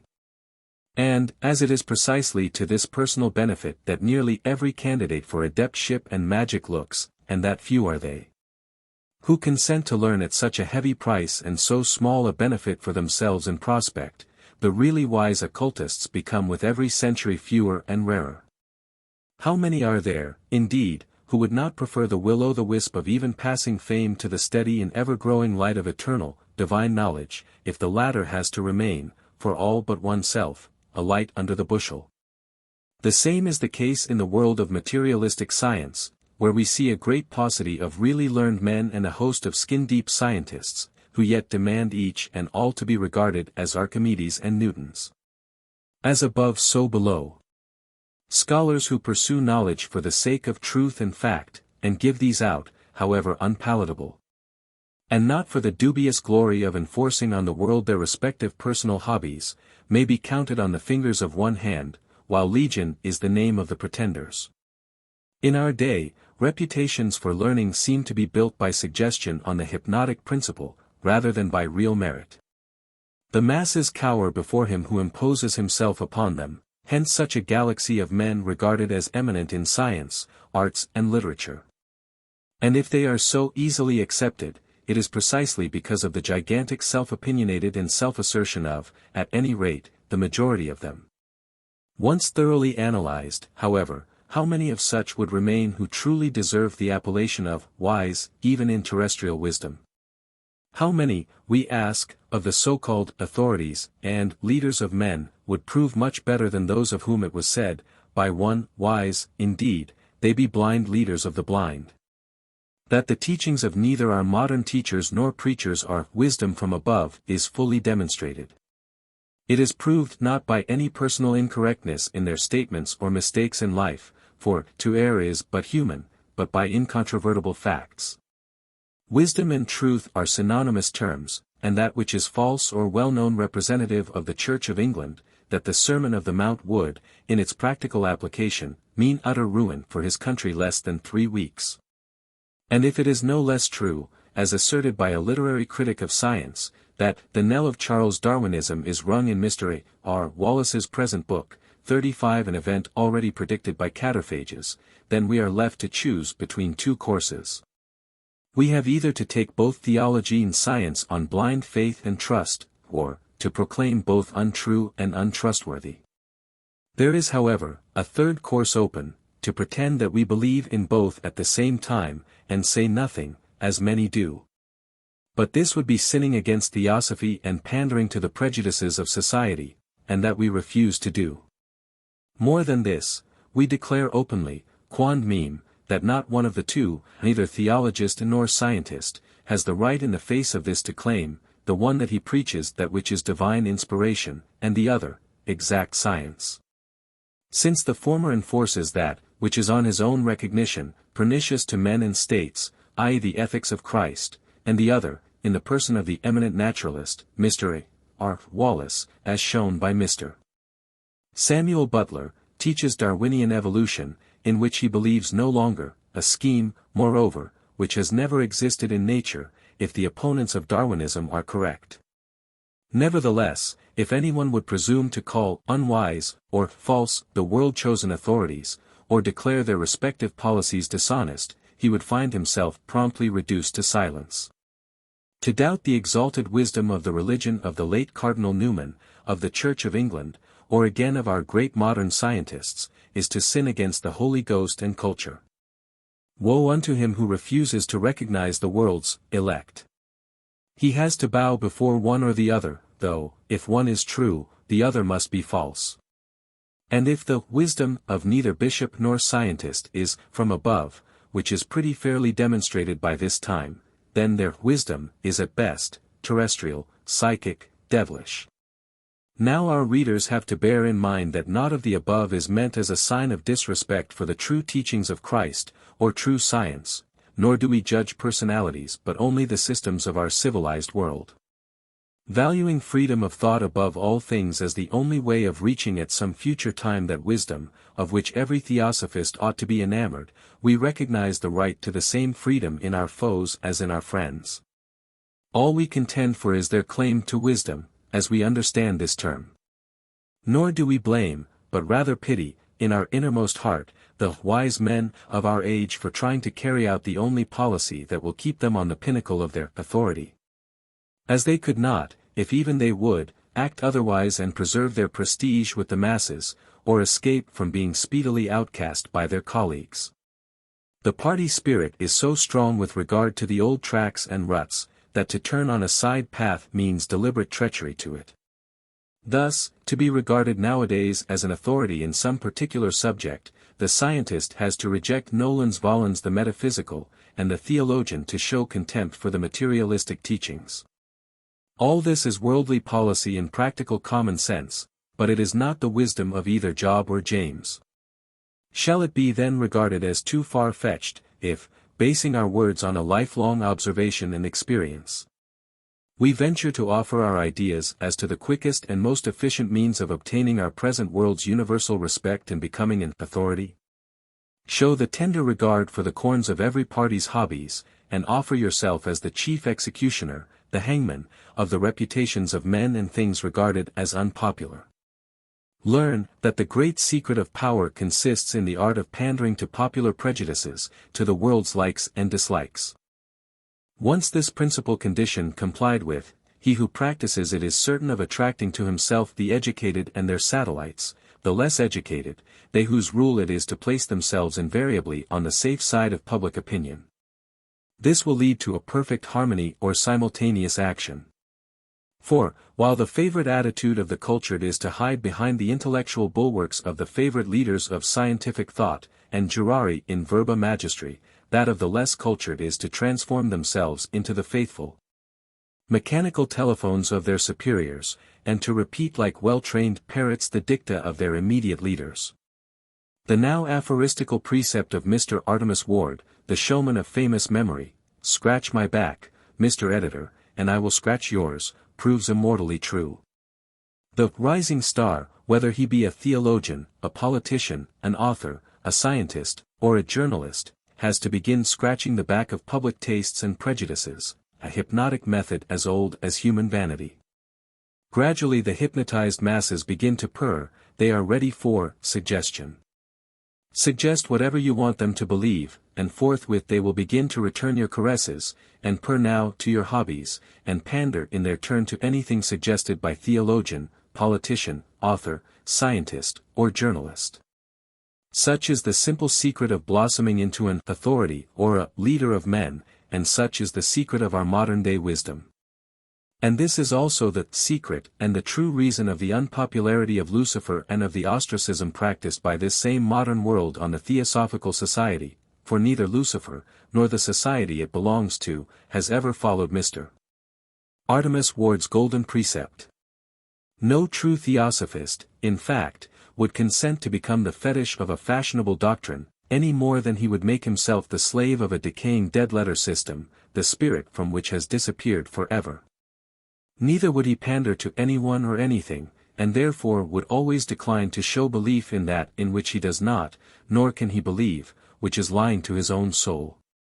Therefore there, where others see the beauty and graces of modern culture, the theosophist sees only moral ugliness and the somersaults of the clowns of the so-called cultured centers. For him nothing applies better to modern fashionable society than Sidney Smith's description of popish ritualism, posture and imposture, flexions and genuflections, bowing to the right, curtsying to the left. And an immense amount of male, and especially female, millinery.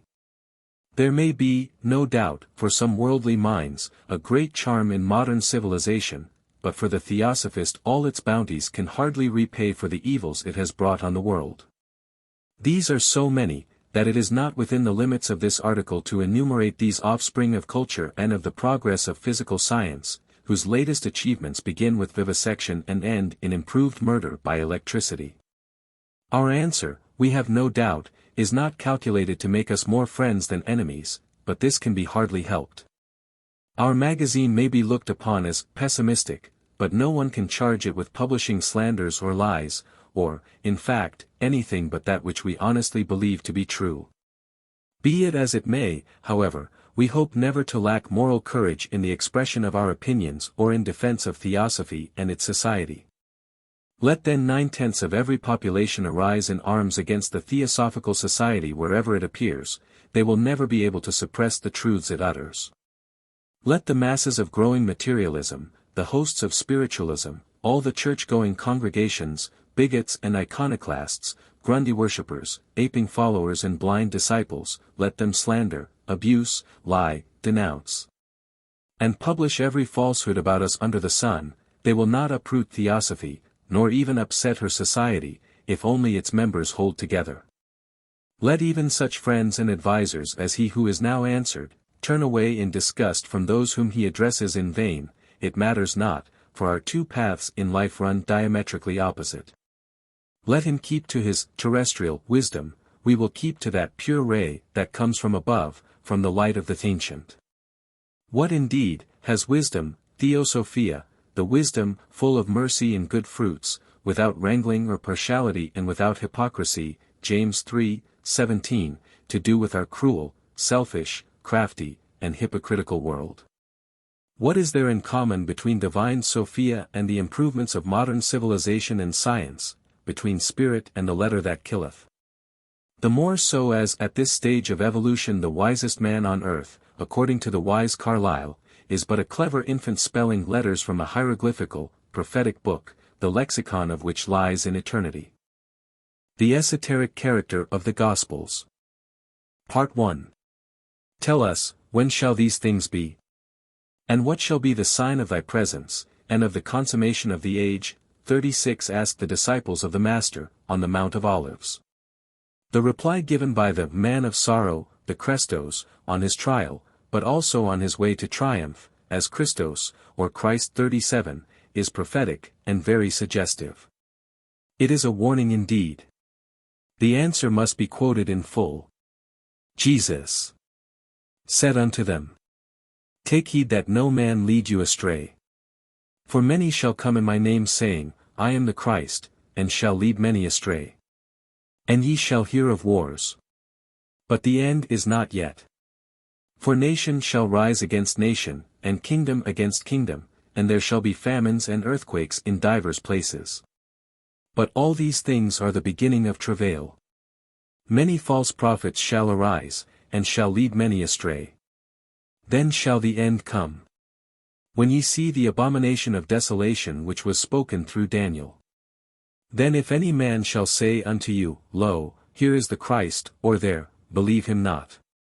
If they shall say unto you, Behold, he is in the wilderness, go not forth, behold, he is in the inner chambers, believe them not. For as the lightning cometh forth from the east, and is seen even in the west, so shall be the presence of the Son of Man, etc., etc. Two things become evident to all in the above passages, now that their false rendering is corrected in the revision text. A. The coming of Christ, means the presence of Christos in a regenerated world. And not at all the actual coming in body of Christ Jesus.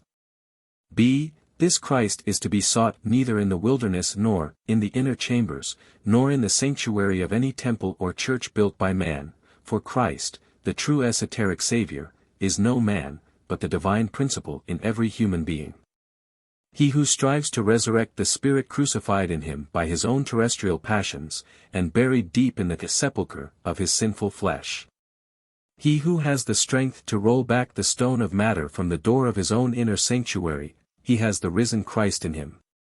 38 The Son of Man is no child of the bondwoman, flesh, but verily of the free woman, spirit. 39 The child of man's own deeds, and the fruit of his own spiritual labor. On the other hand, at no time since the Christian era, have the precursor signs described in Matthew applied so graphically and forcibly to any epoch as they do to our own times. When has nation arisen against nation more than at this time? When have famines, another name for destitute pauperism, and the famished multitudes of the proletariat, been more cruel, earthquakes more frequent, or covered such an area simultaneously, as for the last few years? Millenarians and Adventists of robust faith may go on saying that the coming of the canalized Christ is near at hand, and prepare themselves for the end of the world. Theosophists, at any rate, some of them, who understand the hidden meaning of the universally expected avatars, messiahs, Sosiashes and Christs, know that it is no end of the world, but the consummation of the age, i.e., the close of a cycle, which is now fast approaching. 40. If our readers have forgotten the concluding passages of the article, The Signs of the Times, 41 in Lucifer for October last, let them read them over, and they will plainly see the meaning of this particular cycle. Many and many a time the warning about the false Christs and prophets who shall lead people astray has been interpreted by charitable Christians, the worshippers of the dead letter of their scripture, as applying to mystics generally, and Theosophists most especially. The recent work by Mr. Pember, Earth's Earliest Ages, is a proof of it. Nevertheless, it seems very evident that the words in Matthew's Gospel and others can hardly apply to Theosophists. For these were never found saying that Christ is here or there, in wilderness or city, and least of all in the inner chamber behind the altar of any modern church. Whether heathen or Christian by birth, they refuse to materialize and thus degrade that which is the purest and grandest ideal, the symbol of symbols, namely, the immortal divine spirit in man, whether it be called Horus, Krishna, Buddha, or Christ. None of them has ever yet said, I am the Christ, for those born in the West feel themselves, so far, only Christians 42, however much they may strive to become Christians in spirit. It is to those, who in their great conceit and pride refuse to win the right of such appellation by first leading the life of Christos 43. To those who haughtily proclaim themselves Christians, the glorified, the anointed, by sole virtue of baptism when but a few days old, that the above-quoted words of Jesus apply most forcibly. Can the prophetic insight of him who uttered this remarkable warning be doubted by anyone who sees the numerous false prophets and pseudo-apostles of Christ now roaming over the world? These have split the one divine truth into fragments, and broken, in the camp of the Protestants alone, the rock of the eternal verity into 350-odd pieces, which now represent the bulk of their dissenting sects. Accepting the number in round figures as 350, and admitting, for argument's sake, that, at least, one of these may have the approximate truth, still 349 must be necessarily false. 44. Each of these claims to have Christ exclusively in its inner chamber, and denies him to all others, while, in truth, the great majority of their respective followers daily put Christ to death on the cruciform tree of matter, the tree of infamy of the old Romans. Indeed, the worship of the dead letter in the Bible is but one more form of idolatry, nothing better. A fundamental dogma of faith cannot exist under a double-faced Janus form. Justification by Christ cannot be achieved at one's choice and fancy, either by faith or by works in James, therefore, 2:25, contradicting Paul, Heb 11:31, and vice versa 45, one of them must be wrong. Hence, the Bible is not the Word of God, but contains at best the words of fallible men and imperfect teachers. Yet read esoterically, it does contain, if not the whole truth, still, nothing but the truth, under whatever allegorical garb. Only, quod homines tot sententiae. The Christ principle, the awakened and glorified Spirit of truth, being universal and eternal, the true Christos cannot be monopolized by any one person, even though that person has chosen to arrogate to himself the title of the Vicar of Christ, or of the head of that or another state religion. The spirits of Christ and Christ cannot be confined to any creed or sect, only because that sect chooses to exalt itself above the heads of all other religions or sects. The name has been used in a manner so intolerant and dogmatic, especially in our day, that Christianity is now the religion of arrogance par excellence, a stepping stone for ambition, a sinecure for wealth, sham and power, a convenient screen for hypocrisy. The noble epithet of old, the one that made Justin Martyr say that, from the mere name, which is imputed to us as a crime, we are the most excellent. 46 is now degraded. The missionary prides himself with the so-called conversion of a heathen, who makes of Christianity ever a profession, but rarely a religion, a source of income from the missionary fund, and a pretext. Since the blood of Jesus has washed them all by anticipation, for every petty crime, from drunkenness and lying up to theft. That same missionary, however, would not hesitate to publicly condemn the greatest saint to eternal perdition and hell fires if that holy man has only neglected to pass through the fruitless and meaningless form of baptism by water with accompaniment of lip prayers and vain ritualism. We say lip prayer and vain ritualism knowingly. Few Christians among the laymen are aware even of the true meaning of the word Christ. And those of the clergy who happen to know it, for they are brought up in the idea that to study such subjects is sinful, keep the information secret from their parishioners. They demand blind, implicit faith, and forbid inquiry as the one unpardonable sin, though nothing of that which leads to the knowledge of the truth can be aught else than holy. For what is divine wisdom, or gnosis, but the essential reality behind the evanescent appearances of objects in nature, the very soul of the manifested logos? Why should men who strive to accomplish union with the one eternal and absolute deity shudder at the idea of prying into its mysteries, however awful? Why, above all, should they use names and words the very meaning of which is a sealed mystery to them, a mere sound? Is it because an unscrupulous, power-seeking establishment called a church has cried wolf at every such attempt, and, denouncing it as blasphemous, has ever tried to kill the spirit of inquiry?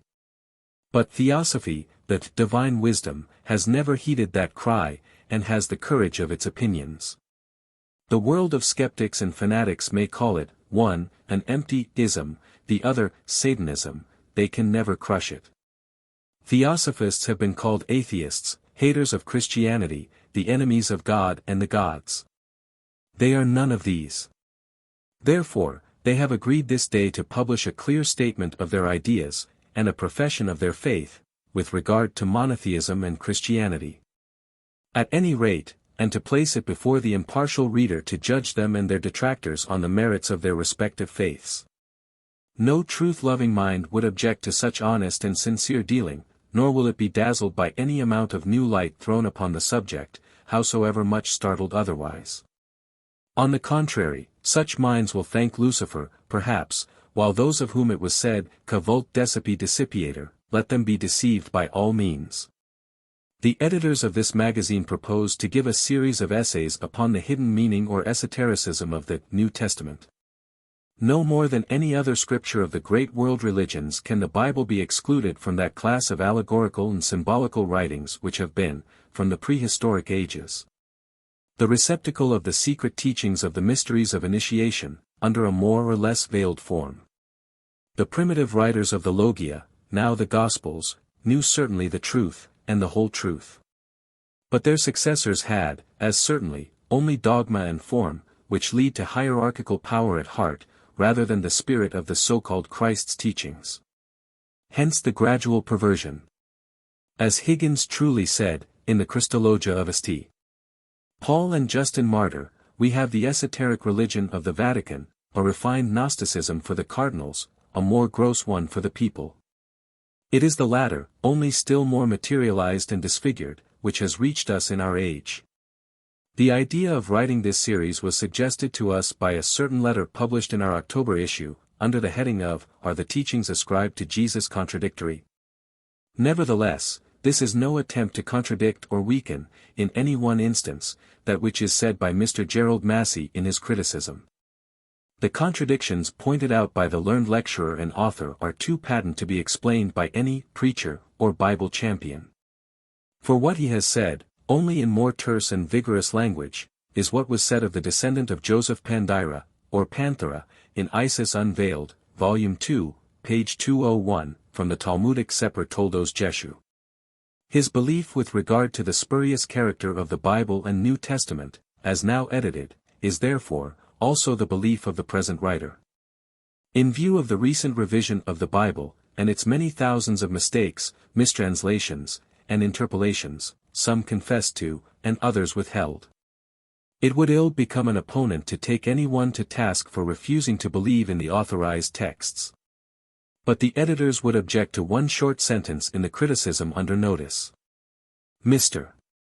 Gerald Massey writes, "What is the use of taking your Bible oath that the thing is true, if the book you are sworn upon is a magazine of falsehoods already exploded, or just going off?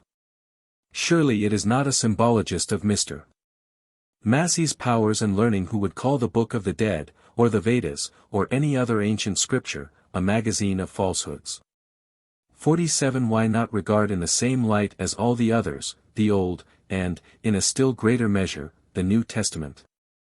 All of these are magazines of falsehoods, if accepted in the exoteric dead-letter interpretations of their ancient, and especially their modern, theological glossarists. Each of these records has served in its turn as a means for securing power and of supporting the ambitious policy of an unscrupulous priesthood. All have promoted superstition, all made of their gods bloodthirsty and ever-damning Molochs and fiends, as all have made nations to serve the latter more than the God of truth. But while cunningly devised dogmas and intentional misinterpretations by scholiasts are beyond any doubt, falsehoods already exploded, the texts themselves are mines of universal truths. But for the world of the profane and sinners, at any rate, they were and still are like the mysterious characters traced by the fingers of a man's hand on the wall of the palace of Belshazzar. They need a Daniel to read and understand them. Nevertheless, truth has not allowed herself to remain without witnesses. There are, besides great initiates into scriptural symbology, a number of quiet students of the mysteries or archaic esotericism, of scholars proficient in Hebrew and other dead tongues, who have devoted their lives to unriddle the speeches of the Sphinx of the world religions.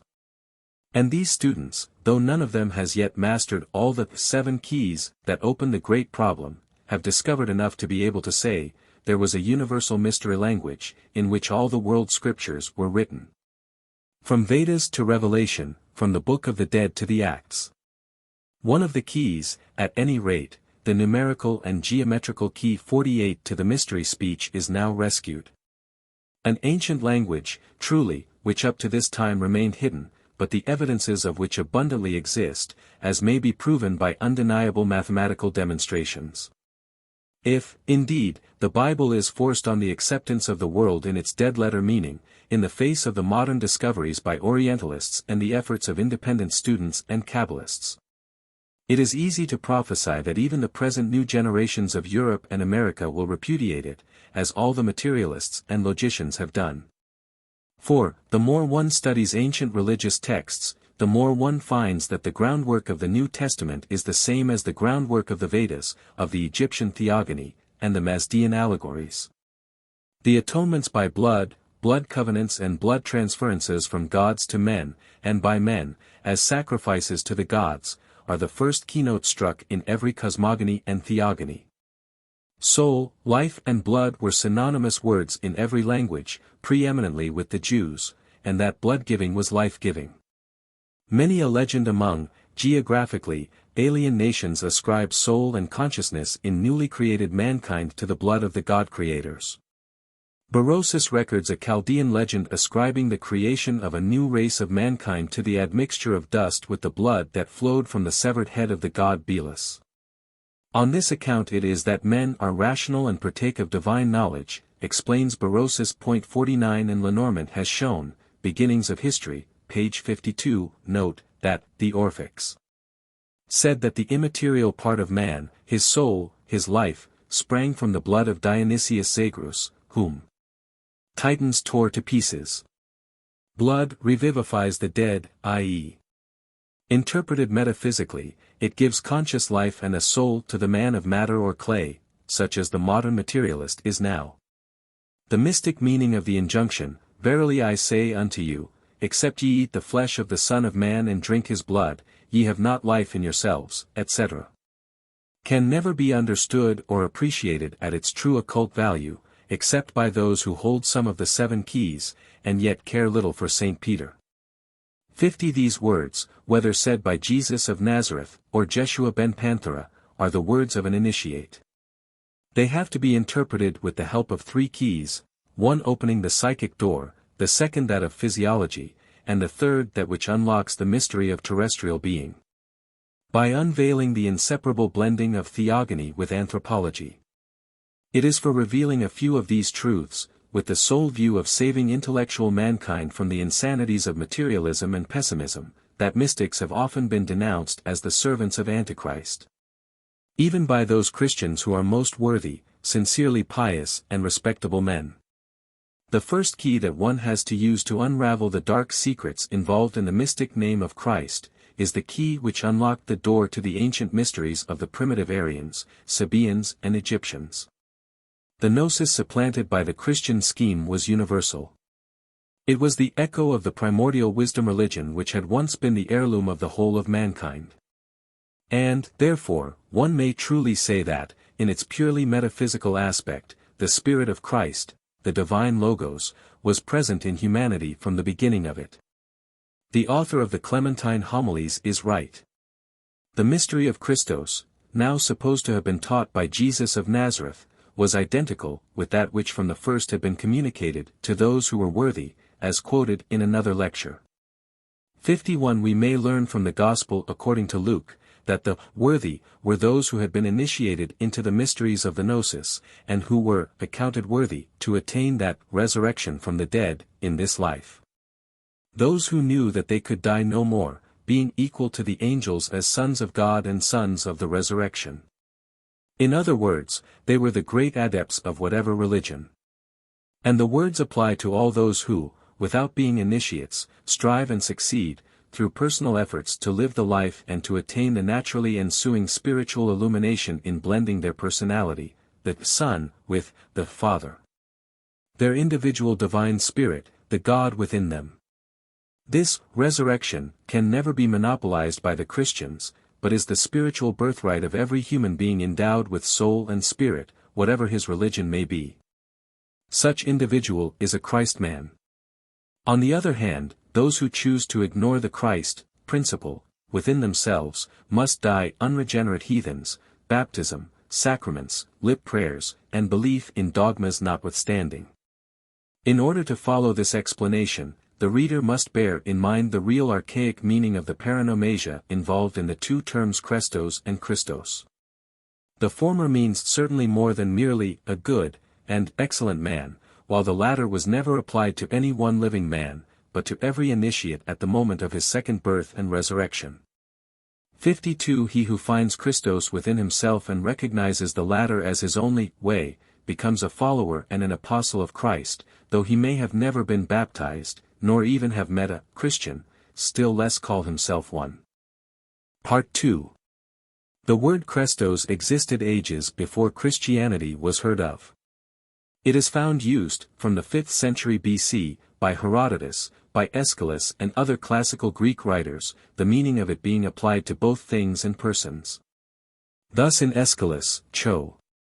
901, we read of Pythocresta, the oracles delivered by a Pythian god, Greek-English lexicon, through a Pythoness, and Pythocrestos is the nominative singular of an adjective derived from Creo, Europe. Ion, 1218. The later meanings coined freely from this primitive application, are numerous and varied. Pagan classics expressed more than one idea by the verb, kreomai, consulting an oracle. For it also means, fated, doomed by an oracle, in the sense of a sacrificial victim to its decree, or, to the word, as Christerion is not only the seat of an oracle but also an offering to, or for, the oracle.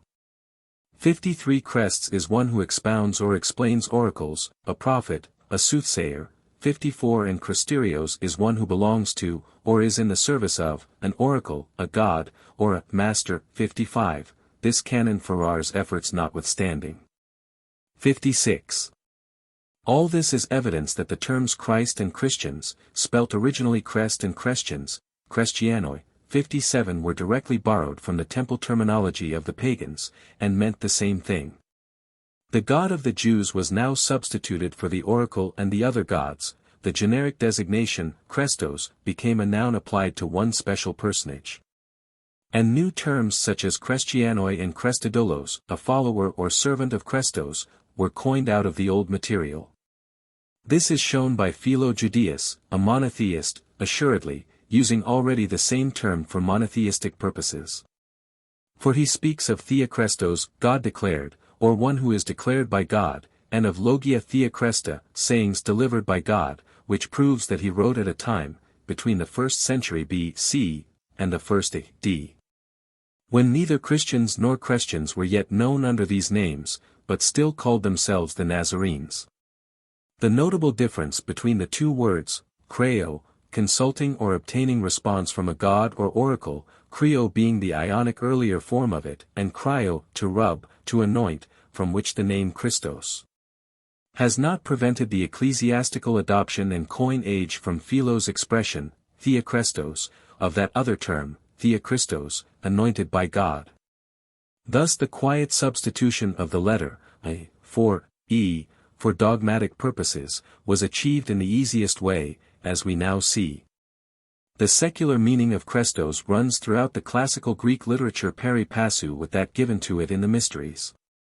Demosthenes' saying, O Crest, 330:27, means by it simply, you nice fellow, Plato, in Phod. 264b, has, Krestos ei hodi hegii, you are an excellent fellow to think. But in the esoteric phraseology of the temples, Krestos, 58 a word which, like the participle Krestius, is formed under the same rule, and conveys the same sense, from the verb, kreomai, to consult a god, answers to what we would call an adept, also a high chela, a disciple. It is in this sense that it is used by Euripides, Ion. 1320, and by Aeschylus, L.C. This qualification was applied to those whom the god, oracle, or any superior had proclaimed this, that, or anything else. An instance may be given in this case. The words, Kresin oikistra, used by Pindar, pages 4-10, mean, the oracle proclaimed him the colonizer. In this case the genius of the Greek language permits that the man so proclaimed should be called Krestos. Hence this term was applied to every disciple recognized by a master, as also to every good man. Now, the Greek language affords strange etymologies. Christian theology has chosen and decreed that the name Christos should be taken as derived from, cryo, chryso, anointed with scented unguents or oil. But this word has several significances. It is used by Homer, certainly, as applied to the rubbing with oil of the body after bathing, il. 23, 186, also in Od. 4, 252, as other ancient writers do. Yet the word Christs means rather a whitewasher, while the word crests means priest and prophet, a term far more applicable to Jesus, than that of the anointed, since, as Nork shows on the authority of the Gospels, he never was anointed, either as king or priest.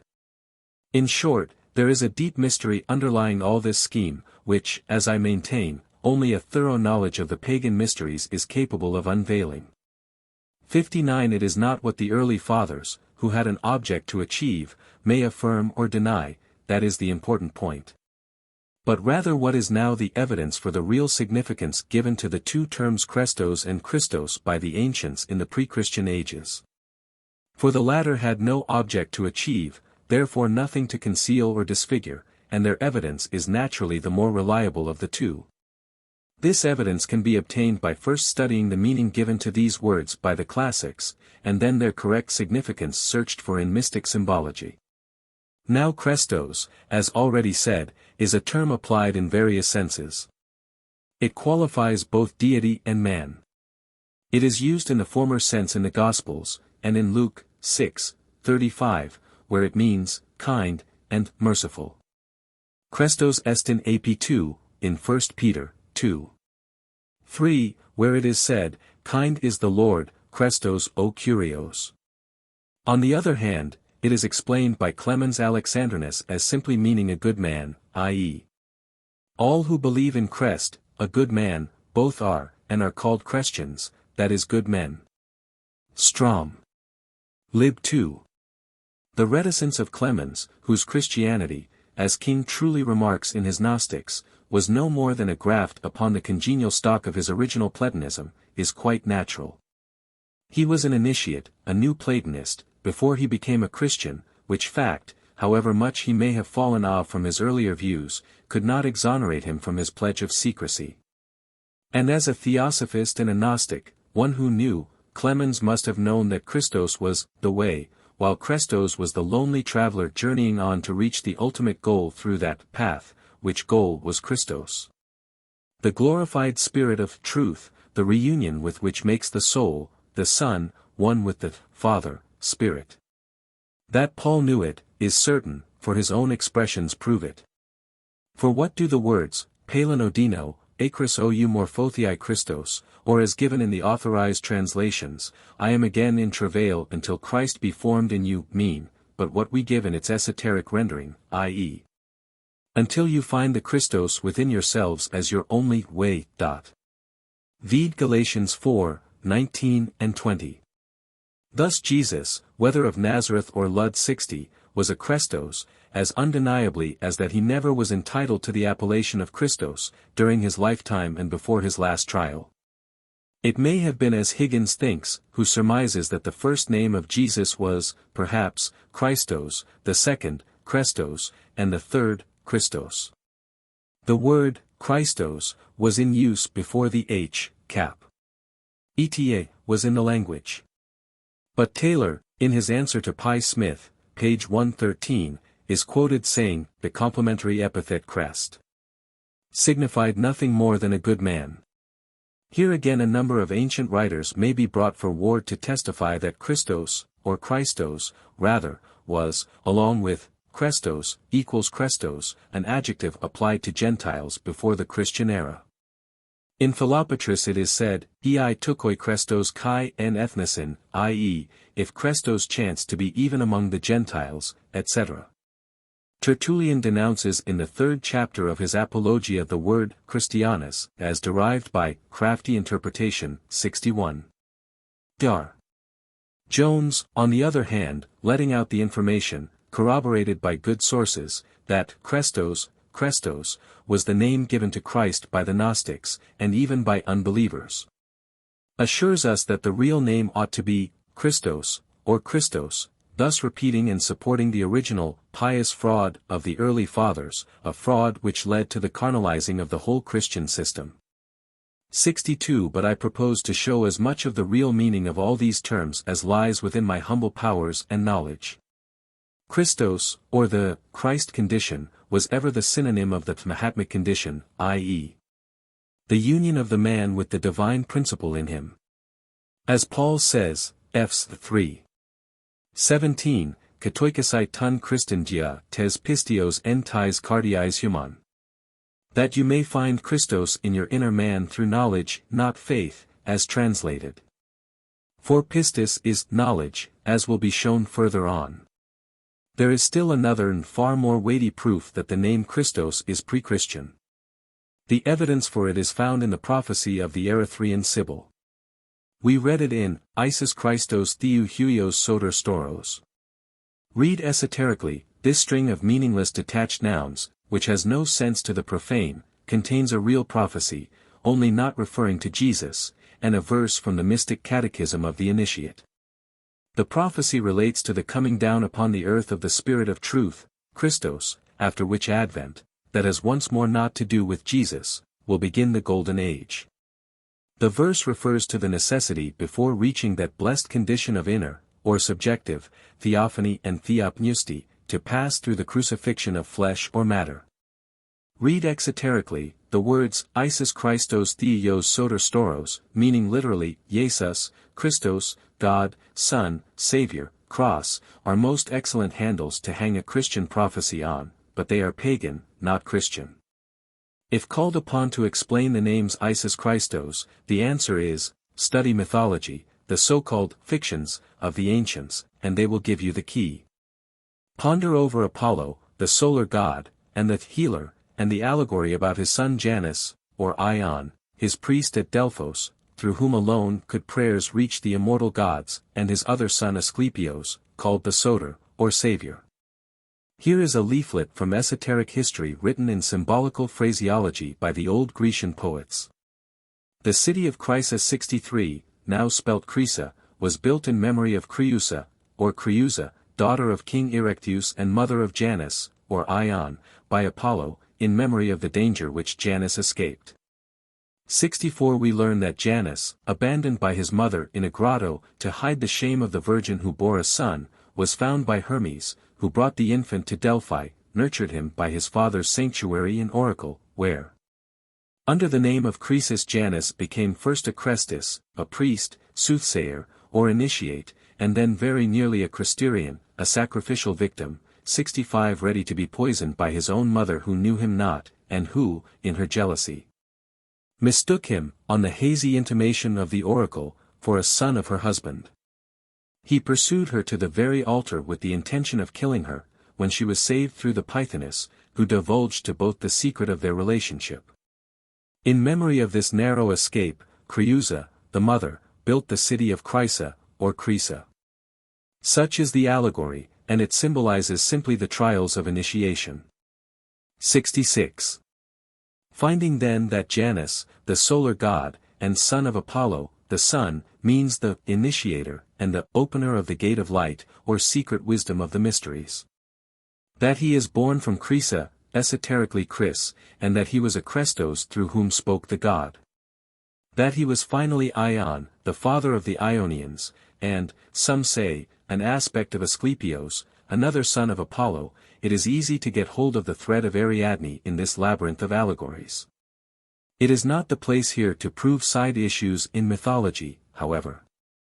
It suffices to show the connection between the mythical characters of hoary antiquity and the later fables that marked the beginning of our era of civilization. Asclepios, Aesculapius, was the divine physician, the healer, the savior, Soter, as he was called, a title also given to Janus of Delphi. And Iaso, the daughter of Asclepios, was the goddess of healing, under whose patronage were all the candidates for initiation in her father's temple, the novices or Crestoi, called the sons of Iaso. Vide for name, Plutus, by Aristoph. 701. Now, if we remember, firstly, that the names of Jesus in their different forms, such as Iasius, Iasian, Jason and Iasus, were very common in ancient Greece, especially among the descendants of Jasius, the Jasides. As also the number of the sons of Iaso, the Mistoi and future Apoptai, initiates, why should not the enigmatical words in the Sibylline book be read in their legitimate light, one that had naught to do with a Christian prophecy? The secret doctrine teaches that the first two words, Isis Christos, mean simply, son of Iaso, a Crestos, or servant of the oracular god.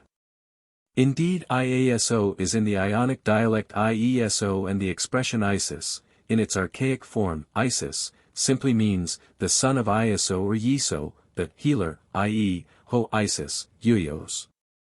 No objection, assuredly, can be taken to such rendering, or to the name being written Yiso instead of Iaso, since the first form is Attic, therefore incorrect, for the name is Ionic.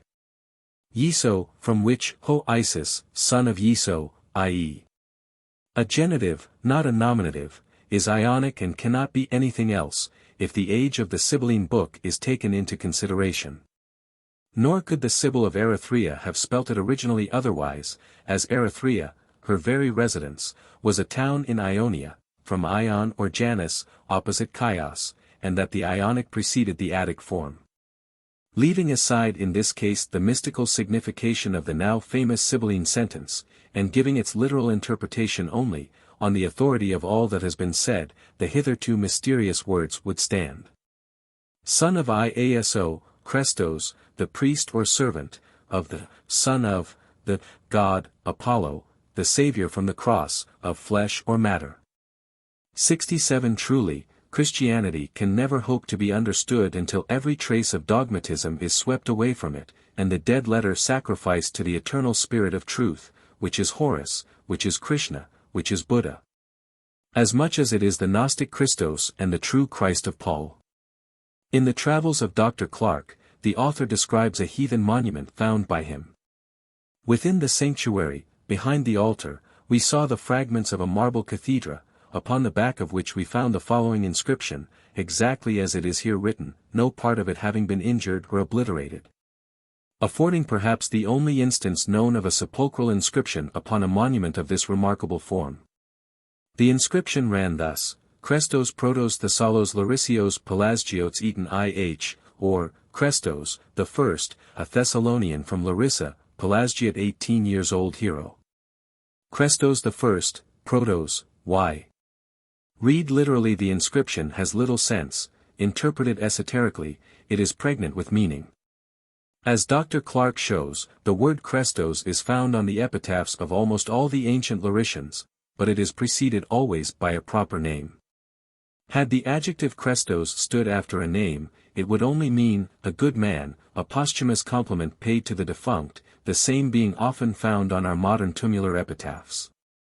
But the word Christos, standing alone, and the other word, Protos, following it, gives it quite another meaning, especially when the deceased is specified as a hero.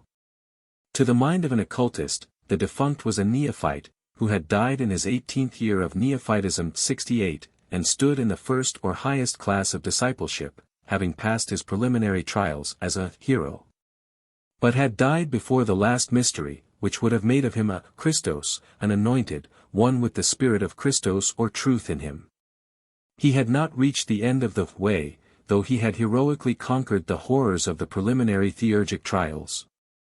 We are quite warranted in reading it in this manner, after learning the place where Dr.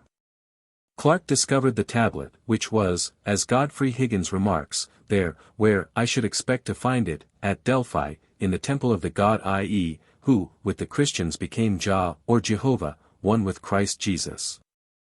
It was at the foot of Parnassus, in a gymnasium, adjoining the Castalian fountain, which flowed by the ruins of Crisa, probably the town called Crestona, etc.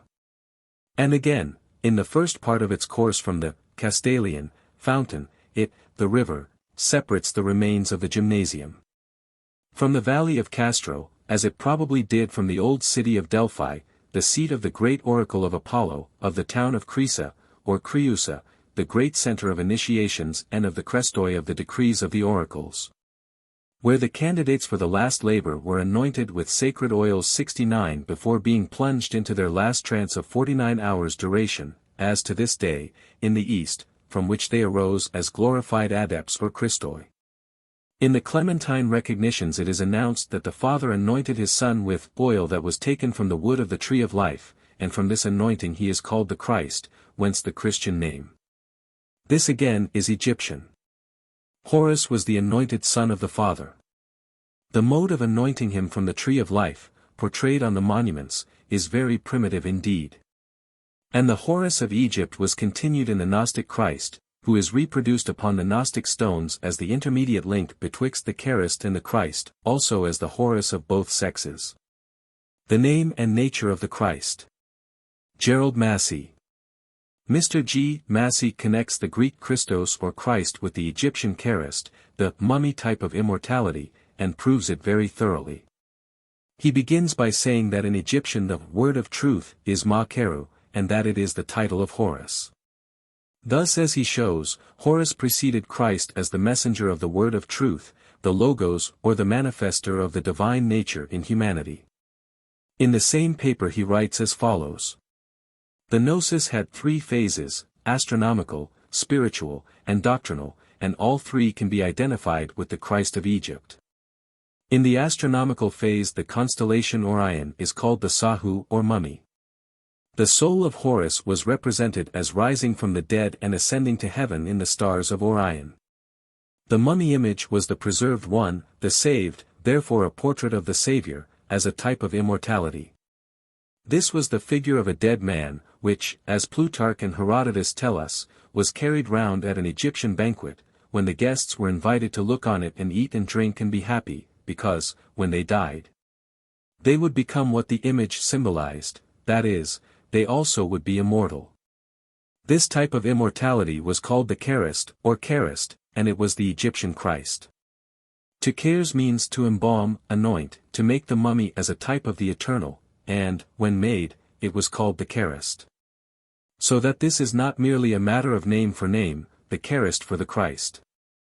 This image of the Charist was bound up in a woof without a seam, the proper vesture of the Christ. No matter what the length of the bandage might be, and some of the mummy swathes have been unwound that were 1,000 yards in length, the woof was from beginning to end without a seam.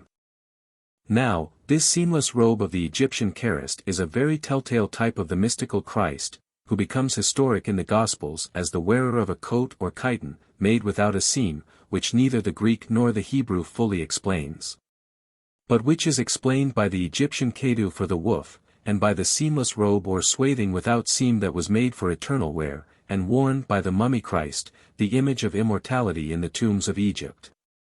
Further, Jesus is put to death in accordance with the instructions given for making the Charist. Not a bone must be broken. The true Charist must be perfect in every member. This is he who comes out sound, whom men know not is his name. In the Gospels Jesus rises again with every member sound, like the perfectly preserved Charist, to demonstrate the physical resurrection of the mummy. But, in the Egyptian original, the mummy transforms. The deceased says, "I am spiritualized. I am become a soul. I rise as a god." This transformation into the spiritual image, the Ka, has been omitted in the Gospel.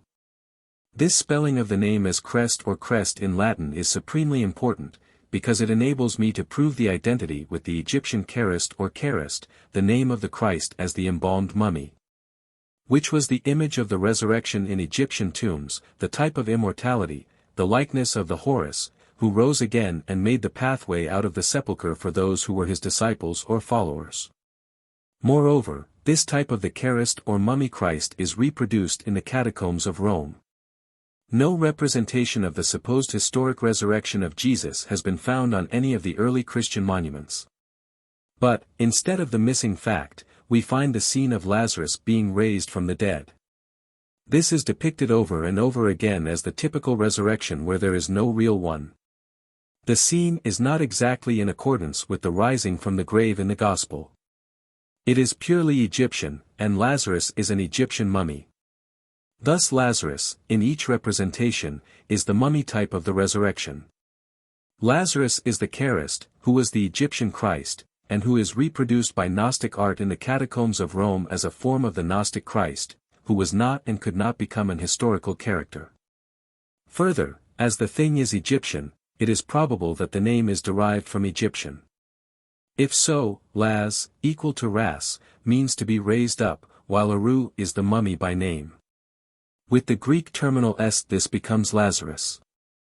In the course of humanizing the mythos, the typical representation of the resurrection found in the tombs of Rome and Egypt would become the story of Lazarus being raised from the dead.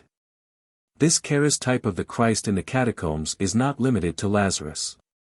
By means of the Charist type the Christ and the Christians can both be traced in the ancient tombs of Egypt. The mummy was made in this likeness of the Christ. It was the Christ by name, identical with the Christoi of the Greek inscriptions. Thus the honored dead, who rose again as the followers of Horus Makaru, the word of truth, are found to be the Christians, on the Egyptian monuments. Makeru is the term that is always applied to the faithful ones who win the crown of life and wear it at the festival, which is designated, "Come thou to me," an invitation by Horus the Justifier to those who are the blessed ones of his father Osiris. They who, having made the word of truth the law of their lives, were the justified, hoi Christoi, the Christians, on earth. In a 5th century representation of the Madonna and Child from the cemetery of St. Valentinus, the newborn babe lying in a box or crib is also the Charist, or mummy type, further identified as the divine babe of the solar mythos by the disk of the sun and the cross of the equinox at the back of the infant's head. Thus the child Christ of the historic faith is born, and visibly begins in the Charist image of the dead Christ, which was the mummy type of the resurrection in Egypt for thousands of years before the Christian era. This doubles the proof that the Christ of the Christian catacombs was a survival of the Charist of Egypt.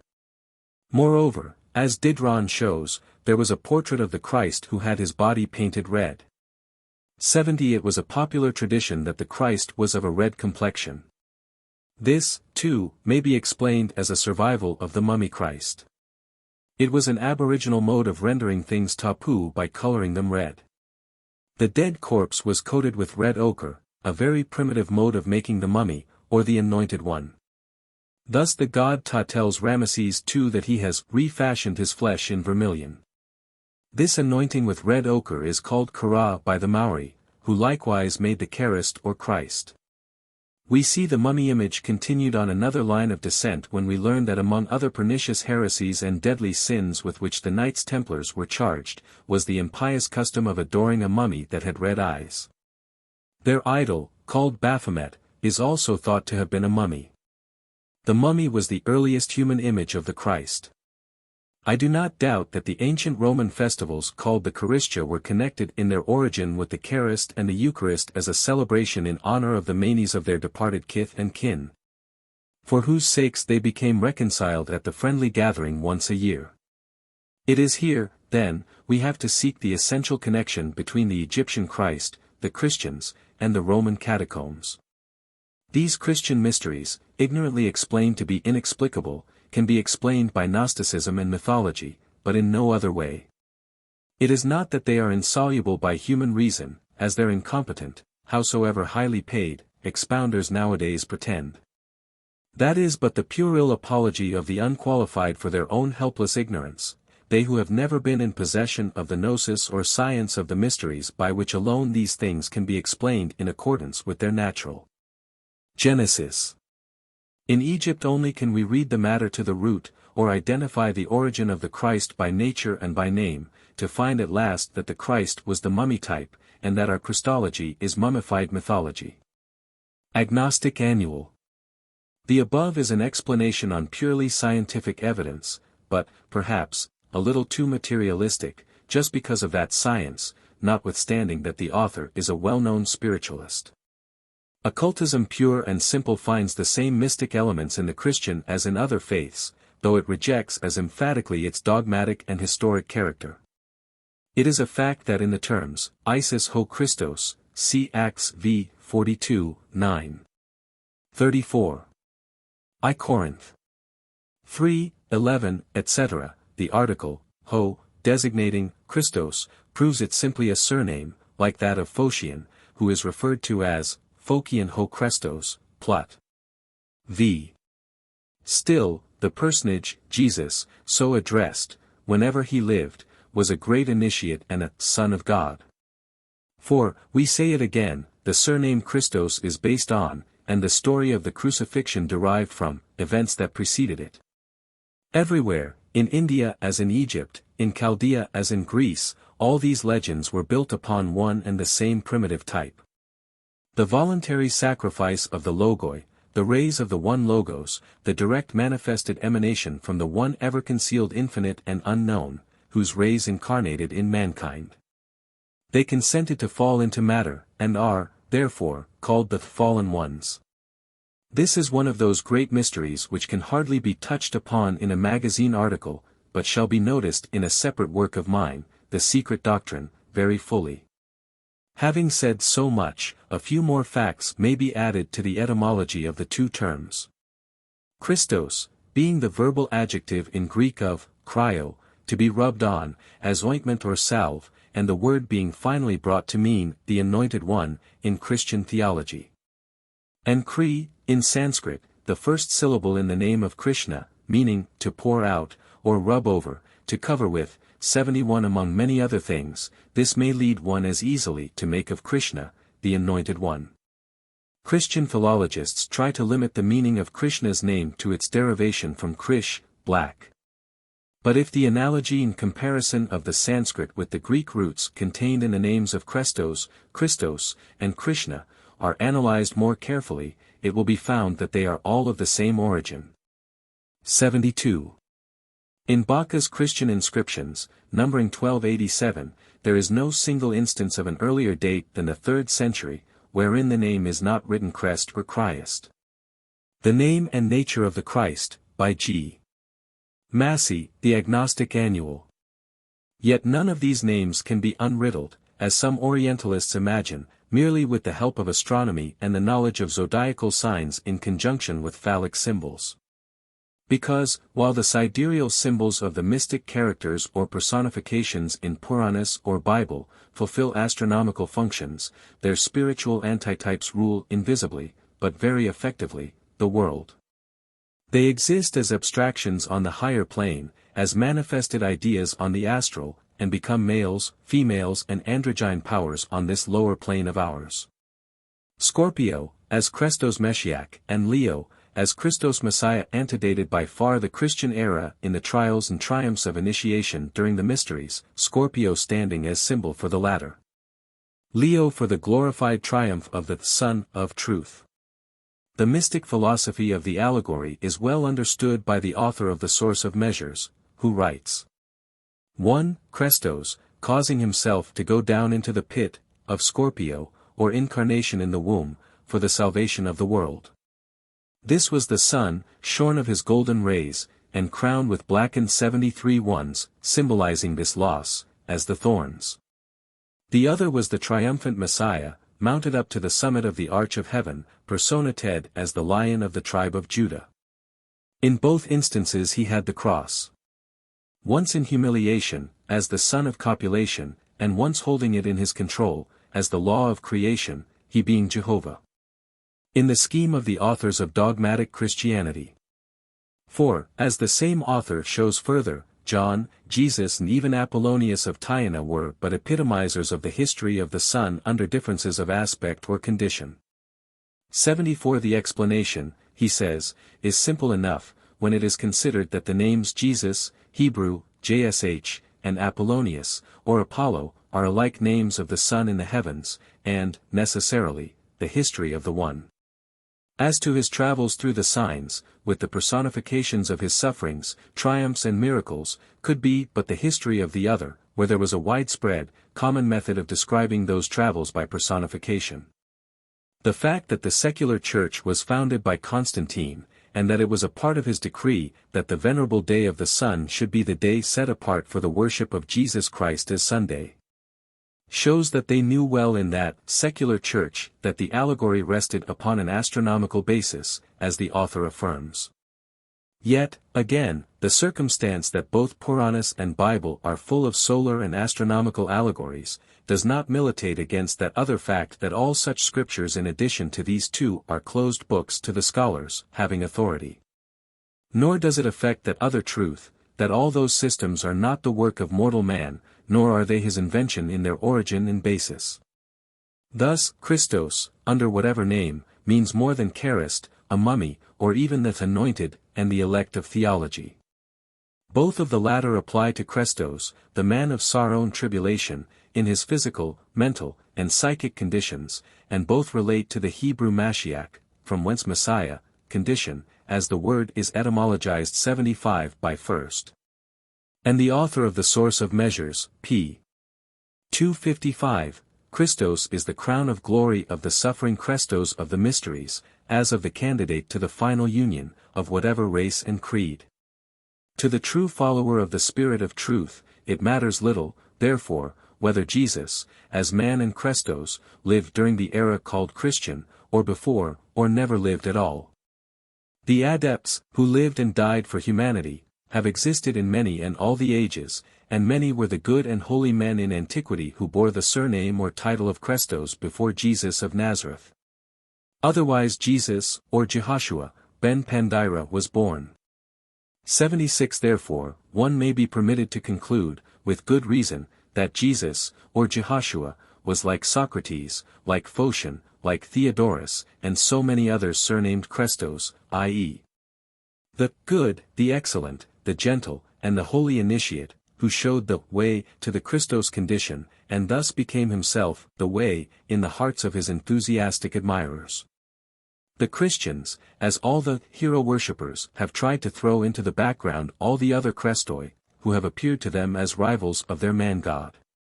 But if the voice of the mysteries has become silent for many ages in the West, if Eleusis, Memphis, Antium, Delphi, and Crisa have long ago been made the tombs of a science once as colossal in the West as it is yet in the East, there are successors now being prepared for them. We are in 1887 and the 19th century is close to its death. The 20th century has strange developments in store for humanity, and may even be the last of its name. Part 3. No one can be regarded as a Christian unless he professes, or is supposed to profess, belief in Jesus, by baptism, and in salvation, through the blood of Christ. To be considered a good Christian, one has, as a conditio sine qua non, to show faith in the dogmas expounded by the Church and to profess them. After which a man is at liberty to lead a private and public life on principles diametrically opposite to those expressed in the Sermon on the Mount. The chief point and that which is demanded of him is, that he should have, or pretend to have, a blind faith in, and veneration for, the ecclesiastical teachings of his special church. Faith is the key of Christendom. Saith Chaucer, and the penalty for lacking it is as clearly stated as words can make it, in St. Mark's Gospel, chapter 16, verse 16. He that believeth and is baptized shall be saved. But he that believeth not shall be damned. It troubles the Church very little that the most careful search for these words in the oldest texts during the last centuries remained fruitless. Or, that the recent revision of the Bible led to a unanimous conviction in the truth-seeking and truth-loving scholars employed in that task, that no such unchristlike sentence was to be found, except in some of the latest, fraudulent texts. The good Christian people had assimilated the consoling words, and they had become the very pith and marrow of their charitable souls. To take away the hope of eternal damnation, for all others except themselves, from these chosen vessels of the God of Israel, was like taking their very life. The truth-loving and God-fearing revisers got scared. They left the forged passage, an interpolation of 11 verses, from the 9th to the 20th, and satisfied their consciences with a footnote remark of a very equivocal character. One that would grace the work and do honor to the diplomatic faculties of the craftiest Jesuits. It tells the believer that the two oldest Greek misas and some other authorities omit from verse 9 to the end. Some authorities have a different ending to the Gospel, 77. And explains no further. But the two oldest Greek misas omit the verses nolens volens, as these have never existed. And the learned and truth-loving revisers know this better than any of us do. Yet the wicked falsehood is printed at the very seat of Protestant divinity, and it is allowed to go on, glaring into the faces of coming generations of students of theology and, hence, into those of their future parishioners. Neither can be, nor are they deceived by it, yet both pretend belief in the authenticity of the cruel words worthy of a theological Satan. And this Satan Moloch is their own God of infinite mercy and justice in heaven, and the incarnate symbol of love and charity on earth, blended in one.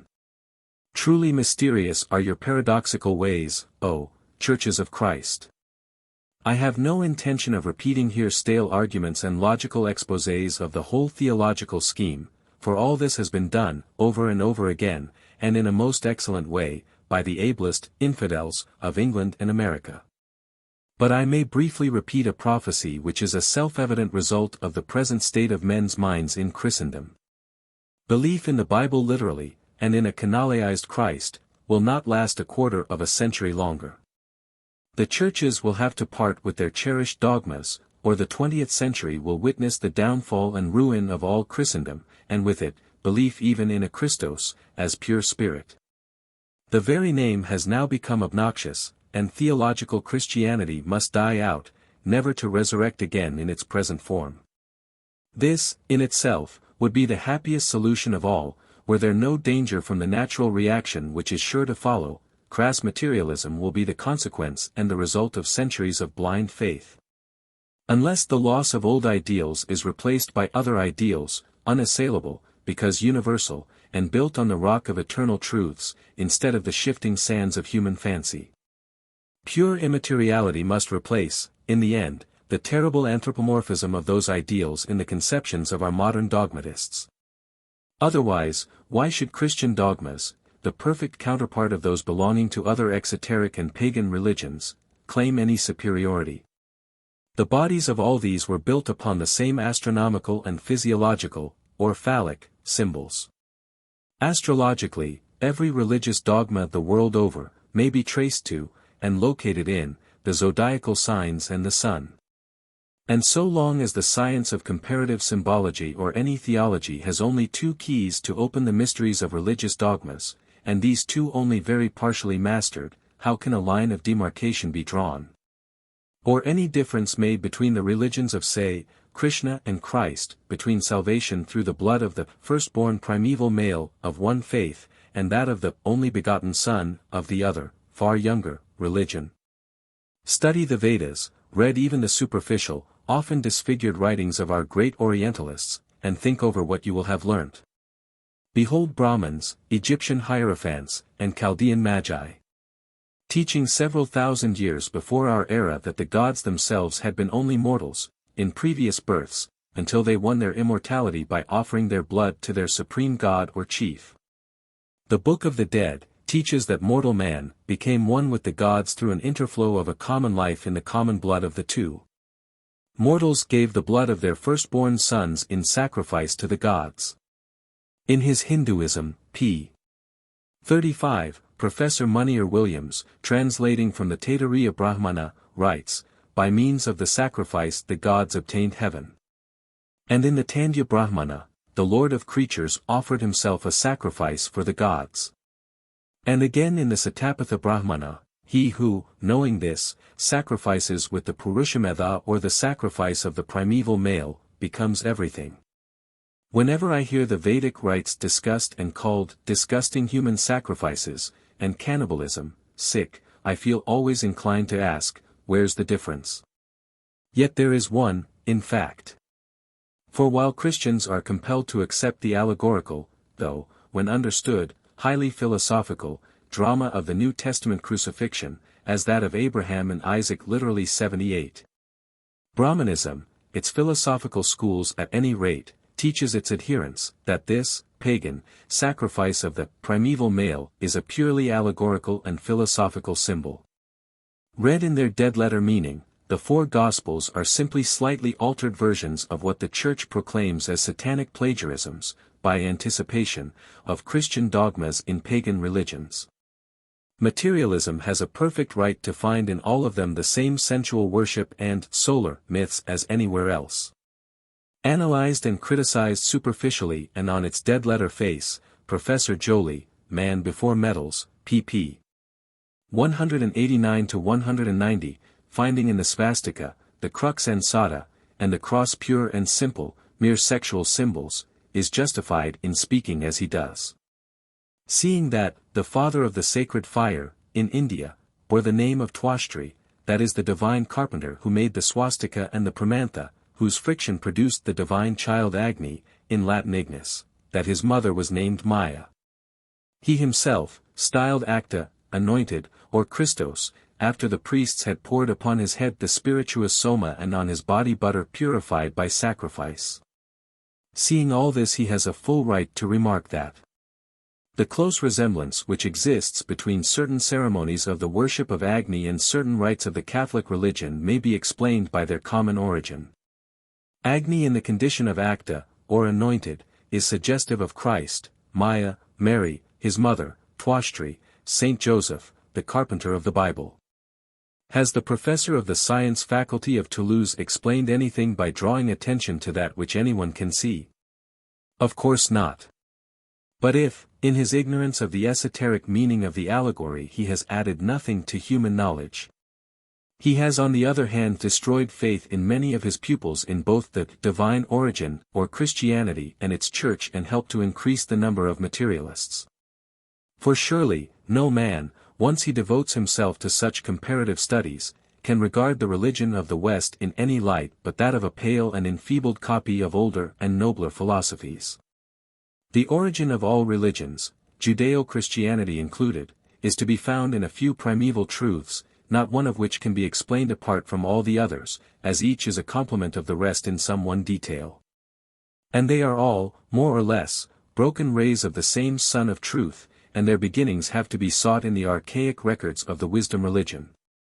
Without the light of the latter, the greatest scholars can see but the skeletons thereof covered with masks of fancy, and based mostly on personified zodiacal signs. A thick film of allegory and blinds, the dark sayings, of fiction and parable, thus covers the original esoteric texts from which the New Testament, as now known, was compiled. Whence, then, the Gospels, the life of Jesus of Nazareth? Has it not been repeatedly stated that no human, mortal brain could have invented the life of the Jewish reformer, followed by the awful drama on Calvary? We say, on the authority of the esoteric Eastern school, that all this came from the Gnostics, as far as the name Christos and the astronomico-mystical allegories are concerned. And from the writings of the ancient Tanaim as regards the Kabbalistic connection of Jesus or Joshua, with the biblical personifications. One of these is the mystic esoteric name of Jehovah, not the present fanciful God of the profane Jews ignorant of their own mysteries, the God accepted by the still more ignorant Christians, but the compound Jehovah of the pagan initiation. This is proven very plainly by the glyphs or mystic combinations of various signs which have survived to this day in the Roman Catholic hieroglyphics. The Gnostic records contain the epitome of the chief scenes enacted during the mysteries of initiation, since the memory of man, though even that was given out invariably under the garb of semi-allegory, whenever entrusted to parchment or paper. But the ancient Tanaim, the initiates from whom the wisdom of the Kabbalah, oral tradition, was obtained by the later Talmudists, had in their possession the secrets of the mystery language, and it is in this language that the Gospels were written. 79 He alone who has mastered the esoteric cipher of antiquity, the secret meaning of the numerals, a common property at one time of all nations, has the full proof of the genius which was displayed in the blending of the purely Egypto-Jewish Old Testament allegories and names, and those of the pagan Greek Gnostics, the most refined of all the mystics of that day. Bishop Newton proves it himself quite innocently, by showing that Saint Barnabas, the companion of Saint Paul, in his epistle, ch. 9, discovers the name of Jesus crucified in the number 318, namely, Barnabas finds it in the mystic Greek IHT, the tau being the glyph of the cross. On this, a Kabbalist, the author of an unpublished MS. On the key of formation of the mystery language, observes. But this is but a play upon the Hebrew letters Jod, Cheth, and Shin, from whence the IHS as the monogram of Christ coming down to our day, and this reads as JCHSH, or 381. And some of the letters being 318 or the number of Abraham and his Satan, and of Joshua and his Amalek. Also the number of Jacob and his antagonist. Godfrey Higgins gives the authority for the number 608. It is the number of Melchizedek's name, for the value of the last is 304 and Melchizedek was the priest of the Most High God, without beginning or ending of days. The solution and secret of Melchizedek are found in the fact that in the ancient pantheons the two planets which had existed from eternity, eonic eternity, and were eternal, were the sun and the moon, or Osiris and Isis. Hence the terms of without beginning or ending of days. 304 multiplied by 2 is 608. So also the numbers in the word Seth, who was a type of the year. There are a number of authorities for the number 888 as applying to the name of Jesus Christ, and as said this is in antagonism to the 666 of the Antichrist. The staple value in the name of Joshua was the number 365, the indication of the solar year, while Jehovah delighted in being the indication of the lunar year, and Jesus Christ was both Joshua and Jehovah in the Christian pantheon. This is but an illustration to our point to prove that the Christian application of the compound name Jesus Christ is all based on Gnostic and Eastern mysticism. It was only right and natural that chroniclers like the initiated Gnostics, pledged to secrecy, should veil or cloak the final meaning of their oldest and most sacred teachings. The right of the Church Fathers to cover the whole with an epitheme of euhemerized fancy is rather more dubious. 80 The Gnostic scribe and chronicler deceived no one. Every initiate into the archaic gnosis, whether of the pre-Christian or post-Christian period, knew well the value of every word of the mystery language. For these Gnostics, the inspirers of primitive Christianity, were the most cultured, the most learned and most wealthy of the Christian name, as Gibbon has it. Neither they, nor their humbler followers, were in danger of accepting the dead letter of their own texts. But it was different with the victims of the fabricators of what is now called Orthodox and historic Christianity. Their successors have all been made to fall into the mistakes of the foolish Galatians, reproved by Paul, who, as he tells them, Galat. 3, 1-5, having begun, by believing, in the Spirit, of Christos, ended by believing in the flesh, i.e. a corporeal Christ.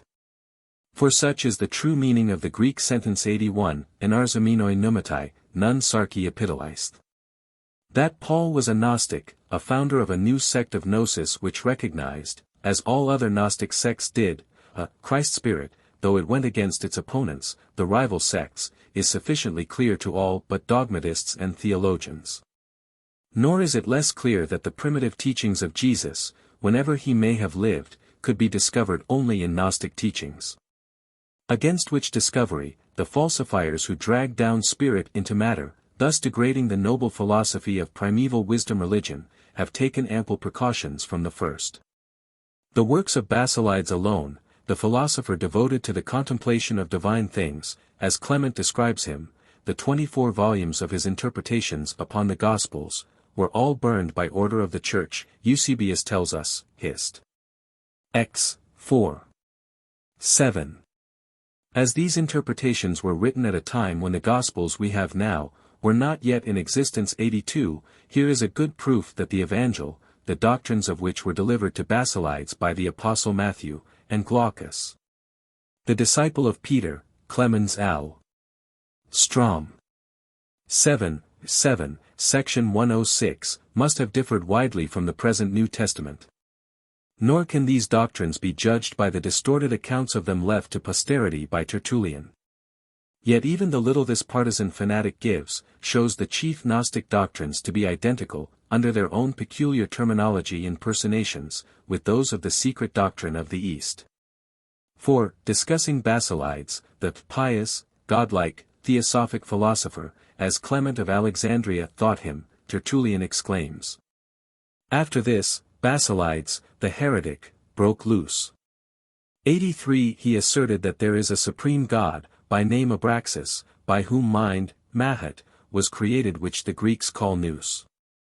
From this emanated the word, from the word, providence, from providence, virtue and wisdom. From these two again, virtues, principalities 84, and powers were made, thence infinite productions and emissions of angels. Among the lowest angels, indeed, and those that made this world, he sets last of all the God of the Jews, whom he denies to be God himself, affirming that he is but one of the angels. 85, Isis Unveiled, 2:289. Another proof of the claim that the Gospel of Matthew in the usual Greek texts is not the original Gospel written in Hebrew, is given by no less an authority than Saint Jerome, or Hieronymus. The suspicion of a conscious and gradual euhemerization of the Christ principle ever since the beginning, grows into a conviction, once that one becomes acquainted with a certain confession contained in Book 2 of the Comment to Matthew by Hieronymus. For we find in it the proofs of a deliberate substitution of the whole Gospel, the one now in the canon having been evidently rewritten by this too zealous Church Father. 86 He says that he was sent toward the close of the 4th century by, their felicities, the bishops Chromatius and Heliodorus to Caesarea, with the mission to compare the Greek text, the only one they ever had, with the Hebrew original version preserved by the Nazarenes in their library, and to translate it. He translated it, but under protest, for, as he says, the Evangel exhibited matter not for edification, but for destruction. 87 The destruction of what? Of the dogma that Jesus of Nazareth and the Christos are one, evidently. Hence for the destruction of the newly planned religion.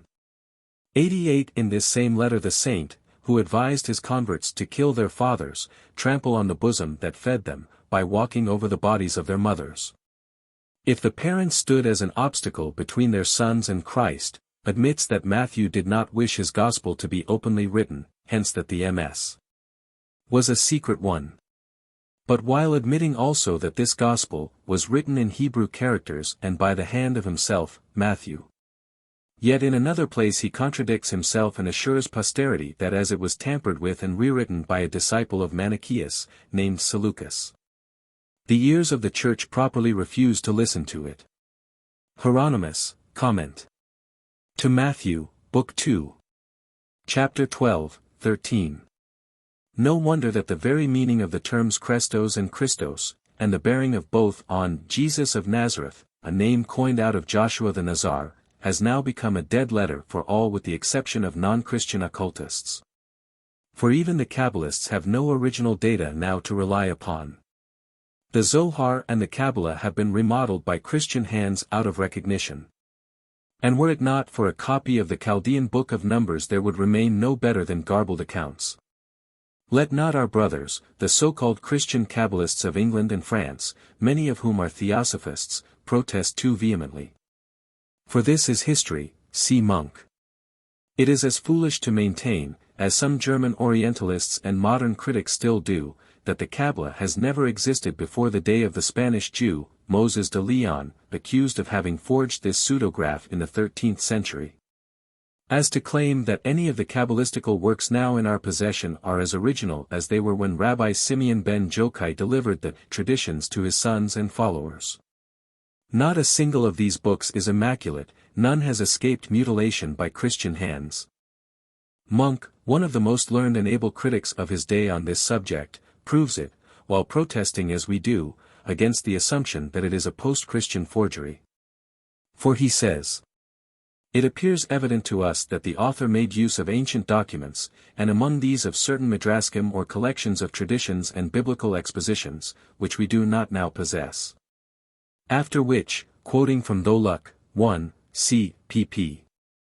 24 and 31, he adds, Hea Jain, who died in 1038, is to our knowledge the first author who developed the theory of the Sephiroth, and he gave to them the names which we find again to be among the Kabbalists, Telenik, Moses ben Skem Tab de Leon, p.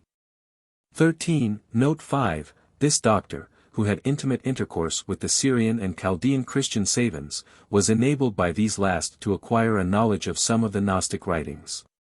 Which Gnostic writings and esoteric tenets passed part and parcel into the Kabbalistic works, with many more modern interpolations that we now find in the Zohar, as Monk well proves.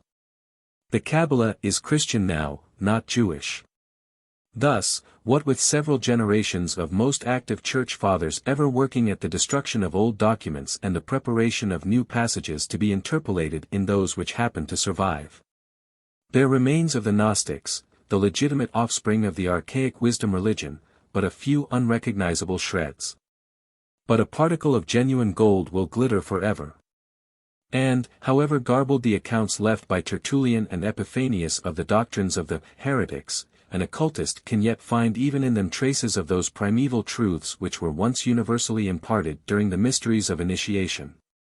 Among other works with most suggestive allegories in them, we have still the so-called apocryphal Gospels, and the last discovered as the most precious relic of Gnostic literature, a fragment called Pistis Sophia, Knowledge Wisdom. In my next article upon the esoteric character of the Gospels, I hope to be able to demonstrate that those who translate pistis by faith are utterly wrong. The word faith, as grace or something to be believed in through unreasoned or blind faith, is a word that dates only since Christianity. Nor has Paul ever used this term in this sense in his epistles, and Paul was undeniably an initiate. This series was never completed by H.P.B. Astral Bodies, or Doppelgangers. M.C. Great confusion exists in the minds of people about the various kinds of apparitions, wraiths, ghosts, or spirits.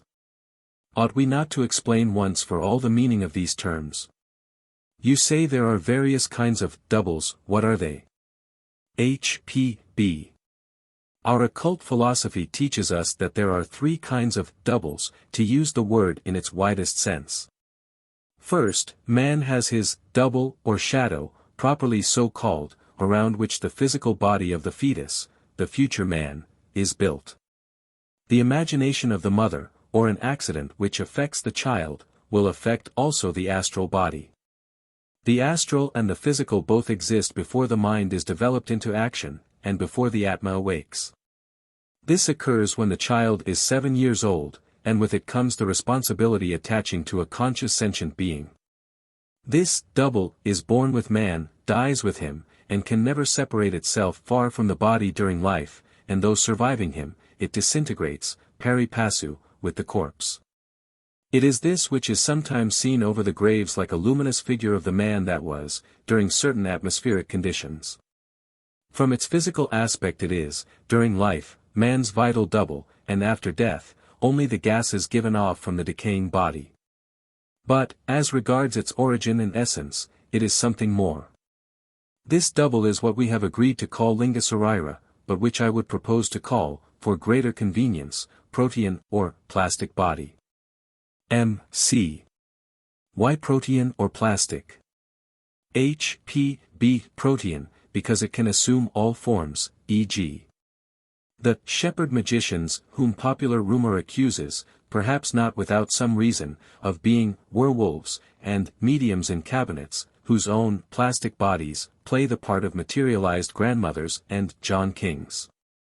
Otherwise, why the invariable custom of the dear departed angels to come out but little further than arm's length from the medium, whether entranced or not? Mind, I do not at all deny foreign influences in this kind of phenomena. But I do affirm that foreign interference is rare, and that the materialized form is always that of the medium's astral, or protean body. M.C. How is this astral body created? H.P.B. It is not created. It grows, as I told you, with the man and exists in the rudimentary condition even before the child is born. M.C. And what about the second? H.P.B. The second is the thought body, or dream body, rather. Known among occultists as the Mayavi Rupa, or illusion body. During life this image is the vehicle both of thought and of the animal passions and desires, drawing at one and the same time from the lowest terrestrial manas, mind, and kama, the element of desire. It is dual in its potentiality, and after death forms what is called in the East but, or kamarupa, but which is better known to theosophists as the spook. M.C. And the third? H.P.B. The third is the true ego, called in the East by a name meaning causal body, but which in the trans-Himalayan schools is always called the karmic body, which is the same. For karma, or action, is the cause which produces incessant rebirths or reincarnations. It is not the monad, nor is it manas proper, but is, in a way, indissolubly connected with and a compound of the monad and manas in devotion. M.C. Then there are three doubles. H.P.B. If you call the Christian and other trinities three gods, then there are three doubles. But in truth there is only one under three aspects or phases, the most material portion disappearing with the body. The middle one surviving both as an independent but temporary entity in the land of shadows, the third, immortal throughout the Manvantara, unless Nirvana puts an end to it before. M.C. But shall not we be asked what difference there is between the Mayavi and Kamarupa, or as you propose to call them the dream body, and the spook? H.P.B. Most likely, and we shall answer, in addition to what has been said, that the thought power, or aspect of the Mayavi or illusion body, merges after death entirely into the causal body or the conscious, thinking ego. The animal elements, or power of desire of the dream body, absorbing after death that which it has collected, through its insatiable desire to live, during life, i.e. all the astral vitality as well as all the impressions of its material acts and thoughts while it lived in possession of the body, forms the spook or kamarupa. Our theosophists know well enough that after death the higher manas unites with the monad and passes into devotion, while the dregs of the lower manas or animal mind go to form this spook. This has life in it, but hardly any consciousness, except, as it were, by proxy, when it is drawn into the current of a medium. M.C. Is it all that can be said upon the subject? H.P.B. For the present this is enough metaphysics, I guess. Let us hold to the double in its earthly phase. What would you know? M.C. Every country in the world believes more or less in the double or doppelganger.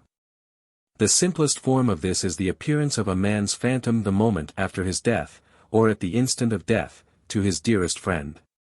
Is this appearance the Mayavi Rupa? H.P.B. It is, because produced by the thought of the dying man. M.C. Is it unconscious? H.P.B. It is unconscious to the extent that the dying man does not generally do it knowingly, nor is he aware that he so appears. What happens is this. If he thinks very intently at the moment of death of the person he either is very anxious to see, or loves best, he may appear to that person. The thought becomes objective. The double, or shadow of a man, being nothing but the faithful reproduction of him, like a reflection in a mirror, that which the man does, even in thought, that the double repeats. This is why the phantoms are often seen in such cases in the clothes they wear at the particular moment, and the image reproduces even the expression on the dying man's face. If the double of a man bathing were seen, it would seem to be immersed in water, so when a man who has been drowned appears to his friend, the image will be seen to be dripping with water. The cause for the apparition may also be reversed, i.e., the dying man may or may not be thinking at all of the particular person his image appears to, but it is that person who is sensitive.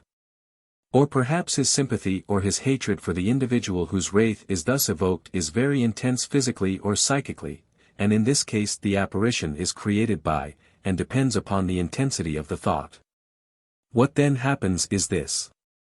Let us call the dying man A, and him who sees the double B. The latter, owing to love, hate, or fear, has the image of a so deeply impressed on his psychic memory, that actual magnetic attraction and repulsion are established between the two, whether one knows of it and feels it, or not. When A dies, the sixth sense or psychic spiritual intelligence of the inner man in B becomes cognizant of the change in A, and forthwith apprises the physical senses of the man by projecting before his eye the form of A as it is at the instant of the great change. The same when the dying man longs to see someone, his thought telegraphs to his friend, consciously or unconsciously along the wire of sympathy, and becomes objective. This is what the Spookical Research Society would pompously, but none the less muddily, call telepathic impact. M.C. This applies to the simplest form of the appearance of the double. What about cases in which the double does that which is contrary to the feeling and wish of the man? H.P.B. This is impossible. The double cannot act unless the keynote of this action was struck in the brain of the man to whom the double belongs, be that man just dead, or alive, in good or in bad health. If he paused on the thought a second, long enough to give it form, before he passed on to other mental pictures, this 1 second is as sufficient for the objectivization of his personality on the astral waves. As for your face to impress itself on the sensitized plate of a photographic apparatus, nothing prevents your form then being seized upon by the surrounding forces, as a dry leaf fallen from a tree is taken up and carried away by the wind, being made to caricature or distort your thought. M.C. Supposing the double expresses in actual words a thought uncongenial to the man, and expresses it, let us say to a friend far away, perhaps on another continent. I have known instances of this occurring. H.P.B. Because it then so happens that the created image is taken up and used by a shell. Just as in seance rooms when images of the dead, which may perhaps be lingering unconsciously in the memory or even the auras of those present, are seized upon by the elementals or elementary shadows and made objective to the audience, and even caused to act at the bidding of the strongest of the many different wills in the room. In your case, moreover, there must exist a connecting link, a telegraph wire, between the two persons, a point of psychic sympathy, and on this the thought travels instantly. Of course there must be, in every case, some strong reason why that particular thought takes that direction. It must be connected in some way with the other person. Otherwise such apparitions would be of common and daily occurrence. M.C. This seems very simple, why then does it only occur with exceptional persons? H.P.B. Because the plastic power of the imagination is much stronger in some persons than in others. The mind is dual in its potentiality, it is physical and metaphysical. The higher part of the mind is connected with the spiritual soul or buddhi, the lower with the animal soul, the karma principle. There are persons who never think with the higher faculties of their minds at all. Those who do so are the minority and are thus, in a way, beyond, if not above, the average of humankind. These will think even upon ordinary matters on that higher plane. The idiosyncrasy of the person determines in which principle of the mind the thinking is done, as also the faculties of a preceding life, and sometimes the heredity of the physical. This is why it is so very difficult for a materialist, the metaphysical portion of whose brain is almost atrophied, to raise himself, or for one who is naturally spiritually minded to descend to the level of the matter-of-fact vulgar thought. Optimism and pessimism depend on it also in a great measure. M.C. But the habit of thinking in the higher mind can be developed, else there would be no hope for persons who wish to alter their lives and raise themselves. And that this is possible must be true, or there would be no hope for the world. H.P.B. Certainly it can be developed, but only with great difficulty, a firm determination, and through much self-sacrifice. But it is comparatively easy for those who are born with the gift. Why is it that one person sees poetry in a cabbage or a pig with her little ones, while another will perceive in the loftiest things only their lowest and most material aspect, will laugh at the music of the spheres, and ridicule the most sublime conceptions and philosophies? This difference depends simply on the innate power of the mind to think on the higher or on the lower plane, with the astral, in the sense given to the word by Saint Martin, or with the physical brain. Great intellectual powers are often no proof of, but are impediments to spiritual and right conceptions, witness most of the great men of science. We must rather pity than blame them. M.C. But how is it that the person who thinks on the higher plane produces more perfect and more potential images and objective forms by his thought? H.P.B. Not necessarily that person alone, but all those who are generally sensitives. The person who is endowed with this faculty of thinking about even the most trifling things from the higher plane of thought has, by virtue of that gift which he possesses, a plastic power of formation, so to say, in his very imagination. Whatever such a person may think about, his thought will be so far more intense than the thought of an ordinary person, that by this very intensity it obtains the power of creation. Science has established the fact that thought is an energy. This energy in its action disturbs the atoms of the astral atmosphere around us. I already told you, the rays of thought have the same potentiality for producing forms in the astral atmosphere as the sun rays have with regard to a lens. Every thought so evolved with energy from the brain, creates, nolens volens, a shape. M.C. Is that shape absolutely unconscious? H.P.B. Perfectly unconscious unless it is the creation of an adept, who has a preconceived object in giving it consciousness, or rather in sending along with it enough of his will and intelligence to cause it to appear conscious. This ought to make us more cautious about our thoughts. But the wide distinction that obtains between the adept in this matter and the ordinary man must be borne in mind. The adept may at his will use his Mayavirupa, but the ordinary man does not, except in very rare cases. It is called Mayavirupa because it is a form of illusion created for use in the particular instance, and it has quite enough of the adept's mind in it to accomplish its purpose. The ordinary man merely creates a thought image, whose properties and powers are at the time wholly unknown to him. M.C. Then one may say that the form of an adept appearing at a distance from his body, as for instance Ram Lal in Mr. Isaacs, is simply an image. H.P.B. Exactly. It is a walking thought. M.C. In which case an adept can appear in several places almost simultaneously. H.P.B. He can. Just as Apollonius of Tyana, who was seen in two places at once, while his body was at Rome. But it must be understood that not all of even the astral adept is present in each appearance.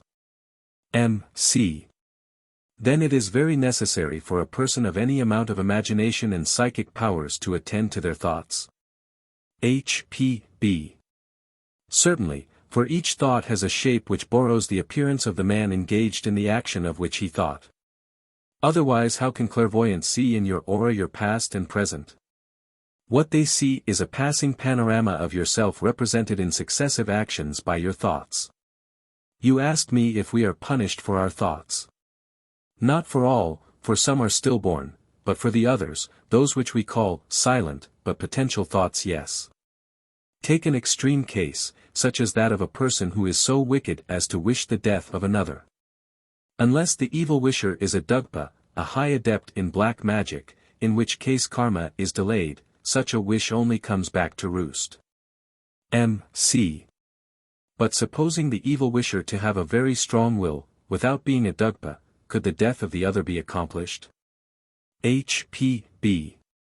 Only if the malicious person has the evil eye, which simply means possessing enormous plastic power of imagination working involuntarily, and thus turned unconsciously to bad uses. For what is the power of the evil eye? Simply a great plastic power of thought, so great as to produce a current impregnated with the potentiality of every kind of misfortune and accident, which inoculates, or attaches itself to any person who comes within it. A jetator, one with the evil eye, need not be even imaginative, or have evil intentions or wishes. He may be simply a person who is naturally fond of witnessing or reading about sensational scenes, such as murder, executions, accidents, etc., etc. He may be not even thinking of any of these at the moment his eye meets his future victim. But the currents have been produced and exist in his visual ray ready to spring into activity the instant they find suitable soil, like a seed fallen by the way and ready to sprout at the first opportunity. M.C. But how about the thoughts you call silent? Do such wishes or thoughts come home to roost? H.P.B. They do, just as a ball which fails to penetrate an object rebounds upon the thrower. This happens even to some Dugpa or sorcerers who are not strong enough, or do not comply with the rules, for even they have rules they have to abide by, but not with those who are regular, fully developed, black magicians.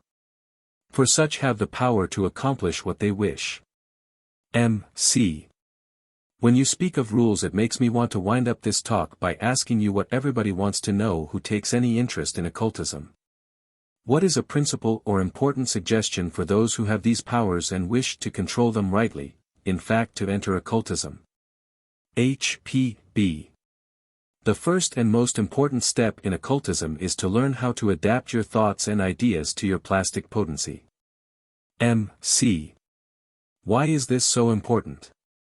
H.P.B. Because otherwise you are creating things by which you may be making bad karma.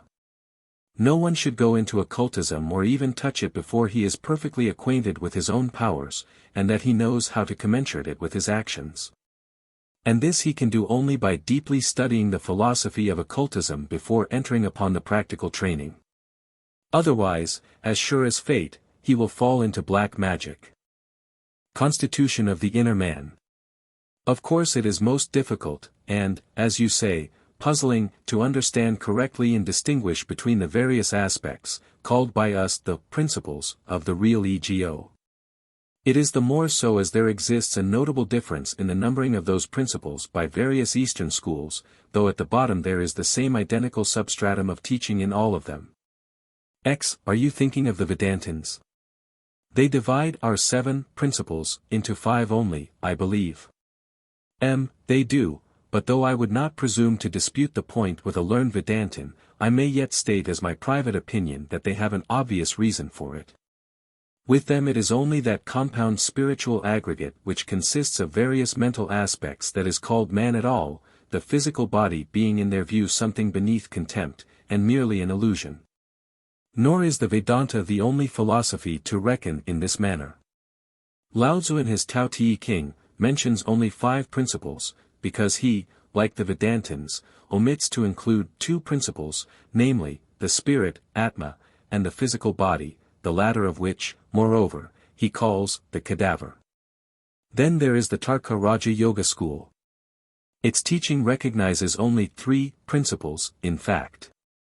But then, in reality, there's Thulapadi, or the physical body in its jagrata or waking conscious state, their sukshmapadki, the same body in svapna or the dreaming state, and their karanapati or causal body. Or that which passes from one incarnation to another, are all dual in their aspects, and thus make 6. Add to this Atma, the impersonal divine principle or the immortal element in man, undistinguished from the universal spirit, and you have the same 7, again, as in the esoteric division. 89. X. Then it seems almost the same as the division made by mystic Christians, body, soul, and spirit. M. Just the same. We could easily make of the body the vehicle of the vital double, of the latter the vehicle of life or prana. Of Kamarupa, or animal, soul, the vehicle of the higher and the lower mind, and make of this 6 principles, crowning the whole with the one immortal spirit. In occultism, every qualificative change in the state of our consciousness gives to man a new aspect, and if it prevails and becomes part of the living and acting ego, it must be, and is, given a special name. To distinguish the man in that particular state from the man he is when he places himself in another state. X. It is just that which is so difficult to understand. M. It seems to me very easy, on the contrary, once that you have seized the main idea, i.e. that man acts on this, or another plane of consciousness, in strict accordance with his mental and spiritual condition. But such is the materialism of the age that the more we explain, the less people seem capable of understanding what we say. Divide the terrestrial being called man into 3 chief aspects, if you like, but, unless you make of him a pure animal, you cannot do less. Take his objective body. The feeling principle in him, which is only a little higher than the instinctual element in the animal, or the vital elementary soul, and that which places him so immeasurably beyond and higher than the animal, i.e. his reasoning soul or spirit. Well, if we take these 3 groups or representative entities, and subdivide them, according to the occult teaching, what do we get? First of all spirit, in the sense of the absolute, and therefore invisible all, or Atma. As this can neither be located nor conditioned in philosophy, being simply that which is, in eternity, and as the all cannot be absent from even the tiniest geometrical or mathematical point of the universe of matter or substance. It ought not to be called, in truth, a human principle at all. Rather, and at best, it is that point in metaphysical space which the human monad and its vehicle man occupy for the period of every life. Now that point is as imaginary as man himself, and in reality is an illusion, a maya. But then for ourselves as for other personal egos, we are a reality during that fit of illusion called life, and we have to take ourselves into account, in our own fancy at any rate, if no one else does. To make it more conceivable to the human intellect, when first attempting the study of occultism, and to solve the ABC of the mystery of man, occultism calls it the 7th principle, the synthesis of the 6. And gives it for vehicle the spiritual soul, buddhi. Now the latter conceals a mystery, which is never given to any one with the exception of irrevocably pledged chelas, those at any rate, who can be safely trusted. Of course there would be less confusion, could it only be told. But, as this is directly concerned with the power of projecting one's double consciously and at will, and as this gift like the ring of Gyges, might prove very fatal to men at large and to the possessor of that faculty in particular, it is carefully guarded. Alone the adepts, who have been tried and can never be found wanting, have the key of the mystery fully divulged to them. Let us avoid side issues, however, and hold to the principles. This divine soul or buddhi, then, is the vehicle of the spirit. In conjunction, these two are one, impersonal, and without any attributes, on this plane, of course, and make 2 spiritual principles. If we pass on to the human soul, manas, the mens, every one will agree that the intelligence of man is dual to say the least, e.g., the high-minded man can hardly become low-minded. The very intellectual and spiritual-minded man is separated by an abyss from the obtuse, dull and material, if not animal-minded man. Why then should not these men be represented by 2 principles, or 2 aspects rather? Every man has these 2 principles in him, one more active than the other, and in rare cases, one of these is entirely stunted in its growth, so to say paralyzed by the strength and predominance of the other aspect, during the life of man. These, then, are what we call the two principles or aspects of manas, the higher and the lower, the former, the higher manas, or the thinking, conscious ego gravitating toward the spiritual soul, buddhi. And the latter, or its instinctual principle attracted to kama, the seat of animal desires and passions in man. Thus, we have four principles justified, the last three being, 1, the double, which we have agreed to call protean, or plastic soul. The vehicle of, 2, the life principle, and, 3, the physical body. Of course no physiologist or biologist will accept these principles, nor can he make head or tail of them. And this is why, perhaps, none of them understand to this day either the functions of the spleen, the physical vehicle of the protean double, or those of a certain organ on the right side of man, the seat of the above-mentioned desires. Nor yet does he know anything of the pineal gland, which he describes as a horny gland with a little sand in it, and which is the very key to the highest and divinest consciousness in man, his omniscient, spiritual and all-embracing mind. This seemingly useless appendage is the pendulum which, once the clockwork of the inner man is wound up, carries the spiritual vision of the ego to the highest planes of perception, where the horizon opened before it becomes almost infinite. But the scientific materialists assert that after the death of man nothing remains. That the human body simply disintegrates into its component elements, and that what we call soul is merely a temporary self-consciousness produced as a byproduct of organic action, which will evaporate like steam. Is not theirs a strange state of mind? Not strange at all, that I see. If they say that self-consciousness ceases with the body, then in their case they simply utter an unconscious prophecy. For once that they are firmly convinced of what they assert, no conscious afterlife is possible for them. But if human self-consciousness survives death as a rule, why should there be exceptions? In the fundamental laws of the spiritual world which are immutable, no exception is possible. But there are rules for those who see, and rules for those who prefer to remain blind. Quite so, I understand. It is an aberration of a blind man, who denies the existence of the sun because he does not see it. But after death his spiritual eyes will certainly compel him to see. They will not compel him, nor will he see anything. Having persistently denied an afterlife during this life, he will be unable to sense it. His spiritual senses having been stunted, they cannot develop after death, and he will remain blind. By insisting that he must see it, you evidently mean one thing and I another. You speak of the spirit from the spirit, or the flame from the flame, of Atma in short, and you confuse it with the human soul, manas. You do not understand me, let me try to make it clear. The whole gist of your question is to know whether, in the case of a downright materialist, the complete loss of self-consciousness and self-perception after death is possible. Isn't it so? I say, it is possible. Because, believing firmly in our esoteric doctrine, which refers to the post-mortem period, or the interval between two lives or births as merely a transitory state.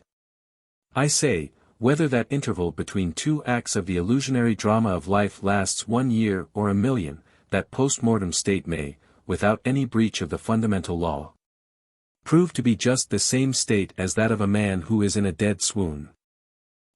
But since you have just said that the fundamental laws of the after-death state admit of no exceptions, how can this be? Nor do I say now that they admit of exceptions. But the spiritual law of continuity applies only to things which are truly real. To one who has read and understood Mandukya Upanishad and Vedantasara, all this becomes very clear. I will say more, it is sufficient to understand what we mean by buddhi and the duality of manas to have a very clear perception why the materialist may not have a self-conscious survival after death, because manas, in its lower aspect, is the seat of the terrestrial mind, and, therefore, can give only that perception of the universe which is based on the evidence of that mind, and not on our spiritual vision. It is said in our esoteric school that between Buddhi and Manas, or Isvara and Prajnasanindi, there is in reality no more difference than between a forest and its trees, a lake and its waters, just as Mandukya teaches. One or hundreds of trees dead from loss of vitality, or uprooted, are yet incapable of preventing the forest from being still a forest. The destruction or post-mortem death of one personality dropped out of the long series, will not cause the smallest change in the spiritual ego, and it will ever remain the same ego. Only, instead of experiencing devotion it will have to immediately reincarnate. But as I understand it, ego Buddhi represents in this simile the forest and the personal minds the trees. And if Buddhi is immortal, how can that which is similar to it, i.e., Manastijasi 91, lose entirely its consciousness till the day of its new incarnation? I cannot understand it. You cannot, because you will mix up an abstract representation of the whole with its casual changes of form, and because you confuse Manastijasi, the Buddhi-lit human soul, with the latter, animalized. Remember that if it can be said of Buddhi that it is unconditionally immortal, the same cannot be said of Manas, still less of Taijasi, which is an attribute. No post-mortem consciousness or Manastijasi can exist apart from Buddhi, the divine soul, because the first, Manas, is, in its lower aspect, a qualificative attribute of the terrestrial personality. And the second, Taijasi, is identical with the first, and that it is the same Manas only with the light of Buddhi reflected on it. In its turn, Buddhi would remain only an impersonal spirit without this element which it borrows from the human soul, which conditions and makes of it, in this elusive universe. As it were something separate from the universal soul for the whole period of the cycle of incarnation. Say rather that Buddhi Manas can neither die nor lose its compound self-consciousness in eternity, nor the recollection of its previous incarnations in which the two, i.e., the spiritual and the human soul, had been closely linked together. But it is not so in the case of a materialist, whose human soul not only receives nothing from the divine soul, but even refuses to recognize its existence. You can hardly apply this axiom to the attributes and qualifications of the human soul. For it would be like saying that because your divine soul is immortal, therefore the bloom on your cheek must also be immortal, whereas this bloom, like Taijasi, or spiritual radiance, is simply a transitory phenomenon. Do I understand you to say that we must not mix in our minds the noumenon with the phenomenon, the cause with its effect? I do say so, and repeat that, limited to Manas or the human soul alone, the radiance of Taijasi itself becomes a mere question of time. Because both immortality and consciousness after death become for the terrestrial personality of man simply conditioned attributes, as they depend entirely on conditions and beliefs created by the human soul itself during the life of its body. Karma acts incessantly, we reap in our afterlife only the fruit of that which we have ourselves sown, or rather created in our terrestrial existence. But if my ego can, after the destruction of my body, become plunged in a state of entire unconsciousness, then where can be the punishment for the sins of my past life? Our philosophy teaches that karmic punishment reaches the ego only in its next incarnation. After death it receives only the reward for the unmerited sufferings endured during its just past existence. 92 The whole punishment after death, even for the materialist, consists therefore in the absence of any reward and the utter loss of the consciousness of one's bliss and rest. Karma is the child of the terrestrial ego, the fruit of the actions of the tree which is the objective personality visible to all, as much as the fruit of all the thoughts and even motives of the spiritual I. But karma is also the tender mother, who heals the wounds inflicted by her during the preceding life, before she will begin to torture this ego by inflicting upon him new ones. If it may be said that there is not a mental or physical suffering in the life of a mortal, which is not the fruit and consequence of some sin in this, or a preceding existence on the other hand. Since he does not preserve the slightest recollection of it in his actual life and feels himself not deserving of such punishment, but believes sincerely he suffers for no guilt of his own. This alone is quite sufficient to entitle the human soul to the fullest consolation, rest and bliss in his post-mortem existence. Death comes to our spiritual selves ever as a deliverer and friend. For the materialist, who, notwithstanding his materialism, was not a bad man, the interval between the two lives will be like the unbroken and placid sleep of a child. Either entirely dreamless, or with pictures of which he will have no definite perception. For the believer it will be a dream as vivid as life and full of realistic bliss and visions. As for the bad and cruel man, whether materialist or otherwise, he will be immediately reborn and suffer his hell on earth. To enter Avicii is an exceptional and rare occurrence. X.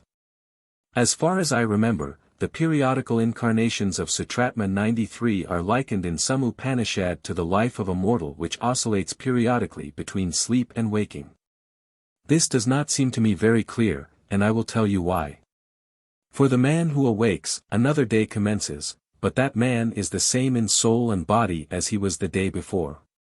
Whereas at every new incarnation a full change takes place not only in his external envelope, sex and personality, but even in his mental and psychic capacities.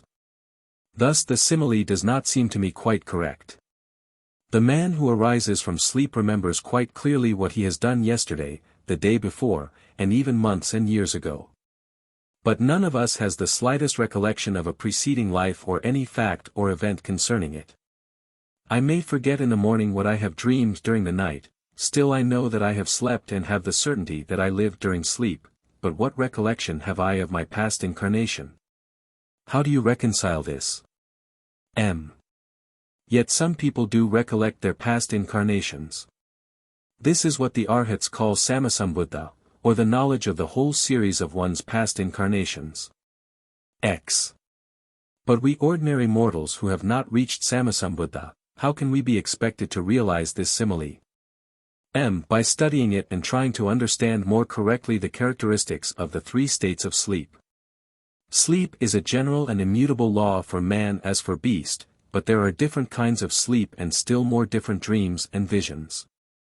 X. Just so. But this takes us from our subject.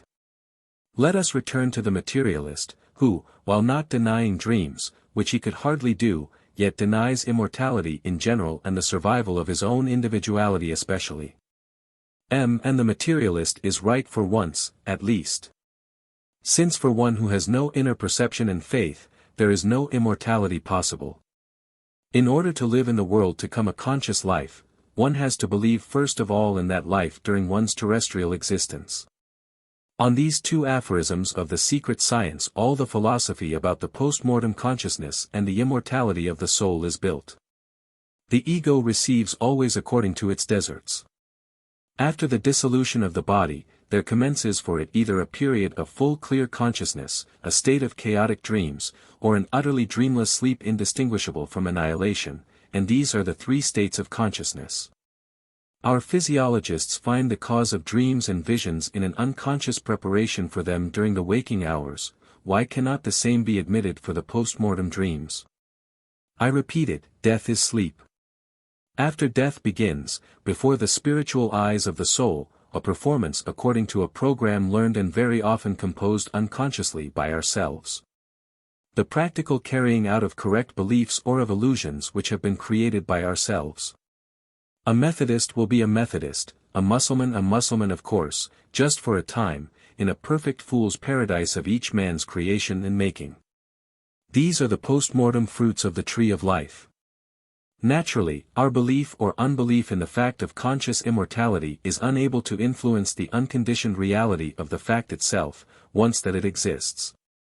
But the belief or unbelief in that immortality, as the continuation or annihilation of separate entities cannot fail to give color to that fact in its application to each of these entities.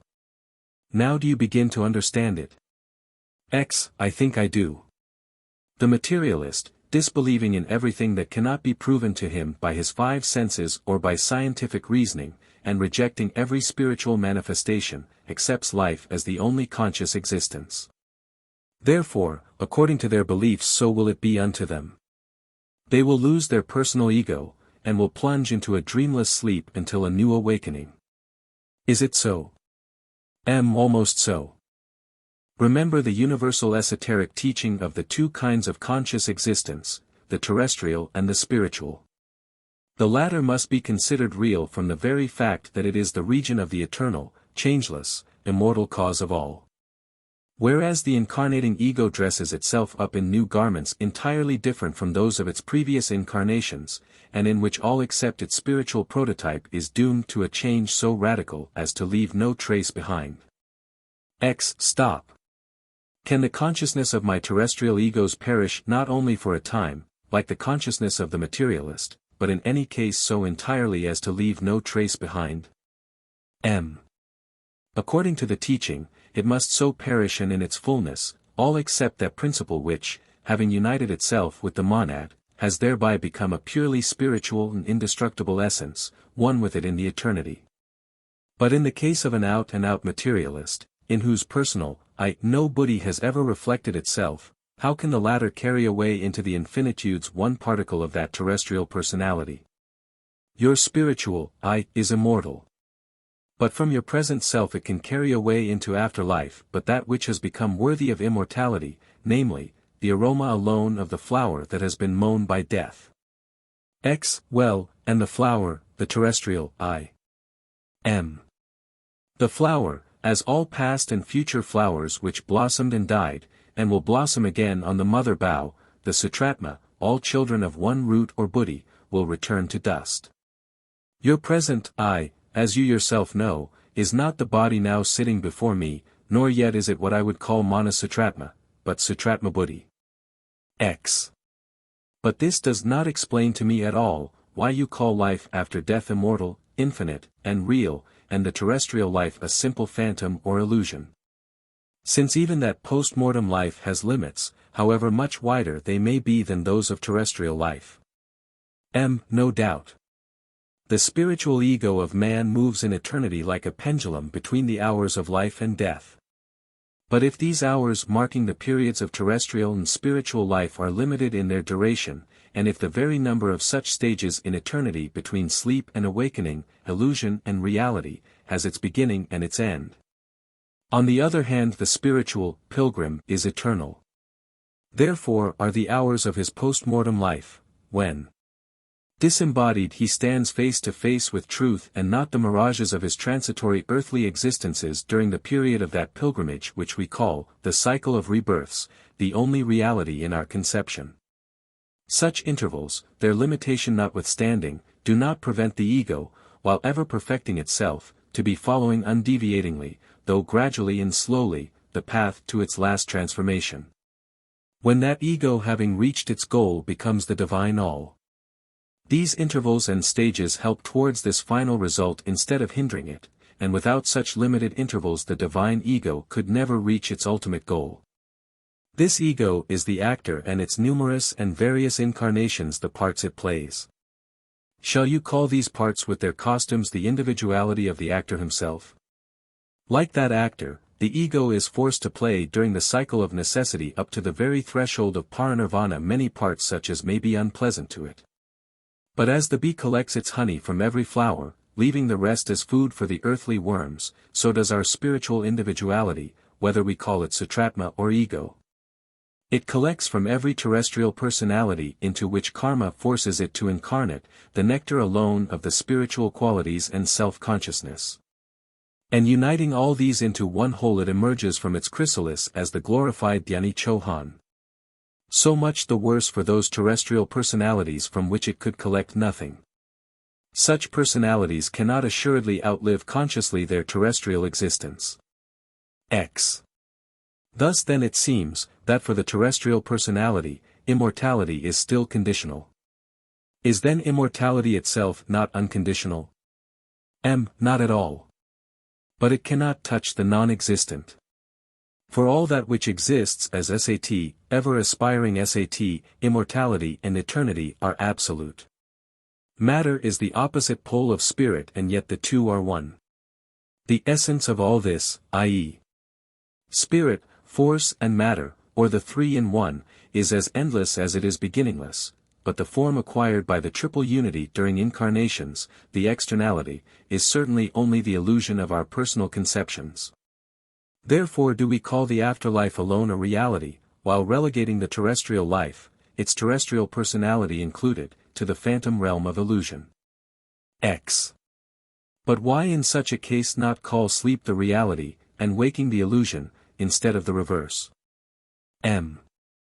Because we use an expression made to facilitate the grasping of the subject, and from the standpoint of terrestrial conceptions, it is a very correct one. X. Nevertheless, I cannot understand. If the life to come is based on justice and the merited retribution for all our terrestrial suffering, how, in the case of materialists many of whom are ideally honest and charitable men, should there remain of their personality nothing but the refuse of a faded flower? M. No one ever said such a thing. No materialist, if a good man, however unbelieving, can die forever in the fullness of his spiritual individuality. What was said is, that the consciousness of one life can disappear either fully or partially. In the case of a thorough materialist, no vestige of that personality which disbelieved remains in the series of lives. X. But is this not annihilation to the ego? M. Certainly not. One can sleep a dead sleep during a long railway journey, miss one or several stations without the slightest recollection or consciousness of it, awake at another station and continue the journey recollecting other halting places, till the end of that journey, when the goal is reached. 3 kinds of sleep were mentioned to you, the dreamless, the chaotic, and the one so real, that to the sleeping man his dreams become full realities. If you believe in the latter, why can't you believe in the former? According to what one has believed in and expected after death, such is the state one will have. He who expected no life to come will have an absolute blank amounting to annihilation in the interval between the 2 rebirths. This is just the carrying out of the program we spoke of, and which is created by the materialist himself. But there are various kinds of materialists, as you say. A selfish wicked egoist, one who never shed a tear for anyone but himself, thus adding entire indifference to the whole world to his unbelief, must drop at the threshold of death his personality forever. This personality having no tendrils of sympathy for the world around, and hence nothing to hook on to the string of the sutratma, every connection between the 2 is broken with the last breath. There being no devotion for such a materialist, the sutratma will reincarnate almost immediately. But those materialists who erred in nothing but their disbelief, will oversleep but one station. Moreover, the time will come when the ex-materialist will perceive himself in the eternity and perhaps repent that he lost even one day, or station, from the life eternal. X. Still, would it not be more correct to say that death is birth into a new life, or a return once more to the threshold of eternity? M. You may if you like. Only remember that births differ, and that there are births of stillborn beings, which are failures. Moreover, with your fixed Western ideas about material life, the words living and being are quite inapplicable to the pure subjective state of post-mortem existence. It is just because of such ideas, save in a few philosophers who are not read by the many and who themselves are too confused to present a distinct picture of it, that all your conceptions of life and death have finally become so narrow. On the one hand, they have led to crass materialism, and on the other, to the still more material conception of the other life which the spiritualists have formulated in their Summerland. There the souls of men eat, drink, and marry, and live in a paradise quite as sensual as that of Muhammad, but even less philosophical. Nor are the average conceptions of the uneducated Christians any better, but are still more material, if possible. What between truncated angels, brass trumpets, golden harps, streets in paradisiacal cities paved with jewels, and hellfires, it seems like a scene at a Christmas pantomime. It is because of these narrow conceptions that you find such difficulty in understanding. And it is also just because the life of the disembodied soul, while possessing all the vividness of reality, as in certain dreams, is devoid of every grossly objective form of terrestrial life, that the Eastern philosophers have compared it with visions during sleep.